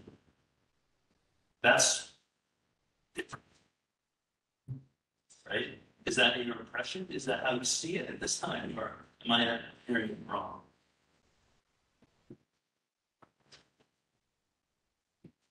I want to say yes and no. Yes, it is well understood that any veteran meeting eligibility for available housing sites, if they identify today that they want to move into that unit and they meet eligibility, we would immediately start the process of whatever steps we need to take to help them get into that unit. Our biggest problems right now, Josh, are engagement. John Kim, yeah. Our biggest problems right now are engagement, making sure that veterans know about us and believe that they have reason to come to us. I think that there's the experience from trauma, learned helplessness, that veterans maybe had a bad experience, they had some bureaucratic hurdle, they just gave up because they've learned it's pointless to try. So we have to overcome it. We have to engage these veterans with experience learning helplessness. We have to reduce the bureaucratic hurdles. So that way, when we do engage them, we don't reinforce that experience where it helps us. So it's engagement, it's our ability. This was what one of the goals of one team is to reduce the bureaucratic hurdles. So it's not a veteran bewildered by being handed off to 5 different organizations. All they'll see is one organization working together to meet their needs. And then finally, yes, we have enough resources, at least it appears to be. We need to speed the process up. So we need to make sure that veterans don't have to wait 6, 8 months or more to get in housing or someplace suitable where they're not warehouses, some temporary, that none of us would be happy with. So I think those are our challenges. That sounds really exciting and different than most places I've been. So you've done an analysis, Sally, and maybe you'll get to this in a second. I don't want to, but the barriers, like we've all been reading these articles that have been in the Times, New York Valley Times, the barriers to get into housing are pretty extreme. Why are they there? And why, given that you have a diversity of housing options, why not just your house today? And we'll figure out what your income, your criminal history is, your service connection later. We'll figure that out. But today your house. Why do we let the barriers that are necessary for the different funding streams get in the way of getting someone housed in decent housing? So the non-congregate shelter looks like permanent housing. Why are we using tiny houses? Why are we using sprung structures? Why not move people into housing the minute they engage and then figure out the bureaucratic things later? Yeah, it's a great question.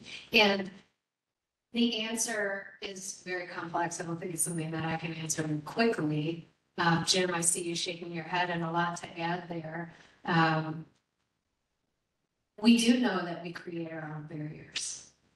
And my hope is through this one team process that as a community, we're going to come together and we're going to streamline that process. We're going to ensure that we're removing those unnecessary barriers. And what we know is that there are individuals that, you know, we've got a lot of transitional housing beds that are available and they're empty. And people do not want to go into those beds for good reasons most of the time. Yeah, I'm just going to interject real quick. I would just say it's pretty simple. We're not doing that. And once we become one team, I mean, that we're all going to be in the room, we're going to be working together. It's clear on the county side for my 5 bosses that that's what we want to see as well. And so there's a lot of excitement about just being in the same room, addressing the barriers in real time, and it creates solutions to get around the ECOs and the territorial John Q. Also, the data doesn't show that when we have project-based matters available to us, that we're doing pretty well filling them. So we're at about 81% occupancy. The unoccupied units, we have some, the Skid Row has trust units, which we're not placing into right now for obvious reasons. And the others, we have referrals for. So we're not doing badly at the PDVs. On tenant-based housing, we're about 61%, which is consistent with, if you look at HUD's CHP, emergency housing vouchers, they're at 61 also. In fact, I think we're at 63, so we're well ahead of that. And the emergency housing vouchers are more attractive than HUD vouchers because they come with an incentive. We have to work with SSVF to get that incentive. And there's no service. So there's no requirement of case flows or anything else. So in some respects, we're actually ahead of what the rest of the community is doing. The challenge, of course, with tenant-based vouchers is to attract those private landlords who, because of frankly discriminatory practices, don't want us, or because they don't want to keep the apartment open, and this is one of the things that one team will address, they don't want to wait for the inspection, they don't want the administrative hassle of having to deal with that. You know, and just to I just wanted to echo what Jim had mentioned, that that's what's so exciting about the one team. I will tell you from my personal experience, when I first started at LASA, I was attending meetings with the VA, I was attending meetings with the county, I was attending meetings with Housing Authority, and after my own experience, I was sitting there going, we're discussing a lot of the same information, but we're not talking to each other. That was my takeaway. And so the amazing and it's inspiring thing about the one team is that we're bringing all of these components together. We're going to work to streamline the process. As again, we don't want any barriers. We don't want veterans waiting 6 to 8 months. That's ridiculous. And so that's what we're working on at the one team. Well, I mean, even just. So, let me just, John Upper, backing up towards Dr. Bamberger's comment, 6 to 8 months is too long. So what are the goals? What's the goal of one team? The goal of reducing the time. Sure. Creating that system, streamlining that system. We want a plan in place, a housing plan in place as quickly as possible. Ideally, you want that within the first 30 days. And I know that sounds pretty robust and a pretty big challenge, but we have to take those leaps. We have to say, we are going to have a plan in place for every veteran that we connect with, and we are going to ensure that they're in housing. Now, what we know, successful housing navigation, which we'll hear later about the navigation contracts, but you need housing stock. We know that. Brief example of how coordinated efforts really make a difference. There was an encampment that popped up outside of our medical center. It's been a lot of work to make sure that those are not popping up anymore. That's a very heavy conversation, very controversial. And what we know is when we approach our outreach efforts in a coordinated way with our veteran mental evaluation team, which consists of clinicians and VA police, our community partners, our SSVF grantees, our veteran peer access network. I just always think of Adrian and Sabina, but our county folks, our city folks, when we have, and our VA staff, when we have that coordinated approach, one of us knows the individual.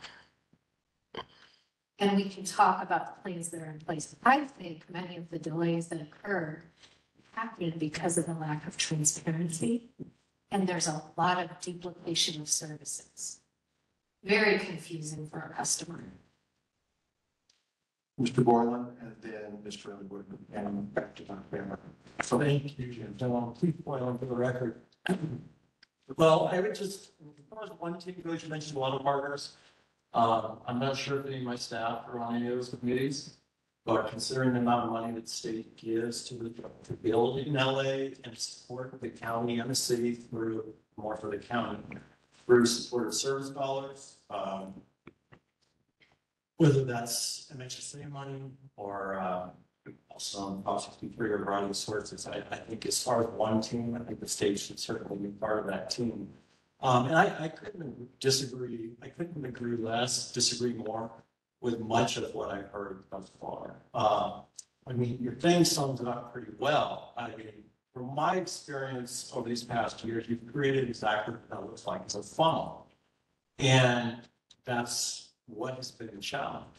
is this coordinated entry system is a funnel with a very small pathway at the beginning to get people in. In many conversations I had with Steve Peck over the years, he has a 6-story building over by LAX in Inglewood, with transitional housing. He has a person that he wants to place in a building that USS runs on the West LA campus. He can't walk them from there, one building he runs, to another building he runs in West LA. He has to put them in at the top of this funnel and wait for them to come out the other side and be assigned. So now for the last 2 years, I badgered, might be putting it mildly, by former mayor, current mayor, variety of supervisors, variety of state and assembly folks with the same and also many conversations talking about VHHP and it being the problem. And here I heard John give an explanation. I've heard you give another explanation of what the current problem is. Fortunately, it shifted off of VHHP. I'm happy about that. But it never seems to settle on this coordinated entry system. It's everything else except this coordinated entry system. The VA says it doesn't want to run this show, but they're holding the funnel. They're the final part in the funnel with a partnership with LASA. There's a lot of entry points within this county that I think VA has taken and collected. Although you guys say you don't want to be the ones who need the community support, you've gathered these and they come through. My biggest concern right out the gate is it puts any veteran who has any kind of bad paper out of the ballgame from the get-go. They're not going to be on your by name list because they're not eligible for VA healthcare.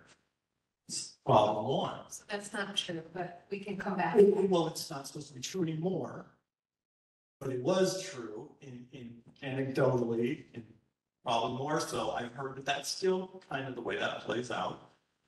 So I understand that's changed and not supposed to play out that way, but I'm not sure that message has gotten down to the folks that are making these decisions yet.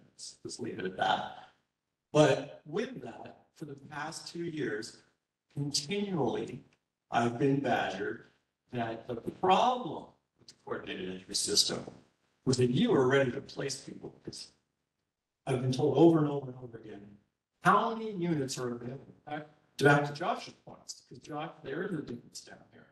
And they don't have this problem throughout the rest of the state with 0 to 30% AMI, because everywhere else in the state that I interact with runs this very differently.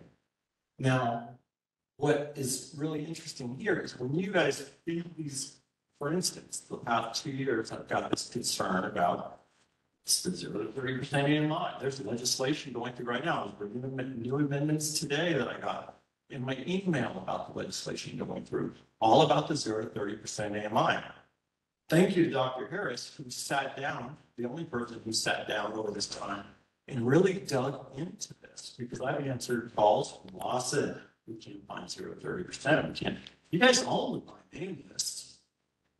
We saw this statistic today that showed 75% of the people on your list are between 0 to 30% AMI.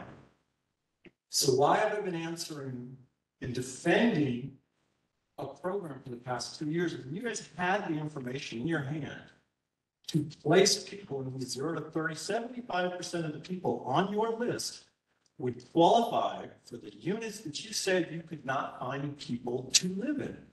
So I'm sorry if I'm a little, I appreciate this. I know you're new to this game, I get it. And this is a new start, but it's still a funnel, in my opinion. And that's a bit concerning. So when you say you capture these veterans, you do that intake for them, do you analyze and you place them? Do you guys have that income information on the by name list? So we have the capacity to collect the income information for by name list, but going back to the biggest issue that we identified is the system, we're not talking to each other. And so, very transparently, the information that you see in the by name list is only as accurate as the data that I can access. Part B, lost, right? And so over the last 2 years, we've actually made a lot of efforts to bring in we do a monthly home reconciliation to bring in that information from the VA, for the job to bring in information from the county, because to your point, if if we're gonna say that we can't place veterans because we don't have the veterans to place in the units, we should be able to back that up with data. To date, we haven't confidently been able to do that because the income information is stored in so many different systems. And so that's what we're working to bring it all together so that when we say, you know what, Keith, we have X amount of veterans under 30% or over 30%, that we can be confident in that. But we do have some that, so we know nationally about 70% of the veterans we place are below 30% of the AMI. So it's not that we can't, I mean, look at Building 207, which was highly restricted and is not filling. It's not that we can't place these veterans, it's just we don't want the restrictions because it doesn't need to be a funnel for us. For us, coordinated entry is a vacuum, not a funnel. We want to attract as many veterans without restriction as possible. So the coordinated entry system you're describing is the system that's used by HUD. It's not the system that we're developing. Our coordinated entry system, as I say, is a vacuum. We're trying to bring in as many people as possible and make sure that they get assigned and tracked to care. HUD has to do it differently because they have to ration care. We do not need to ration. So we don't want these restrictions on AMI. We know that folks who are under 30% are still the majority of our population, but why create that as a restriction? We don't want those. I understand that, John, but I get that, but that's down the road. We are in a situation in LA where they had pulled the alarm and said, we have buildings everywhere that are empty. We cannot find people to live in these buildings. So what you're saying is, I get it. But when we see that 5% of the by name list, which now this region swears by, is the best tool to bring forward with this, and it is what their goal is moving forward. Why in the world is every elected, it was the narrative, it's changed now. Thank you, Dr. Harris. But now it's moving to something else. Now you're talking about perhaps the HUD part, this is going to be worse. We don't need these other requirements, blah, blah, blah. That gets in the weeds. There's a whole variety of other things there. On a very basic level, 75% of the 1,800 people on the list today are eligible for almost all of the units that are available in LA. Because they are 0 to 30%. So if that's the case, then why can't they go back to their offices today and send those veterans to all these vacancies, referrals, and to Josh's point, and get them housed? Well, for that's not HUD's fault. That's not my fault anymore. That's not whose fault is it, or what is that barrier that is keeping that from happening? And I've heard 3 different things today of what the barrier is, and that barrier just keeps shifting depending on. And I gotta say, and my concern is that the same folks that are responsible for putting these people in these units, but the same people that were coming to me telling me it was my program's requirements that was keeping them from being able to successfully do their job.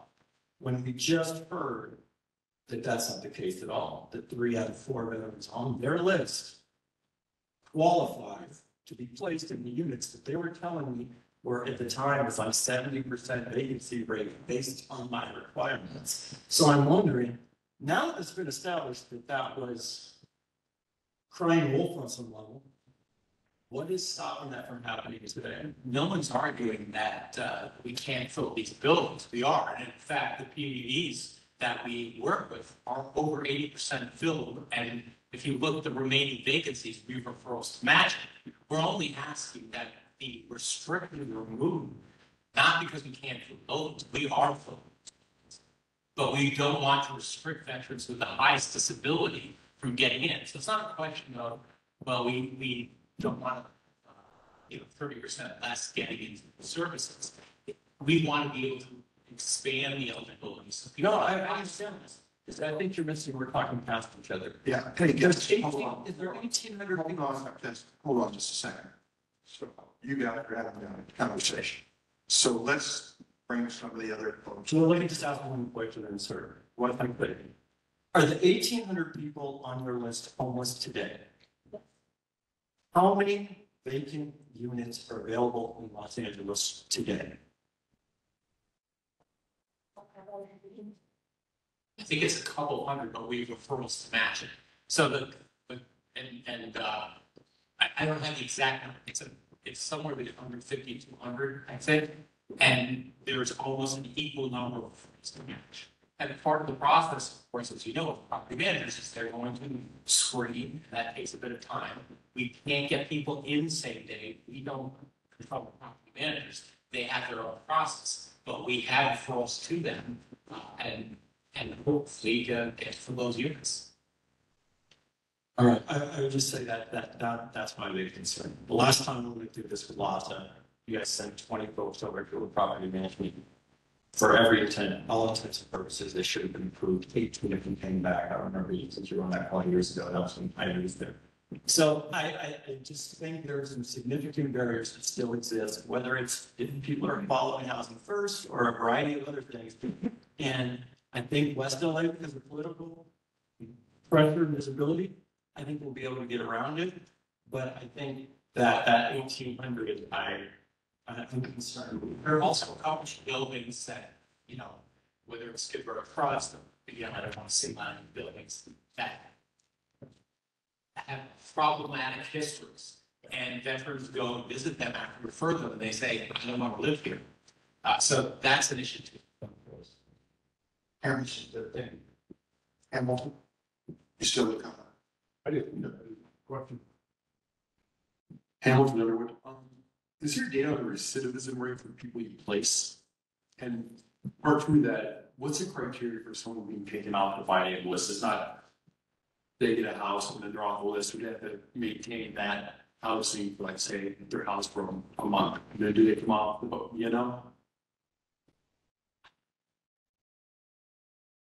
So the recidivism first, we're gonna show some data later about our permanent housing placements and our fallouts. So we'll capture that.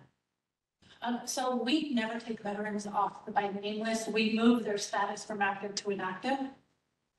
So I want to clarify what that means. Active is 1,800. What the active is 1,800. Yes, so we have 1,800 active veterans. But what that allows us to do is, should a veteran come back into the system, we're not going to duplicate the information. We already have hopefully all the information that we need from the veterans so that we know what housing they're eligible for. So if they're not completing it, takes over again. One more question. What do you estimate is the percentage of veterans that are waiting for housing? If for whatever reason they don't want to stay in Skid Row Trust or whatever, they disappear, for lack of a better description. I'm not sure if that data is captured, but there's people definitely, they're waiting and then you have a hard time getting hold of them again, whatever, they house themselves, they move on, they move with relatives or whatever. Do you have any idea what that number would be? I can put it together for you, but yeah. Jim Zinner and Anthony Owen. Thank you, Jim Zinner. I just want to talk a little bit about, just to kind of give a little bit more information about what we're working on one team from a county perspective. With BPAN, they do a lot of outreach to reserve National Guard, places where the VA isn't able to get into. And so really getting on the front end and getting veterans that are maybe temporarily obviously disappeared, things like that. So that's part of the one team effort. On the MBA side, we do benefits. We're actually working on getting coordination staff to partner specifically with the homeless efforts that are going on as part of the one team. And I hope in your slide, Jen, we can add the benefit screening onto that initial process with veterans. Enter HMIS, but we'll talk about that next week. LACDA, or Housing Authority, has entered the one team, but we started a conversation about looking at data around falling out of homelessness and making sure that we're able to categorize it so that we can start tailoring interventions as part of the one team to intercept that and make sure that our veterans aren't falling out of housing to support the needs of retention. DHS has a CCM program, and so really kind of bringing them in and making it part of the overall kind of homeless effort. In the future, I think, just an opportunity is Department of Public Social Services. We have over 30 buildings across LA County where our residents come in who don't have anything, oftentimes including the house. They're looking for income support. We, as a department, we get referrals from DPSS in the form of an MCO5. That's part of a program that we partner with the state. Once we get those identified, we outreach to those veterans and try to get them enrolled into healthcare, get them benefits, good benefits established. I think looking at opportunities to plug them in as well as part of this effort is a future opportunity that I'm going to work on. And then your piece about your homeless rights, John, I think, maybe we get our Department of Consumer Business Affairs involved in one team, so they're getting our tenants' rights protected, and they're part of the team as well. But I just wanted to illustrate for this group from the county perspective, kind of what we're kind of looking at and why we're getting involved in what we're getting. That's it. Thank you, Jim. Thank you all.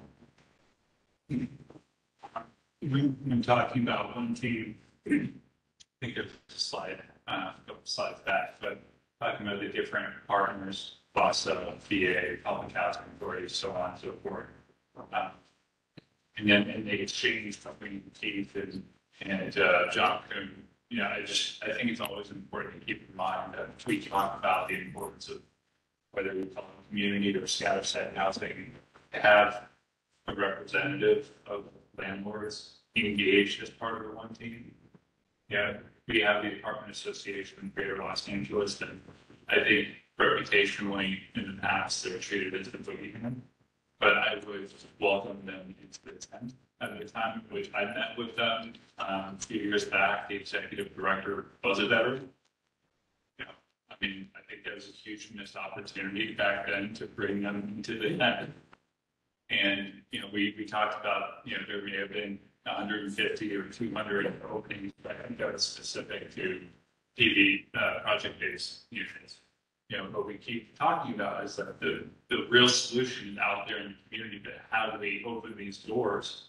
I think working with the interest group that is responsible for representing the interests of landlords throughout the area is a really smart way to do it. Great. And so when thinking about this one team, the solution for us and landlords willing to say, I will accept this veteran. And the earlier you bring them into the conversation, because they view it from a different perspective, maybe that'll help unlock some doors. And I keep mentioning this in the past couple of meetings, but for LASA, how does LASA recognize landlords? I'm gonna have to get back to you. We'll share pretty much in my veteran bubble. Yeah. DA. You heard earlier that we need to incentivize landlords, and I think Daryl's here, and later on, maybe you can share, Daryl, some context of the incentivized, the money that was given to incentivize landlords, if you have any of that on. But I think from the perspective of this one team, I'm so glad you brought this up, because we need those folks that understand the people that we're serving and can be our advocates and can work with us. There are so many stories where permanent supportive housing, and in particular BASH, whether it's contractors or social workers or peers, utilize those landlords in an incredibly important role to ensure that our veterans are safe once they're housed. Whether that's wellness checks, whether that's ensuring that they're engaged in their communities and giving them reminders about things. And so I think that starts at the front end. So thank you for bringing that up.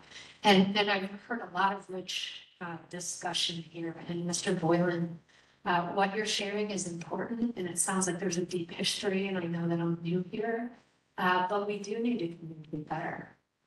We do need to be talking about other than anonymous, or you said bad papers, and we don't serve them. We need to be more vocal about what we do provide to all veterans. And we need to make sure that people understand that while that looked like a funnel, that's not what we want. We don't want a funnel to where we're limiting the services that we provide. But as John mentioned, that vacuum, where we really want to open our arms and our umbrellas and pull those folks in. And so I know I probably didn't get to all the comments, and I want to be mindful of our time here because we have some other people here to present. But I wanted to pivot for a second to a triage tool. And I'm happy to stay after people have individual comments or questions. We are developing a triage tool. It's in its 9th iteration. It is not live in the field. It's not built out completely in HMIS, but that's the goal.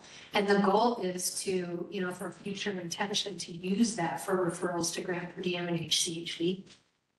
We want to make sure that all veterans, this should be used quickly for all veterans contacting the homeless response system. And this goal provides a guided conversation and options for veterans and services, because what we understand is we need to balance veteran choice with the need and the services that are provided. So this tool must be, and it is, housing focused, even if initial referrals are short term. So for example, you asked if everyone on the finding list was homeless. Not everybody's unsheltered homeless. A large portion of that list includes individuals that are already in grant per diem, transitional housing placements, healthcare for homeless veteran contracts. And so the idea is to ensure that we're counting each person, regardless if they're in shelter or not. We want that sheltered homeless to be captured. And this tool will focus on the veteran's strengths, their preferences, and that desired plan to quickly identify that placement. And this will involve a housing problem solving philosophy. That allows us to quickly and rapidly through SSVF and intentional bridges to make those housing options successful. And so the future intention is to use this for referrals through point and entry. And we'll just call it one team because it's not going to model what every other system has because we have so many resources. Next slide, please. So ensuring success. So for permanent supportive housing, we need to ensure that plans are in place to target vulnerability, to build on an approach to address medical needs, psychiatric clinical vulnerabilities. We need to ensure that we're thinking about that and leveraging the relationship to balance veteran choices with targeted recommendations for location and type of permanent supportive housing. So from our menu of housing inventory, whether that's project-based, what we know is that our veterans like a community. That's what we saw when folks went into the tiny shelters. They wanted to stay together. They wanted to be a united force. And so we recognize that, we need to build rapport and trust and the therapeutic relationship. You mentioned earlier, why can't we just quickly put them into housing? And I think one of the most important pieces of that is that homelessness causes a lot of trauma. And these are individuals, and we have to build that relationship. And while we can simultaneously ensure that they get housed quickly, that plan may look a little bit different depending on the individual and the engagement process. So what we know is that we must rely heavily on that mutual investment. Having our staff, which I'm excited to say our staffing numbers have been pretty significant lately. We've seen some great gains in that area. But we need that mutual investment in building that therapeutic trust and rapport so that veterans trust us when we advise them on a certain housing intervention, that they believe in that and that they're willing to take that journey with us. And we do that through flexibility, coordinated care. I'm happy to say that in August, we're going to get our medical mobile unit and deploy our services out into the community to ensure that healthcare is wrapped around those folks as we're achieving those housing interventions. But the collaborations that we need to focus on is working with our landlords, working with our developers, In fact, understanding what these developers will be bringing to the table. For example, on-campus housing is a big deal to us. But there's also some really great developments that are happening in Westwood. For example, one community, a PBV, has 50 affordable units, and 25 of those are specifically for veteran seniors. And we're collaborating closely with them to make sure that we can bring those folks to the table. We also recognize that there are barriers and hurdles to being successful. And oftentimes, document readiness is a big obstacle that we've identified. Happy to say that a couple collaborations have been really successful, and we plan on continuing those. One was a partnership with our SSVF grantee and Social Security. We had a virtual event where veterans were served in a virtual capacity from our SSVF grantee on campus to be able to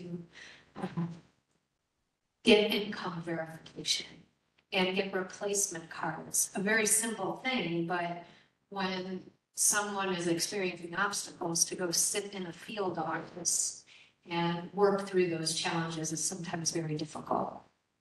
We had a document day on our campus. We had 79 veterans check in. The DMV was there for IDs and licenses. LA County Registrar, Department of Public Social Services was at the table. Our SSVF grantees. Unfortunately, we need to leverage that support of Social Security. They were a missing piece of that equation, but our goal is to do that on a quarterly basis to ensure that those obstacles that prevent veterans from moving quickly into housing are addressed. And next slide, please. What we recognize is that we have an aging population. I think the last time I met with this board, we talked about that. We talked about the age of the veterans that we serve in those percentages. And we know that we need to be able to provide a variety of services for veterans. We know on our campus, as a matter of fact, even though we only have half of some of these housing interventions, these EULs, we know that some are reluctant to engage in those medical services. So we need to, CERS can't be the only VA program on campus that are serving our veterans. We need to deploy whole health, our mental health partners in our facility, and our medicine partners to ensure that we're flexible in our attempts at healthcare delivery. One thing that I would like to share with the group, we talked about this last time I was here, was a HUD-VASH geriatrics and extended care collaboration project. And I'm super thrilled. Estelle Anna is here to join us. She's the deputy program manager for HUD-VASH. And Estelle, I'd love you to come up and just wrap this presentation up with a collaborative partnership and a success story. This has been about 2 years in the making. And I know, Dr. Bamber, you've mentioned the importance of serving the medical needs of our veterans and ensuring creative collaborations to do that. Sally, can you take one question from Dr. Bamber? Sure. Yeah, just before you pivot to this next thing. So I just want to close up the tension that was there for a moment with Keith Boyle and John Keenan. Just what I see is completely reasonable observations from the past. Extraordinary efforts to make promises for the future, incorporating a lot of best practices, listening well to what we've brought to you, coming up with a system that has a diversity, hopefully, of housing stock. What I'd like to say as we close up this section is let's see the numbers. So when you come back to us in December in our next meeting here in Los Angeles, let's make sure that you can tell us the trends that have happened in terms of time to placement. So we should see a graph that says today, in June, it's 95 days on average, or more like 300 days on average. Let's see it at 60 days. What's the number of homeless on the BNL? It'd be great to see that number go down. What's your recidivism rate? Are people bouncing out of housing that you're placing them in because you placed them in the wrong place and didn't get the right resources? The healthcare costs being reduced for the population. And look at the steps to housing. So right now we've heard there are like 75 different things you have to do before you actually move to sleep into your unit. Can we look at the number of steps today and compare it to what it is in the future? And then see the diversity of the housing stock. So instead of just having one size and fits all permanent supportive housing with a ratio of 20 tenants to one case manager, do you have some units that have nursing? Do you have some units that are more intensive case management? Targeting people with it? All those things. So this is great. And I think you've made a huge sea change in the way that you're talking about this entire sector. Now the honeymoon is over. You've successfully made the statements of how things are going to change. And then we really need to see that that there's proof that you've done. Yeah, I figured it'd give me about 2 board meetings. That's good. No, you'll see some data in this afternoon's presentation, but that level of data that you discussed, it's really important, and we need to track that, and that's part of our committees and our accountability to improve success. And the data you'll see, what Chuck gave you, is a demonstration of progress. So there's much to be feeling good about. So Jen, thank you for the gift of your time and our partnership. And Estelle, thank you for joining. If you could share your efforts in that partnership. Good afternoon. So name is Estelle. I'm the Deputy Program Manager for the HUD Voucher Program at GLA. So she asked me to come and just talk about something that we have finalized last week, and I'm very excited about. It's been a passion project for almost 2 years.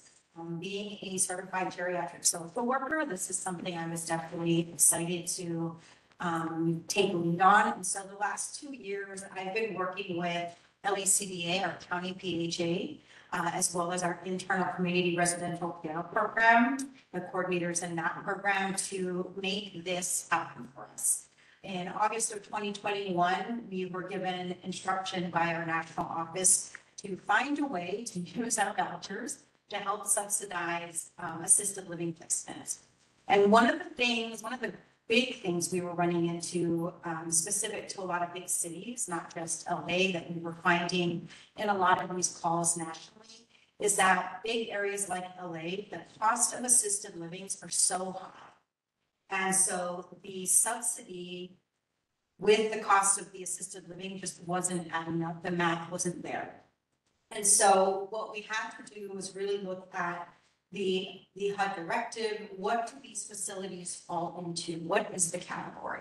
So we had LACDA inspectors go out to a number of facilities to determine what housing do they fall into, congregate group, and then that would determine what voucher rate we could use, whether it was single room occupancy, a 1-bedroom voucher, a 0-bedroom voucher rate. And it all kind of depended on the size of the facility. If it was a small facility, if it was a large facility. So that took us some time to figure out that process. And then the next step was really figuring out what the lease would look like. This was going to be a lease that included care services. And that's something that the housing authority obviously would not pay for. They would subsidize only the room and board. So we went back to a couple of the facilities we were working with that we want to pilot this project on, and we helped them create a lease agreement that would separate the room and board costs from the care piece. And that went through LACDA's legal counsel on several times. They had feedback. And other things that they wanted to see changed and altered. So that took us some time to figure out where the sweet spot was going to be. And last week, we finally hit the sweet spot, and the LACDA legal counsel signed off on it. They said that those lease agreements looked good. We settled on what voucher rate you would be using, which we would be using a 0-bedroom rate of $1,840. And then what we're going to need to do now, I'm not promising a smooth process. We have yet to implement one veteran. We just got a green light last week, but we will be sharing this with our teams now and hopefully pilot this in the next month or two with a couple veterans. where we can help subsidize their assisted living. The veteran would still need to be HUD-VASH eligible. So this would need to be a veteran that currently is in HUD-VASH that no longer can reside in their unit safely on their own. So we would work with the PHA to request to move, and that request to move would be into an assisted living. And or it would be a homeless veteran that maybe initially wouldn't have been HUD-VASH eligible because they couldn't live independently, but now we can make them HUD-VASH eligible and move them into an assisted living, which is a huge game changer for us because it allows us to reach a population that we couldn't have reached before, because if they weren't able to live independently, they were not HUD-VASH eligible.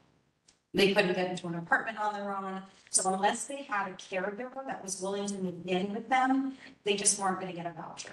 So this is going to allow us to reach an aging population that we couldn't serve before. And so I'm excited to say that that's something we're going to start doing. And hopefully when Sally presents the next time, she can share a couple of veterans that we have successfully assisted through this process. That's great news. Thank you very much. I think Ms. Cohen has one more question. I just have a comment for you, Sally, and thank you to you, though. That was really interesting information. I just wanted to echo what Dr. Bamberger said. I think that the things that he proposed for you to present to us at the next LA meeting are really important things, and I want to add maybe one or two requests, if that's okay. I'm a little out of the loop on homelessness numbers at VA, so if you've shared this before, feel free to send me something old. Okay with that.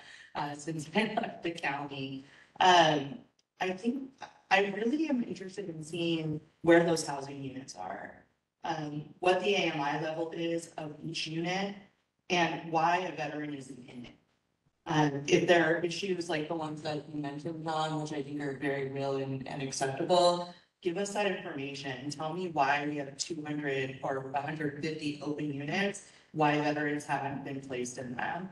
I understand the matching process takes some time, but it's even appropriate for you to say we have somebody match the unit and they're getting their documents together. I really need to see that list to understand where we are with the vacant units in LA County. The second thing that I want to request, when you talk about one team, when you talk about the partnerships that you have with different agencies, and I know Jim talked a little bit about the partnerships with the county. Can you give us a list, if it's the same meeting, of programmatic partnerships?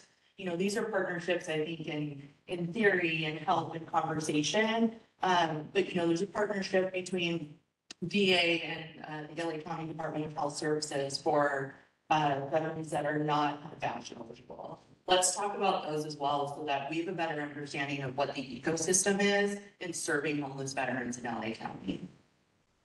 Thank you. Thank you, Stephanie. Jim Center. Yeah, just real quick, Jim Center, Jim and I were just jazzing about how excited we are about this set of collaboration. So congratulations. We've been working with both Long Beach and GLA medical centers on the Veteran Burn Care program. And is it too early to talk about how that might tie into the HUD-VASH sharing advocate study?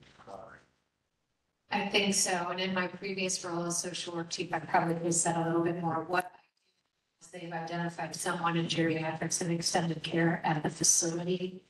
And so there's a lot of development going on right now, but the idea is for families to be able to, or veterans to be able to choose those services.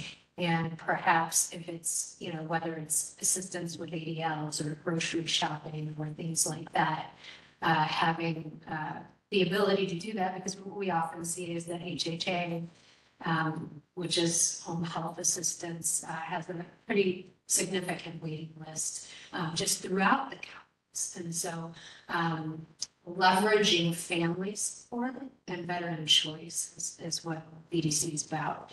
And I can get you those POCs, Jim, if you want to hear more about that. Ms. Stanley. Christine Stanley. Thank you and bravo for the care. That's amazing. I was wondering in the next conversations if we could hear how many women veterans or families, or particularly women with children, are coming into the system and actually getting support, and if they're getting into offer units, potentially, like, why aren't they taking them? Is it a safety thing or concern or whatnot? So just to bring that to light in the conversation. Great, thank you. Dr. Pepper? Josh Member, getting back to the geriatric pilot, where's the problem? Is it's finding funding for the services is the gap right now? Is that? No, we just got clearance last week from, so that we can move forward with it, so it'll be finding the veteran that is interested in it.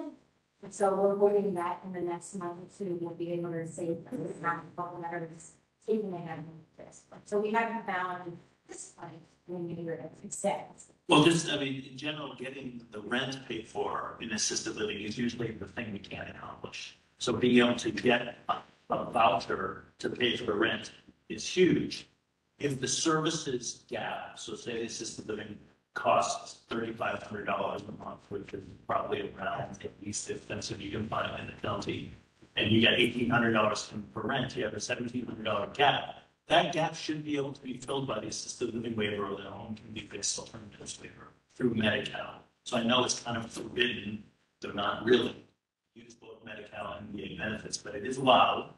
And in these unusual settings where we don't have the funding to fill the entire cost of an assisted living facility, blending those two together with the services coming from Medi-Cal and the rent coming from HUD would be a fantastic way to break through this function just across the state. The concept of prescription perhaps. Jim, did you have another comment? Okay, thanks. Please. If I could, just one John comment.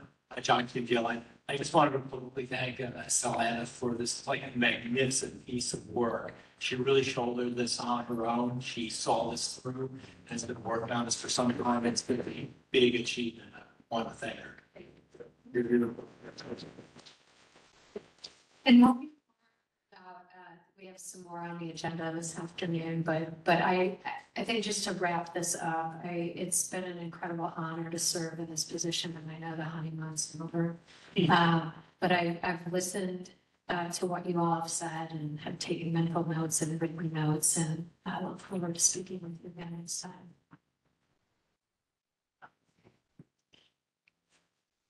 According to my agenda, Sally, you're still out. Yeah, I certainly did not want to bore any of you with me all afternoon, and that's why I have an incredible team of subject matter experts. So I think next on the agenda is the trend analysis, and so Daryl, Andrew, can you join up here? And I'm not sure, is Indira on the line? I know she had analytics training today. But I do want to introduce the Deputy Chief of SIRS, Daryl Joseph. Daryl, as this has been a labor of love, I would imagine for you, we've had lots of discussions about promising thoughts about the future, but I would love for you to be able to showcase what we've been doing and some of our needs. Thank you, Daryl. Yeah, Darren, step up there. We'll give you some of the love and just give you some. I'm sorry, I didn't mean that last time. My apologies. Yes, thank you, everybody. My name is Daryl Joseph. I'm one of the deputy chiefs of SIRS in PLA. And I think it was just about the better part of 1 year ago now, we were tasked by the VCOEB to put together a dashboard. If memory serves me correct, there were about 7 items in particular that the VCOEB wanted to see displayed on this dashboard and updated and refreshed on a continuous basis. For a number of reasons, it was, as Sally said, a bit of a labor of love. But I do think we did find the sweet spot. It took us several months, and we're still tweaking to this point now. And I think one of the things I wanted to come here and actually get some opinions on is some of these items I'd like to see maybe if we can either sunset them or move them a little bit lower on our dashboard, but also incorporate some newer items. In particular, so as many of you know, I believe, or I'm assuming here, but the Secretary of Veterans Affairs added two goals to last year's goal. So we do have our updated goal of permanent housing placements on the dashboard for this year. but we wanted to incorporate the two additional goals, but we didn't want it to just be, we realized it's our dashboard, but we realized it's also a collaborative effort, so we wanted to make sure that that was something that the VCOEB believed would be beneficial to the public to be displaying, and we can set up measures to make sure we update those on a continuous basis. Even some of the recommendations that I've heard some members make today, I think would be a good opportunity for us to showcase some of those things on the dashboard. So I think Sally and I will probably have some conversation with Mr. Kuhn after about how we can maybe incorporate some of the suggestions of data that the VCOEB wanted to see for the next visit, to see if we can start incorporating some of those things in the dashboard as well. For those of you who don't know, we also placed the home, I should say, for the dashboard is on the master plan website. So there's a search section on the master plan website. So anybody interested in viewing the dashboard can view it there on the westlaMasterPlan.org website. We update it on a monthly basis. We try to update it. Some of the information's available bi-monthly. And so for those, we do update as they readily become available, but everything is refreshed on a monthly basis or as quickly as we get it. Some of our information is reliant on either some of our community partners or just other entities into which we don't control the information, but we do try to, pursue those and dog those down so that we can get updated information and make sure we have the most up-to-date information available so that we can display it. I think that's, yeah, Claire. So you touched on You can pass the slide. Okay. So this was the recommendation that was made just about a year ago. Around this time last year, it was six categories that the VCOEB wanted to see displayed. We do display all of those on the dashboard. We refresh those as the information becomes available, which for most of those, it's on a monthly basis. Next slide. So this is where you can find the dashboard. So the first link here is the actual website, the public-facing website. The second link is our internal service dashboard. It's the same information that you'll see in the third one. I'm sorry, no. It's the third one, Sally. it's all our programs and public-facing websites. The programs the veterans can. So, Okay, you've done yet? yeah. Next slide. Yeah, so we wanted to talk about, and thank you, Daryl. I know one of the challenges has been ensuring that the data is up to date through multiple sources. And if you look at it, you can see by name list data, you can look at all of that. But one thing that Daryl mentioned that's so important is ensuring that we have the calendar goals up front, and we're talking about those. So just to level set here, we have three categories. We want to permanently house, specific to GLA, 1,500 veterans in the calendar year. That's 3,800 across the country. We want to present 38,000. 38,000, yeah. It's not 38. That would not be enough. Right. We want to ensure, you talked about recidivism, and while we know some folks self-resolve, we want to make sure that we're tracking that carefully and that no more than 5% returns to homelessness. And for those individuals that do fall back into homelessness, we want to make sure that no less than 90% of those individuals are on pathway back to housing or rehoused. And then we want to engage. As we talked about earlier, we recognize that our most vulnerable veterans are unsheltered veterans. And so we want to ensure we landed on a number of just under 2,000 for GLA for the calendar year. So, how do you think we did? Let's talk about it. Next slide. So our goal one, permanent housing placements. As you can see, we are at 694 unique veterans housed. We are on track to meet our goal. We are actually 69 housing placements ahead of where we needed to be on that slow track to get it done. And if you look at May of 2022, at the same time last year, now keep in mind, I know we're in June, but the data refreshes at the end of the month, a couple weeks after the end of the month. But in May of 2022, we had 537 permanent housing placements. So how about that? And I truly believe that the reason for this success is not only the incredibly talented staff that work and serves programs, but our community partners, our transparency, deduplication of services, working with all of our partners to achieve this goal. So we are on track, and you know, I'd really love to not stop at that 1,500 by the end of the year. Next slide. Goal number 2 is the housing retention. And so of those 694 unique veterans that have been housed so far in the calendar year, 22 individuals have fallen back into homelessness. It's really important. We never want to see that. And we know that sometimes it happens. But we're at our goal because 20 out of those 22 have either been rehoused or on a pathway to rehousing.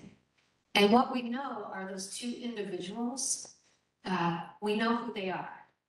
In fact, and I'm going to call out, there's we have a staff member that may be on the phone if she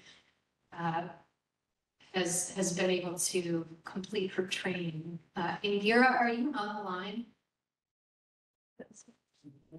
And if not, that's okay, because How do you spell her name? What is the name? Indira. And that last name begins with a J? No. Okay, so Indira had been working on this information, and we talked about those 2 individuals. One is an individual, is a veteran who is preparing to go into one of our VA-funded board and care facilities. The other individual may already be in transitional housing, but about a week ago was on a pathway to rehousing. And we know who that veteran is. That veteran has been engaged with a peer and a social worker. And so I think what's important about this data is that we can drill down and see who those fallouts are and ensure that we're wrapping our services around them. So we're at our goal. And we want to be at 100% there, but I'm happy to see that almost 91% are way to rehousing. Next slide. And this is engagement of unsheltered homeless. So again, reaching out to those that are vulnerable. We've already hit almost 57%. So well above where we should be to track to meet that goal. We're at 1,074 unique veterans that have been engaged. And what we know we have to do to be successful here is, again, one team. When we deploy services out to encampments, we just don't want to bring VA services. We want to bring community partners so that we know that each veteran that we encounter, or even if they're not a veteran for that matter, we have services to wrap around them. So that's going to continue to be our focus. And we're going to ensure that we intentionally create engagement efforts to involve our partners. Next slide. Ms. Hannah? Zaveri is online. Yeah, she's on. Hi, Indira, you're on. I just wanted to open the floor to you. I appreciate your work, and I know you are going to try hard to join us today and get through your training. But thank you for your time, and you can go to the next slide, and we'll just offer you an opportunity if you have things that you'd like to share before we go to comments and questions and the board.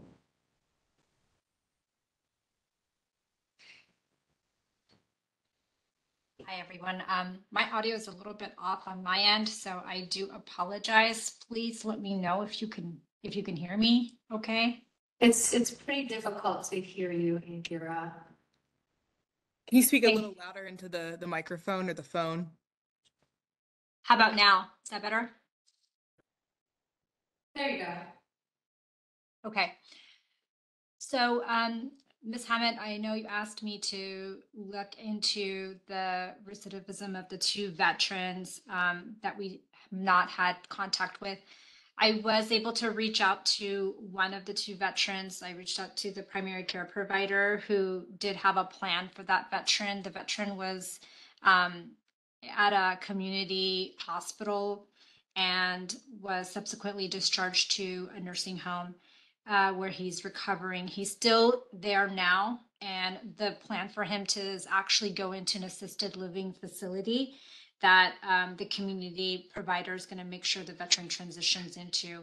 The primary care provider, the HPAC team, did indicate that they were going to follow the veteran to make sure he transitions smoothly into the assisted living facility when that becomes an option to the veteran and he's medically stable to do so.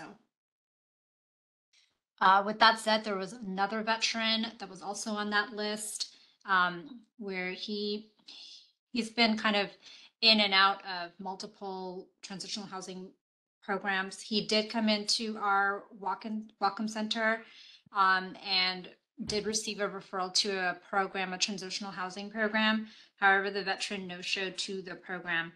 I did reach out to both the HUD Bash team where he did have an inquiry for possible placement into HUD Bash, as well as the transitional housing social worker and the CRRC social worker to see if we can try and make contact with the veteran and make a determination on if he was still interested in getting services or what we could do to get him services for housing placements. So those are the only two that we have identified on our list, and I will keep everyone abreast to any updates that I may have. Thank you, Indira. And, I don't want to put you on the spot here, but I know you've been doing a lot of work in suicide prevention and developing abilities. One thing that's been really great, Indira has been able to develop reports for our clinicians so that they can do targeted outreach, so that they recognize who are their most high-risk individuals that may need to be seen urgently. And so Indira's a social worker, and so I'm pretty jealous of her skill set with analytics, and I appreciate it. But Indira, can you say a few words and maybe try to speak a little closer to the mic about your efforts around suicide prevention?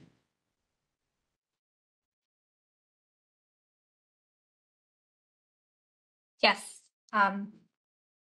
Is this better for anyone? I've tried to adjust my mic volume. A little bit. Okay. So one of the things that we realized was we have several veterans that were coming through our services that were showing up on a separate list related to suicide risk assessments that were not being completed. As a homeless program, and I'll only speak to the homeless program, I know that data really well for the homeless program here at GLA. We were originally, before we started this other thing that we implemented, we were averaging about 24% of suicide risks that were being completed.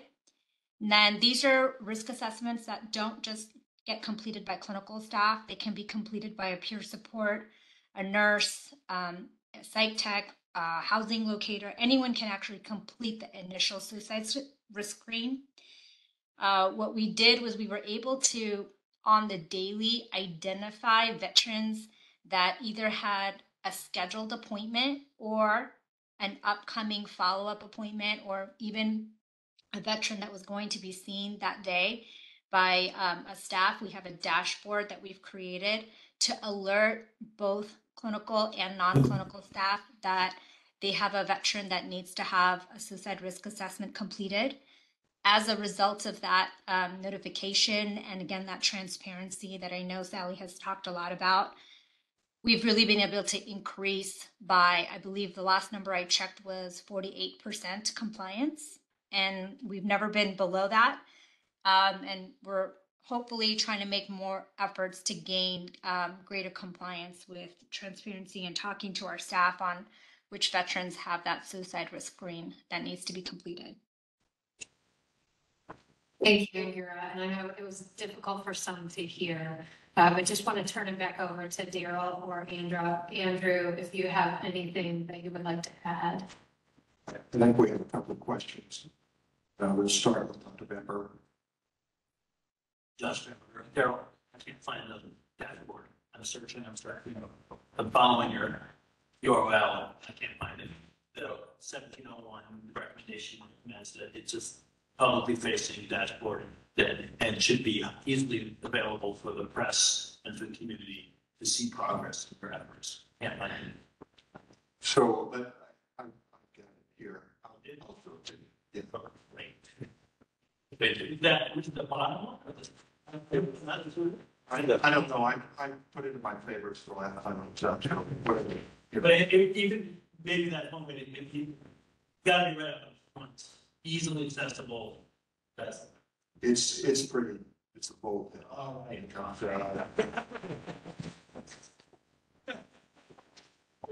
Jim Center, bail us out, get us out of this.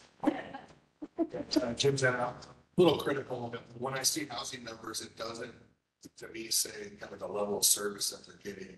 And just feedback I've gotten in the past in my own experience working that. Speaking of veterans, is the amount of times that they're engaged while they're housed. So in the future, it'd be great to see data about how many engagements our HUD actually have having with veterans that are now housed. I mean, it's great if the housing side clearly is coming around, which is excellent. I think the next step for me, on my end, I'd like to see like the number of engagements, some kind of measure of like, the service provision or veterans getting the support that they need once they get housed. I don't know if it's possible to do a quality of life index. I'm obviously getting as much of quality of life goes up a little bit, but a lot of our homeless veterans will get housed, they won't have furniture, it won't feel like a home, or they won't feel connected to their communities. That stuff will be the recipients. So that's just kind of my thoughts. Thank you. And what we know, measurement-based care helps us in ensuring success. So thank you for that. All right. Okay. Remember, do you have another question? Okay. Housing navigation contracts. That's next. All right. Just give us a second to pivot here.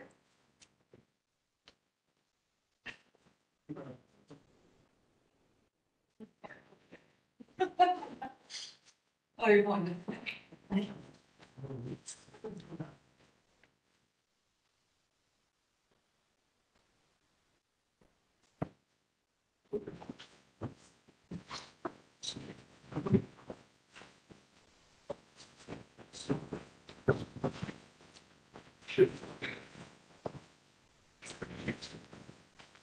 And Daryl, Andrew, and Gira, thank you so much for taking the time on your day to be here today.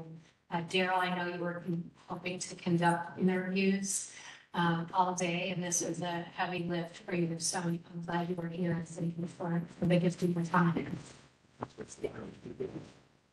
So in the spirit of one team and ensuring that we have our partners at the table, I want to introduce a couple of people. First, Elizabeth Brett, who is our HUD-VASH contract coordinator, who's going to be talking with you about housing navigation contracts. And also Nicole Flores from Madison Avenue Support Services. Nicole, congratulations on your recent promotion to program manager. Recently promoted, as I understand, after your work as a housing navigator. So it's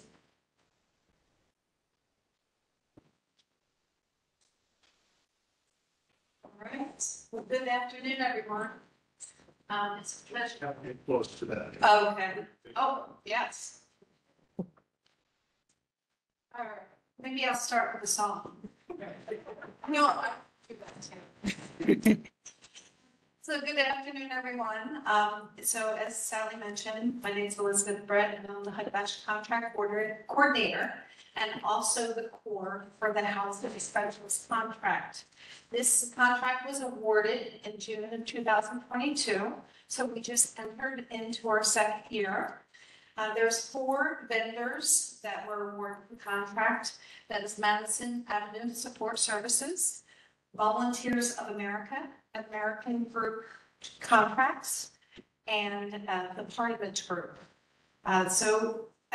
The 3 main components of this contract include unit acquisition. So it's finding apartments, it's developing rapport and relationships with landlords and property managers. It is informing them of the HUD-VASH program, the benefits of working with the program and housing veterans. Another second component is property management and engagement.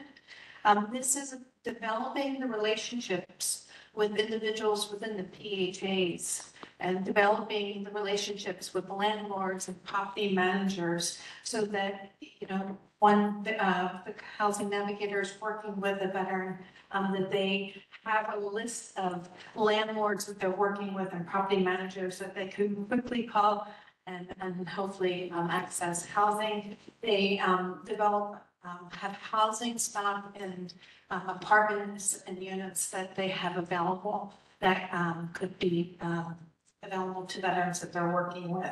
The third component is the housing search and placement. And then this is a component where the housing contractor is actually working specifically with the veteran. So they're conducting an intake. They're getting the veteran's choice preferences, some of the challenges that the veteran has encountered with housing, some of the needs that they may have, so that then when they're working with the veteran and they're trying to secure units, they know where the veteran wants to be housed. What are some of the things that an apartment needs to have in order to meet the needs of the veteran?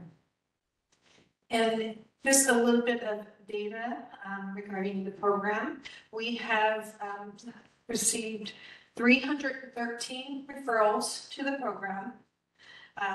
299 veterans have been referred to VASH housing contractors, and we have housed 85 veterans.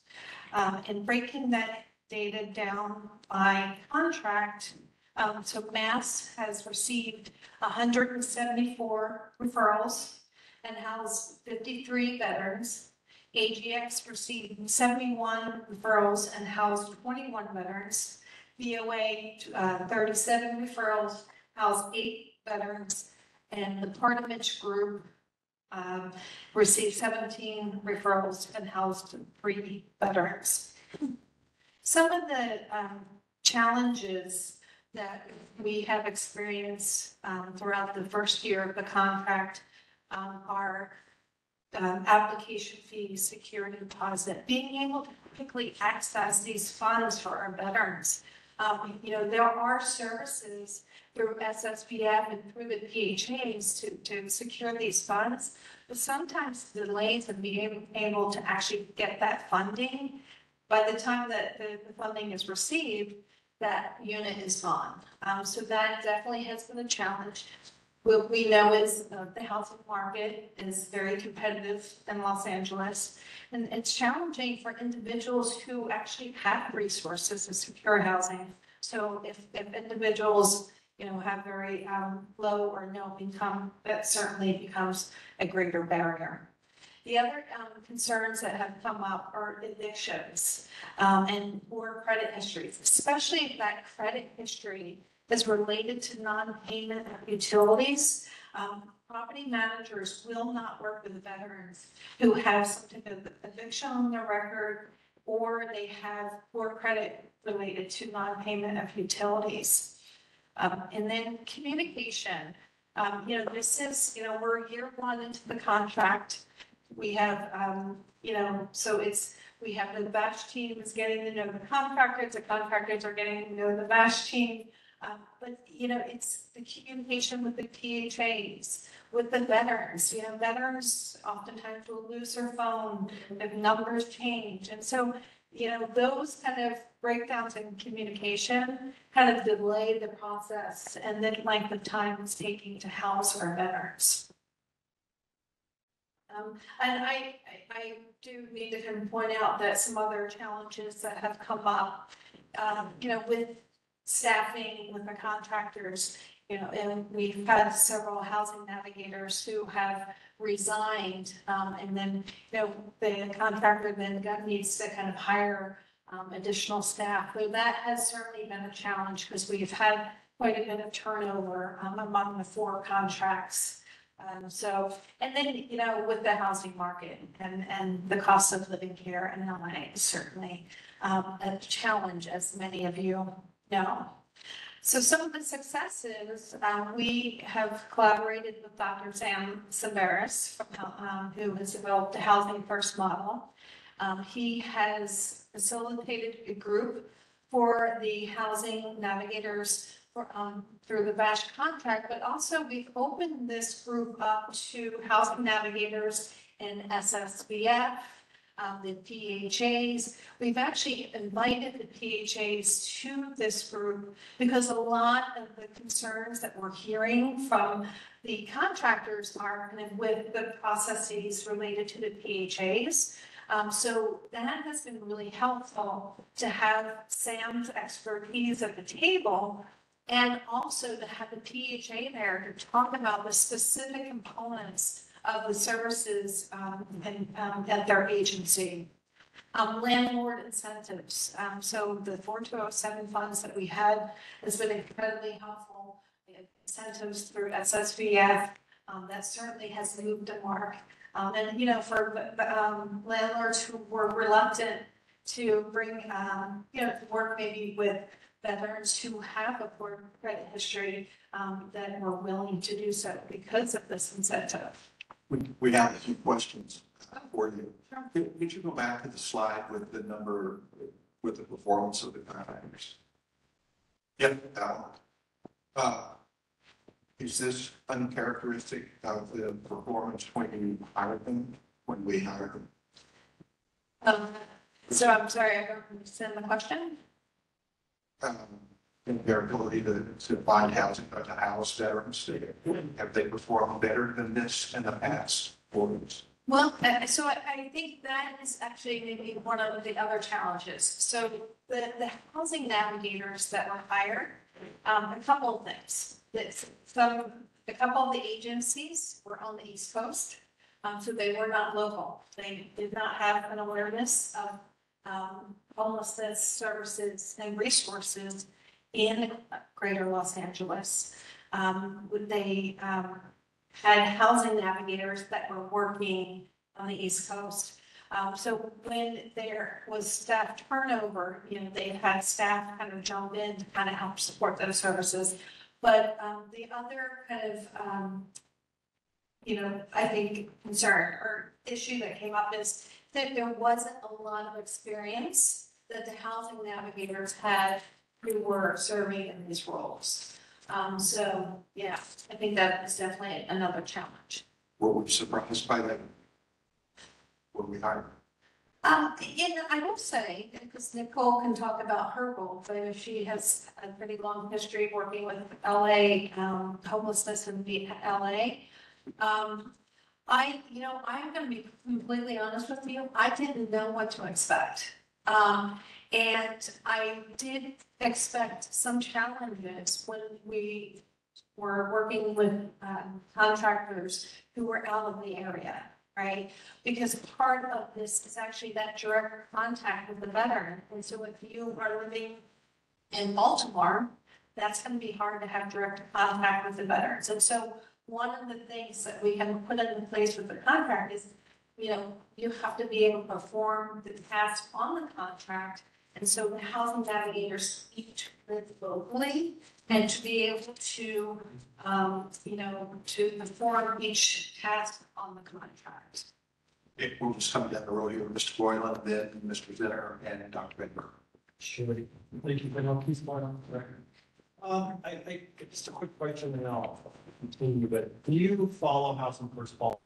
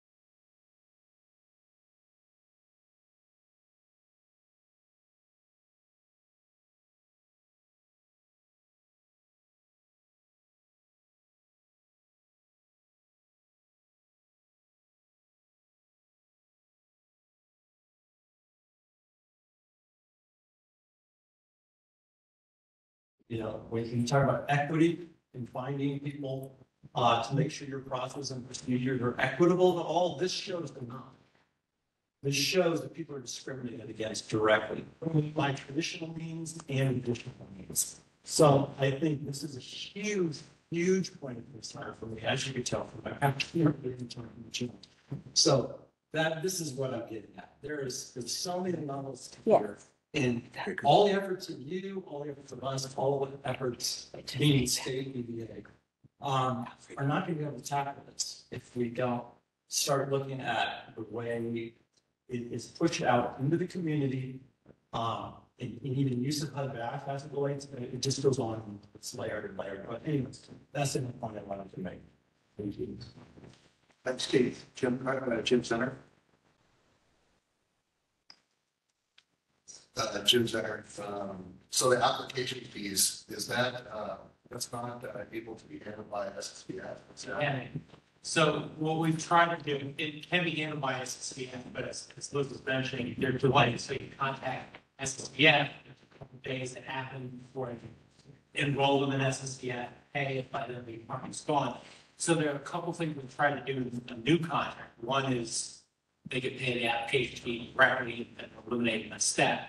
A second thing, which is more challenging, is we want to make housing navigation easier by allowing our housing navigators to gobble up through master leasing.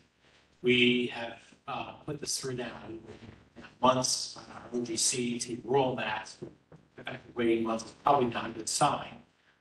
But master leasing would be a great way to secure apartments and address some of the discrimination that we face. We know we're facing discrimination. So let's get the landlords out of that decision-making process. Let that NGO, the nonprofit or partner we're working with, be the responsible people to lease those apartments and take discrimination out of this process entirely if we can. That master leasing would be huge if we can get it. Yeah, and then just follow up, the event records, that's exactly why I've been on this recidivism thing and getting the housing authorities to make sure the data drives whether or not, what the reasons are so we can address them so you guys are not doing that on the front.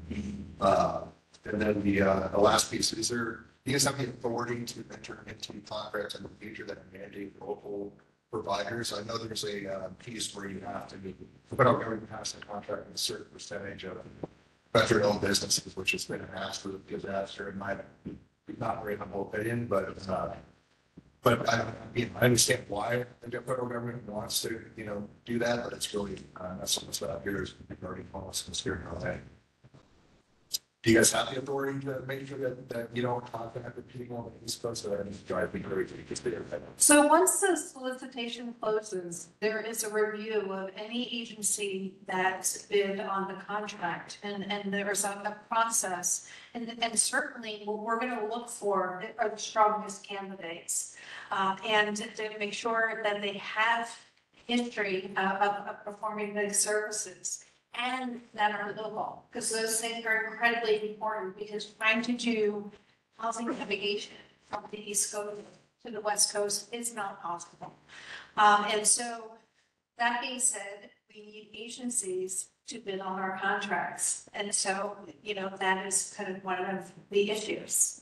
And so, yes, we have the ability to evaluate the agencies based upon performance and where they're located. But we just need those agencies coming to the table. So we would be happy to partner with you to get the word out to county channels about providers, the attraction providers, and then those state providers we can get a call. Absolutely, absolutely. Thank you. Bamberger, and Josh Bamberger, terrible numbers, awful. When we brought Brilliant Corners to this group report, John, and so we got here, the fidelity of Housing Navigator was clear. You need to pay about $10,000 a door, and you're paying like $1,000. And you need to have the lease be with the agency, not the individual. So there are all these problems. Past records are not our way. You didn't follow the fidelity, it got the bad numbers. I don't see why you're continuing this project. My recommendation is to scrap it, start it. Thank you.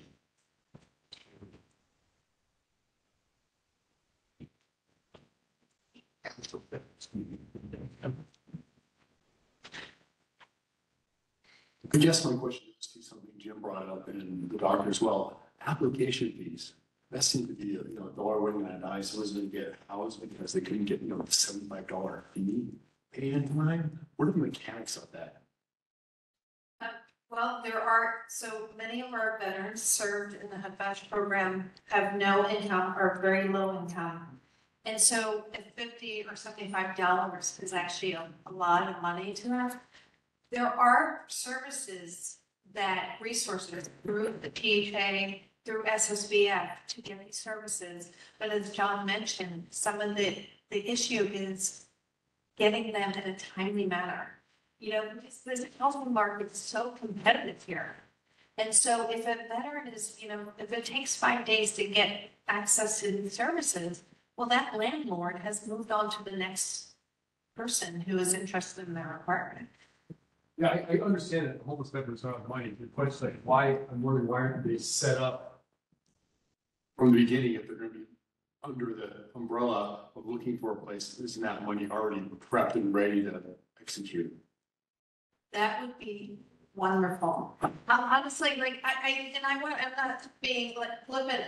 If we master leasing, access to money for security deposits and for application fees, this contract would look differently. These numbers would look differently. And I truly believe that.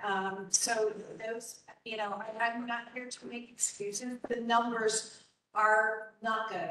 You know, and we certainly wanted to be further along with housing veterans. But, you know, these are some of the issues that have come up that have, you know, I think contributed. So the mechanics might be, hey, we found a place for you. He's like, I don't $75. Okay, just hold on for 5 days. Let's see what happens, and then lose it. Oh, no. I mean, so immediately the housing navigator will reach out to SSBF or the PHA to secure the funding. And then, but there's a process to get that funding. And it's. But I work with the government, I get it. So someone has to fill out a form. I said, catch it in an email, send it. Someone has to be at work that day, not taking a sick day. It can be a all day, blah, blah, blah, and the department's gone. All of those things. Yeah. And that does lead to those delays. And I know it seems very simple. And our contractors are like, if we have the funding to, pay the application fees, we could, you know. It would be just like a petty cash flow, a couple $1,000, right? And I will tell you, these are some of the things that we are looking at and what can be done to address these concerns. So we're here talking about what we have noticed, and now that we're moved into year 2, we're looking at like, okay, what do we need to do to move the mark here? Because we do want to see better outcomes with this program.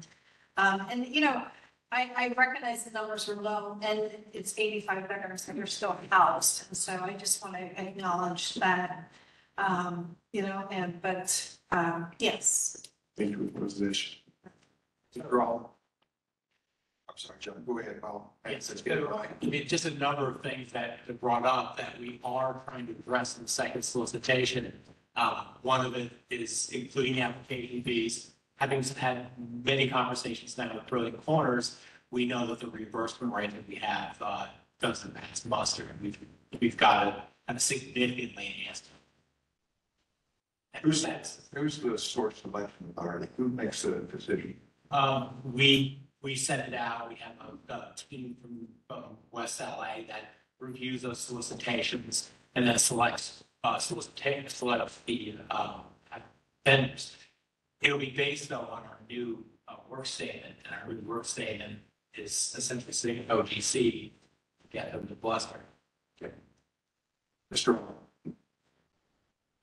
Currently, the way that the housing navigation contractors are doing their housing search, could you talk a little bit about that? I mean, are they local now? I guess I'm a little confused with regard to, is this the end of a year 1 program? So, yes. Go ahead. Yeah. So we've just entered into year 2 of the contract. We have one contractor now on the table, and that is Madison Avenue Support Services. Nicole is here from Madison Avenue, and she actually was going to talk a little bit about that. So just about kind of the process of working with veterans, securing the units. So Nicole, do you mind if I pass it over to you to talk about that? I'm a little bit in a tizzy now.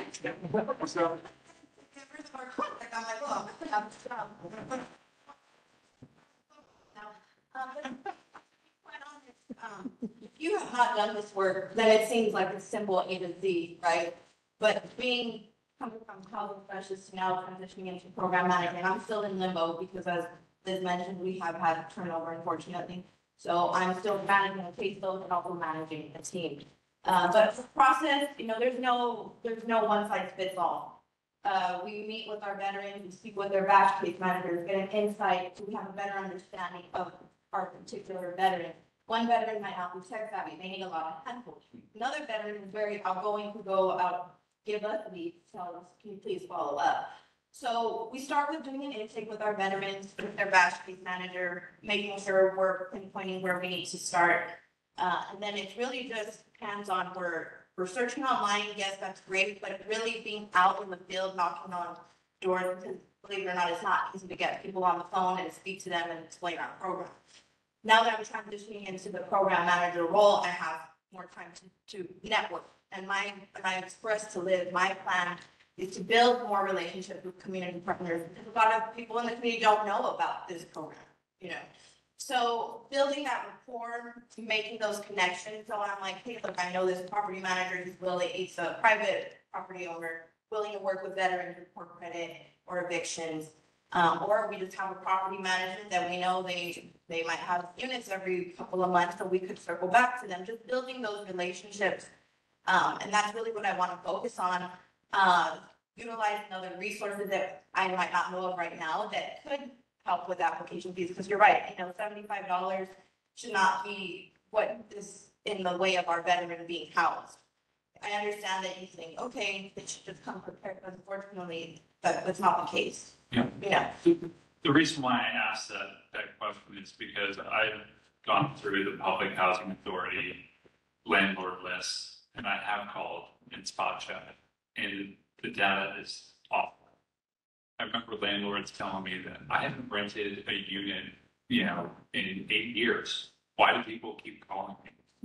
And so the thing that I'm concerned about is that if we're just data mining the same list that the Public Housing Authority hasn't updated in Lord knows how long, are we just spinning the wheels of the housing navigators? Are they, I guess, what the bottom line, are we developing a new list or are we going off of the old list? Probably both, but I'm just curious. To be quite honest, our team, there's the HIP listing and there's past visa, but we don't utilize, that's not our only source. We build our own, we have so many websites that we searched on our own, spoken to property managers, because you have everybody in LA County pulling from that list. It's very competitive, so I don't want to say it's a waste, of course there is. It's a waste. But it's not ideal. That's not where we start. That's we know it's there, but we'd rather build our own. I'm just curious, but you're not. Yeah. You both be wrong.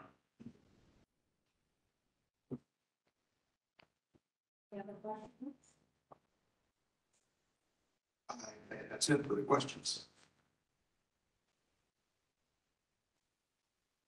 Yeah, and just this last slide just goes through just some of the compliments that the contractors have received from the VASH case managers.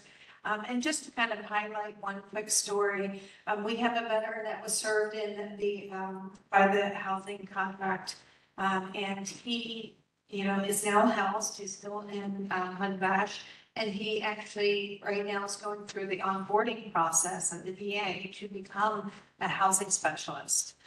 So I think it's really cool that we're now going to have a veteran, who now has a job and also is supporting other veterans. Who's better to be able to kind of talk about the process, and maybe as those frustrations with the process come up or questions, he is going to be positioned to assist that veteran.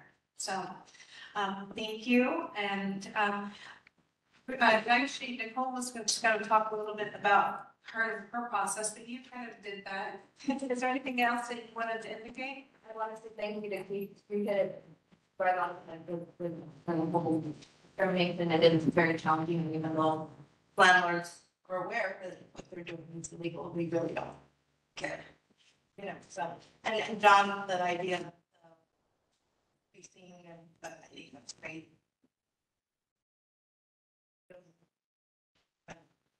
Thank you very much, ladies. so Nicole, you handled that well. And,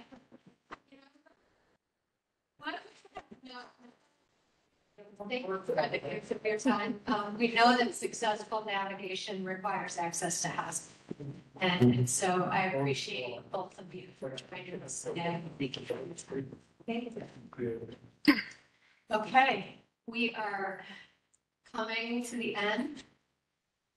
And I'm going to talk about CTRS update.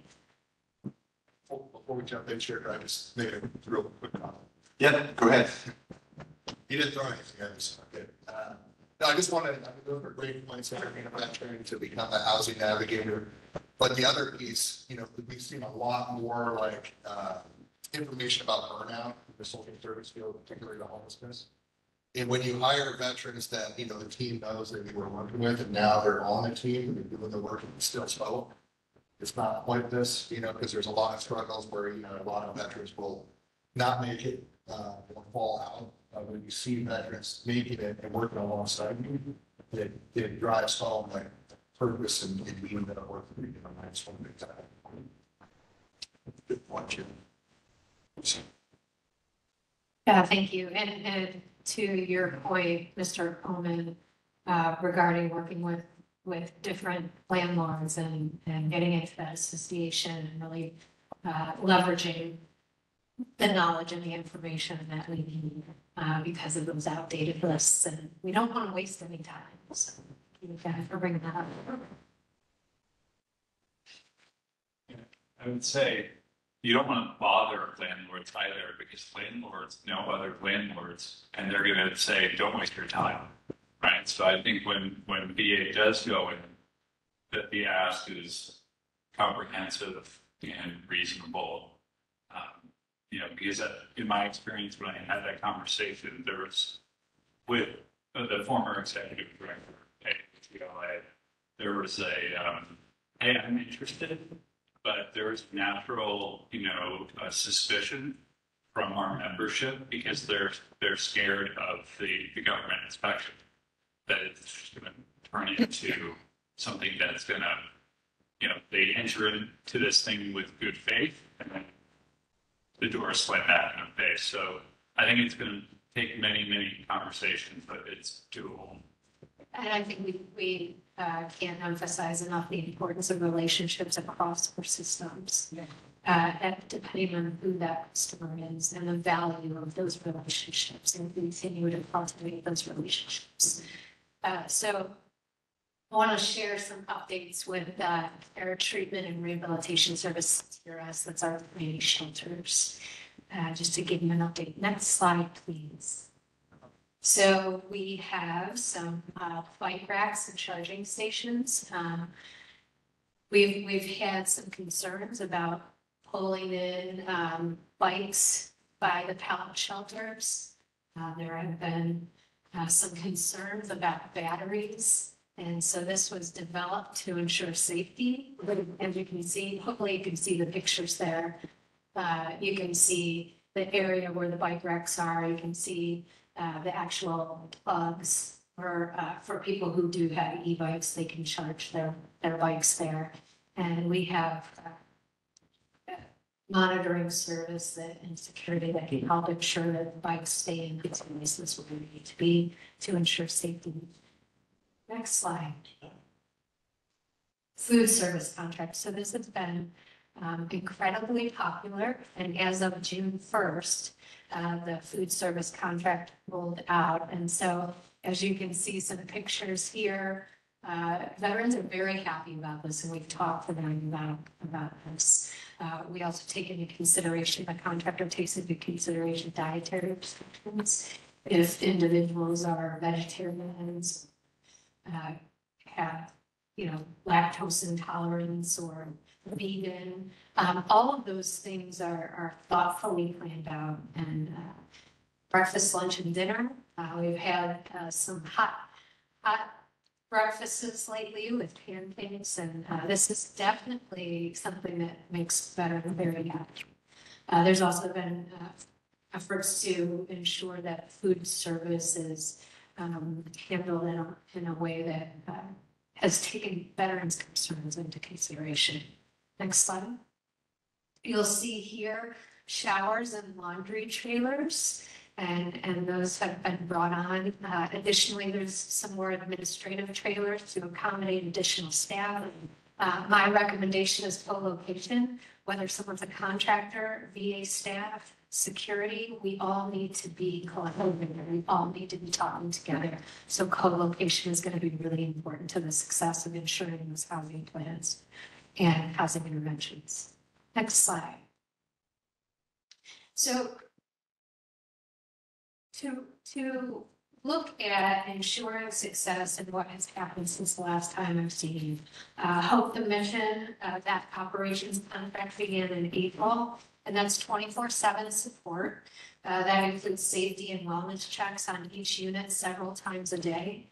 And previously, that was happening with security and VA staff. And so this has been taken on by the monitoring contract Hope the Mission. I'd also like to share that VA staffing, really happy to share that we were able to add a retention bonus. For those of you that don't know, I think we talked a little bit about social workers and our attempts to increase pay. There was approval, Dr. Brigman approved a special salary rate for social workers. And so that was a pretty significant raise for social workers in our system. That took place effective November. We actually saw it just about a month ago or 2 months ago. But social workers received back pay. And now have that special salary rate to get us a little bit closer to what the community is paying.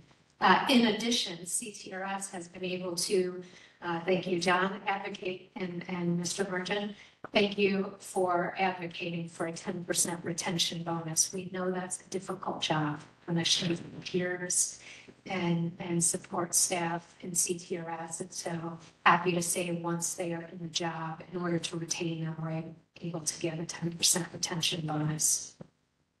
Wanted to let you know that we have 12 filled positions since last I talked to you in CTRS. There are 6 current vacancies, and of those vacancies, only 1 position we're interviewing. We have 1 vacancy that we're interviewing for. 2 are onboarding, 1 with a start date, and we made 2 selections. So lots of great work with getting staffed up at CTRS. Also want to make sure to let you know that our capacity has increased to 125. We do have our job drop-in shelters. We want to make sure to get to total capacity, and we recognize that we need to do that in a thoughtful way when we're fully staffed, but we were able to raise up to 125, and we are working with our partners on campus to ensure when veterans fit those needs for the contract on campus, whether that's traditional housing or HCHB contract, we work with those partners to ensure that happens. The informed consent and standard operating procedures. There have been iterations of these documents, and currently, and John, correct me if I'm wrong, the informed consent is still with the Office of General Counsel being reviewed. But a couple of weeks ago, I had the opportunity to go to our Veteran Engagement Committee. So once a week, our veterans come together in CTRS, and they have an engagement committee. A peer leads that and facilitates that group, and we hear from them about what's important to them, what's going well, what they're concerned about, what their priorities are, and we take that feedback. I joined the veterans and introduced a new program coordinator and talked through some of the changes in standard operating procedures. It was important to me and the team to make sure that we heard from these changes. We wanted to socialize it in a way that helped them to feel like they had a voice. And what we know from the research is that we need folks with lived experience that can really help us create policies that make sense and have a process by which those that receive those services have a voice. They were, they're a fun bunch. We have some good conversations, and for those of you that don't know, our VA secretary is going to be joining virtually at one of our veteran engagement committees. We talked about a number of things. Service animals was one of the things that came up. Our commitment to housing first and harm reduction, making sure that there is an approach to diligent and intentional housing plans, developing housing plans and moving toward those interventions, working with our partners and ensuring that folks know that the requirement in being in CTRS is to work with case managers, to work with our partners to ensure successful housing interventions. And we're also talking about there are security cameras that are going to be installed for additional safety and outdoor kitchen partnership with Whole Health to make sure that we're intentionally serving veterans and providing opportunities for engagement and recreation. We want to make sure that we've talked a lot about fencing, and one of the things that came up in the veteran community engagement group is developing privacy around CTRS. We recognize that it's important to note that there are lots of visitors that want to see this program. But we also need to recognize that this is serving as a shelter, and we need to be mindful of privacy. So we talked about privacy fencing around the perimeter of the area and some beautification projects to make sure that there was discussion about security fencing, and when it seemed to take a turn into the level of this is to keep people in, there was some robust discussion because that is certainly not our intention. Our intention is to make sure that people feel safe, that they have a little more privacy, and that beautification happens as well. We are always cognizant of our need to assist differently abled veterans. who have a difficult time negotiating the landscape of CTRS. And so we know that also families are not able to be served in that emergency shelter capacity at CTRS. So there have been some exploration and development. I'm going to ask John if you have anything to share about those efforts. So we actually have some advanced planning. I want to thank Chelsea for this creating modular housing on the campus. The modular housing is a apartment-like setting where we can have high quality housing for families, because one of the things CPRS do not accommodate, and something we don't have access to anywhere on campus, even our permanent housing, is something that could accommodate family, meaning dependent children with mom, dad, partners, whomever. We know that those families exist because in essence we have 20% of all enrollees are dependent children. So those, if we have the service, they would come. We don't get them because we don't have the service. So we want to create this modular housing, and then sort of familiar refrain when you're voting VC as to whether we should do this. We're using or trying to use the existing authority under CTRS. That authority allows us to create those pallet shelters, tiny homes that we have. This is an extension of that, to create housing suitable for different populations, because one size does not fit all. We need to have different kinds of housing options for different groups of people. So it's not just families. We know veterans who suffer from military sexual trauma. Being in close quarters in CTRS may not be the best environment. We also know that for disabled folks who going to the bathrooms in a trailer separate from your residence might be a hardship. So having a bathroom and a kitchen in your facility, in your apartment, would be much easier. So we are looking to create these transitional modular units as transitional housing. If we got to go ahead, we think we could get them stood up within the year. So the build time is much faster. We have already a detailed siting plan, our options for siting, and prosecutors. So I think what remains true is low barrier, quick access, and diligent efforts to ensure case management and permanent housing intervention. Mr. Rob? The modular housing thing has been brought up a few times. And so as I understand the CTRS program, we could not use the lease revenue fund because they could state issues and all of that. And so we had to rely on donors to donate these tiny shelters. How is it any different for modular housing? I mean, we know that VA has said permanent supportive housing can't do it. It's actually going to turn to Keith, who's more familiar.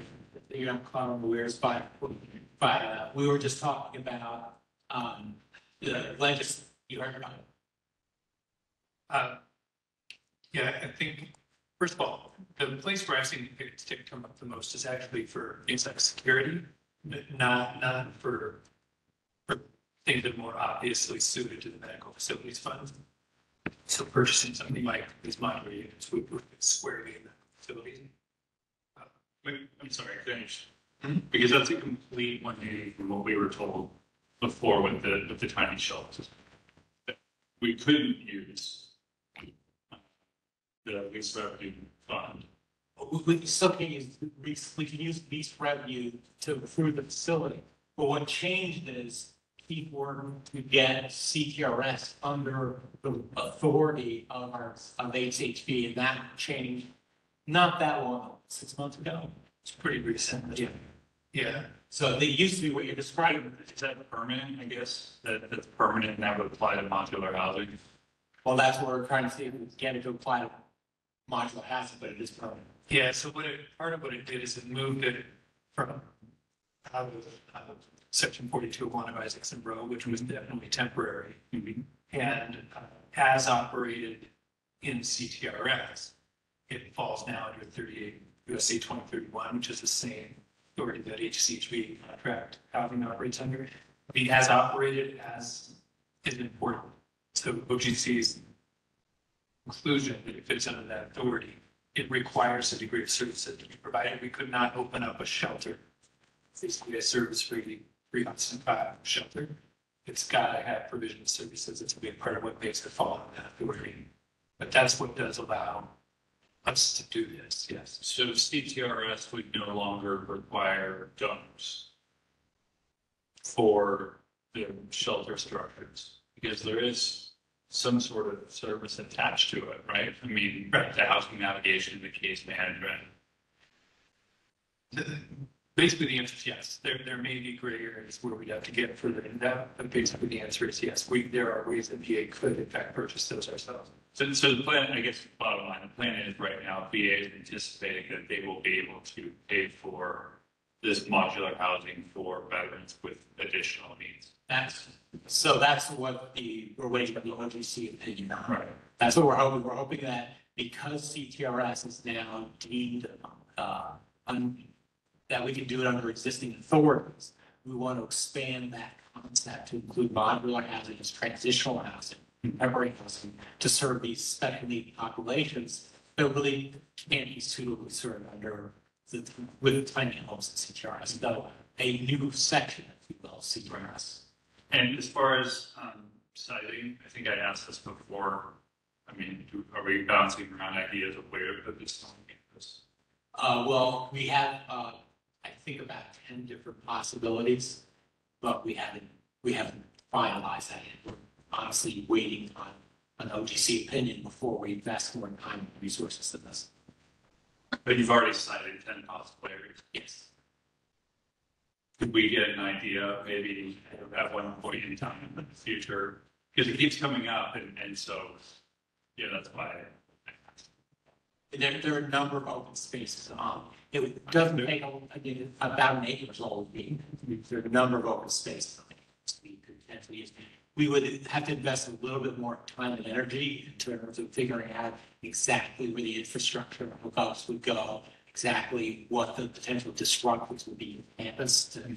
So there's more work we still have to do before we can narrow down the site selection.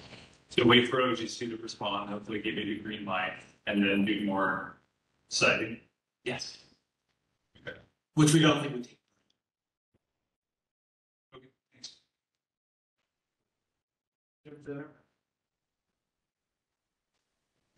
Jim Zenner, I really love the engagement that's going on with CTRS. It's really exciting. And I was here when it was community care before service, and you just wasn't existing.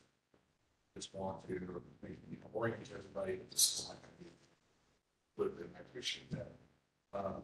Moving to kind of some conversation that we had previously as a board about the CTRS. So are you guys looking to possibly expand CTRS at any point, or? So right now, we're, as Sally mentioned, we're at 125 capacity. We haven't filled the capacity since we've increased it. So there's not been a single day we haven't had openings. We can go to 140 when we have staff. Right now, though, we're not turning anybody away. We are looking to increase capacity also for services. There is, we're waiting, probably late August before we're here, but there's an opportunity for a new SSDF grant that serves exclusively CPRS. That grant opportunities up to $3 billion. So that could really add a substantial level of service. And this, again, consistent with that whole one team approach. We have a group of providers operating jointly to provide critical services. So hopefully we'll hear something on that soon. I hope it's good news. That's great. Yeah, last I heard, we talked about it July at the opening, that I was getting the peers and some of the staff on campus that there wasn't the availability. They were upset about that. But I think there was only 2 veterans coming per day. So that's really the last I heard, but it was 2 months ago. So that might have changed. Check back. Yeah, we were staggering that because of our staffing levels, but we have been taking more than 2 million. That's great. Yeah, I mean, it's just, with the veteran mental evaluation team, it's absolutely excellent. All the resources that the county puts into outreach and navigation with the Veteran Center Access Network. It's just really important to make sure that they're available and they're not being told, like, sorry, come back and next. Yeah, and it's also important to us that CTRS is not the only option. We serve a big catchment area, and we need to make sure that our housing providers, Sally mentioned earlier, we have many open beds, units around our catchment area that are offered by Grant per diem, and we need them to be accessible and be sure that they're providing prompt responses to requests for housing, and that's part of the state aid access phone. Yes, I've seen you guys work on it, which is much appreciated. Are they taking the VA on those capital improvements to reduce the congregation and I know New Directions has opened up on campus some individual units. There might, I don't know the other programs. I know New Directions has done it. I think there were one or two other programs that have got capital grants to do that as well. I just don't remember. Awesome. Yeah, I'd love maybe an update in the future about the progress on that, because we all know how important getting more congregate transitional outputs are in this. Otherwise, I'm just going to choose to stay in the street. Oh, yeah. Yeah, veterans vote with their feet. Thank you. Okay, any other questions? Comments for Ms. Hammond? Well, I sort of don't want to leave the honeymoon, but I guess I'll have to do that. I hear there's some basketball, so I'm excited about that. And I think I'll just end this conversation with a thank you for having me. Also, for those of you in the room that are veterans, thank you for your service. My father will be very, very happy. He's a Navy veteran. He'll be very happy to see pictures from where they filmed the Hoosiers, because he grew up in Indiana, and he'll be so excited about that. But to all of you for the work that you do consistently and in partnership, I appreciate you all. And if I could also add, I'm incredibly lucky you're at our, some of Sally's talent and experiences together. So thank you, Sally. I think we would all echo that. You've got a full plate, a big plate, and what's the key elements of serving them. So we appreciate you and your staff and the other many hundred members you're going to add to your staff. And for that, thanks to the VA for putting your money where your mouth is and having some incentives to hire and to raise the pay of some of the members. So we've had a good day. It's been fun, but it's time to adjourn. Recharge our batteries. I'm happy to reintroduce some of you to the Los Angeles tracker. Go out the door, but the real fun is going to start up on the 8th floor. 10th floor. So Jim, I'll ask you to take the mic again and maybe give the details of this legendary basketball game. Yeah, thanks, Chair. So the building was built in 1926. It was basically in the backs of Spanish American War veterans, World War I veterans, and a lot of history. Used to be really more part of the community, like a really successful, like VFW or American Legion post. Used to house a lot of ESOs in here, and over the years, a lot of wear and tear in the building. The county shut it down in 2006 and started remodeling and reopened it in 2013. But another part of the history is hundreds of new movies were filmed in this building, including Big Flashdance, that famous dance. Actually, in this room that we're sitting in right now. But part of the history was also, as mentioned, Sally mentioned, the top floor of the basketball court that we're going to shoot some hoops on and really start showing our age as we start moving around. They filmed the movie up there. So. And I just want to say thank you to the Experience Office for choosing this building. We're very proud of it out in the county and additional history, the rich history of it.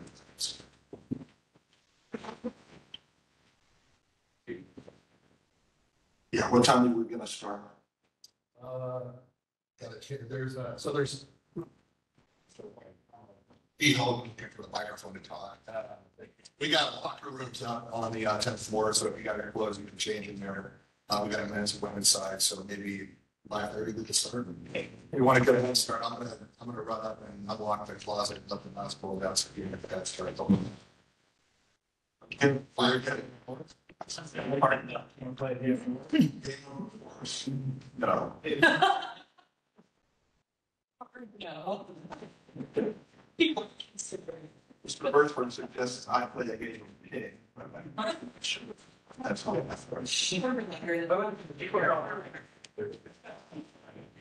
Okay, sign it tomorrow between 8:30 and 9. We'll kick off at 9 o'clock tomorrow. We have a good full day, but got some important issues to cover. It's a recommendation.